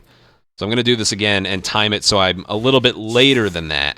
So notice I killed him, but when I lost control of the revolver happened a lot later compared to if I shot him later. So it's weird. When you shoot him versus the game is like, oh hey, you shot him, is like two completely different things. I'm gonna flank this asshole. And then we'll move on. And remember to reload the revolver after. Those were my friends you killed, asshole. You shoot him here. Come on out. You want to do this the hard way? That's why I usually wait until Ellie.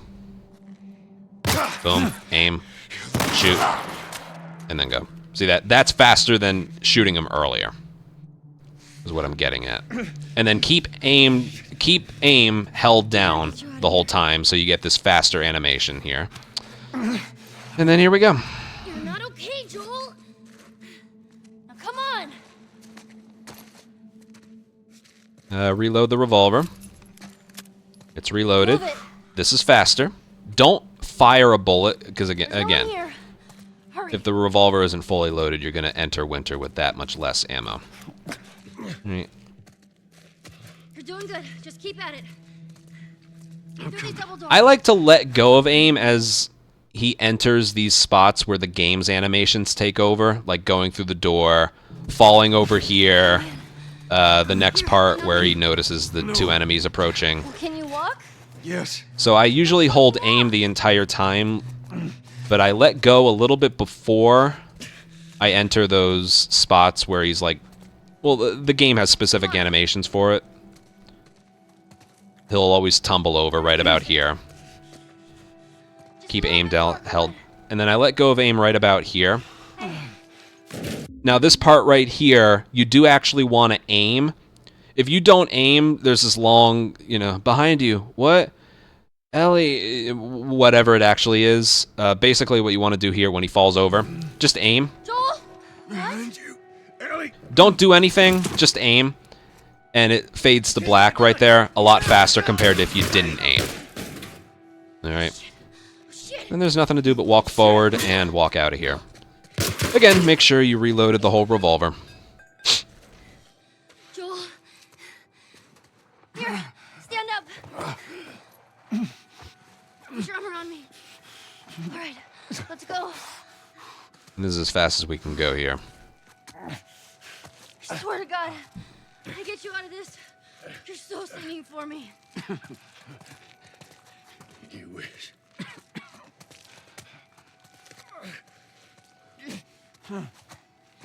Wait here. I'll get the door. Take your time. Alright. Then forward. Come on.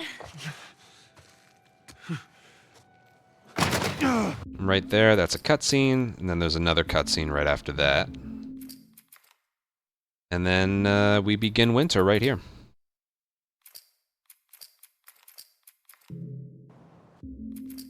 But we'll save that for the next video.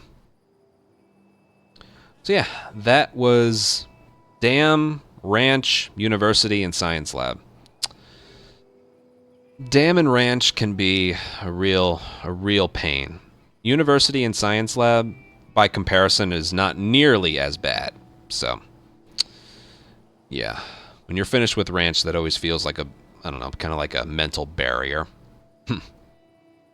Because like I said, university and science lab aren't nearly as bad in comparison. There's still a lot of detail there, so I hope I taught you something. And yeah, we'll do winter next video, and then the very end of the game, the video after that. Yeah, hope you learned something, and yeah, any questions, ask below.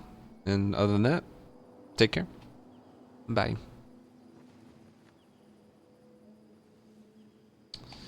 Okay. Oh, I'm exhausted. My jaw hurts so much. That was another 3-hour and 40-minute video. Consecutive. I didn't even drink anything. I'm definitely not doing winter today. Hey, Abs. Yeah. Oh my god.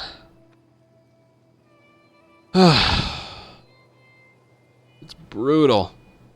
I know I'm getting there. It's so brutal.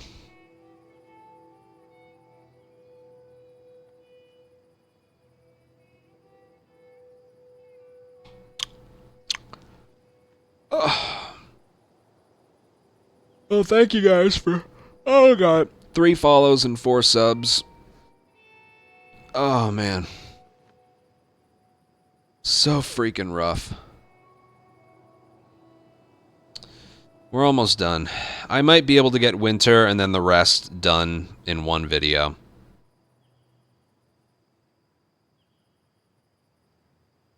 I might be able to, we'll see.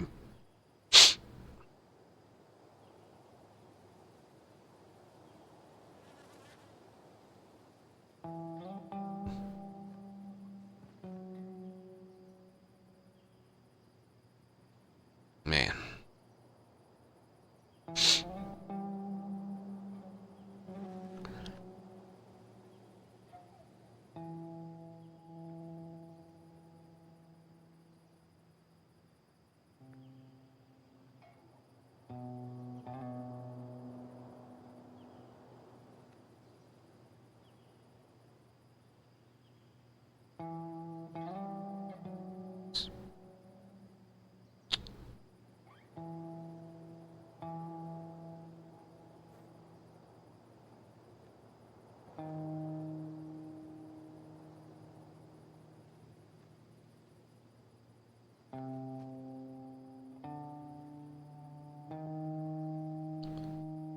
There, I'm just checking something.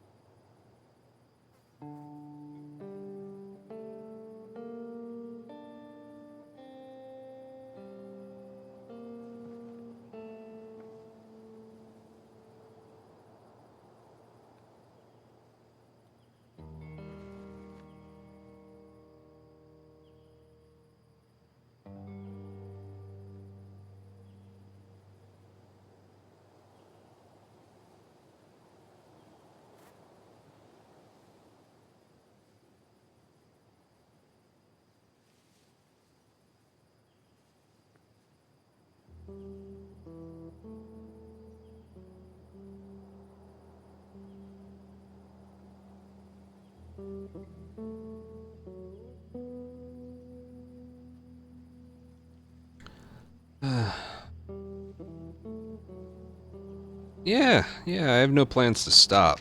I just...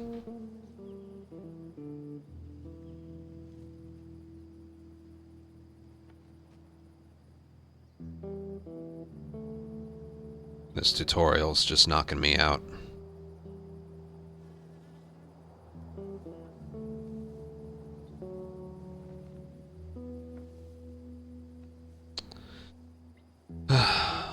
almost done with it, though.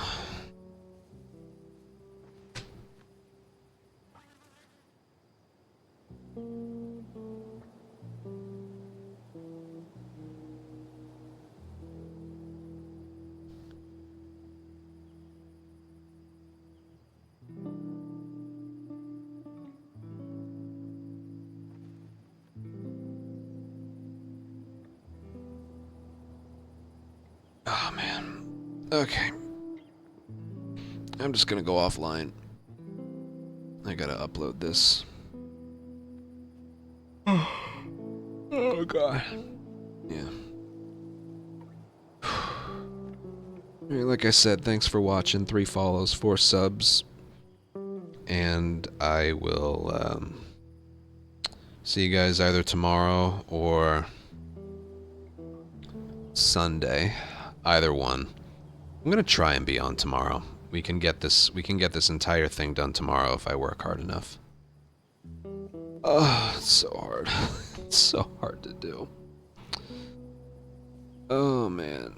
Savage Patch, thank you for 87-month resub from earlier. And Blaz, thank you for a 6-month resub. I'm gonna have to think twice the next time I make another one of these. Oh, it's so exhausting. So exhausting. For some reason, these tutorials are the longest I've ever made. I don't know what it is, if I'm just being extra extensive or what.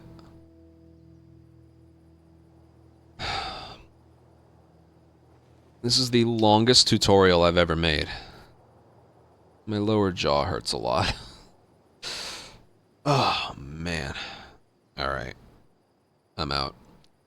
I'll see you guys next time. Can't wait to start up permadeath again. Words I never thought I'd say. Alright. Bye.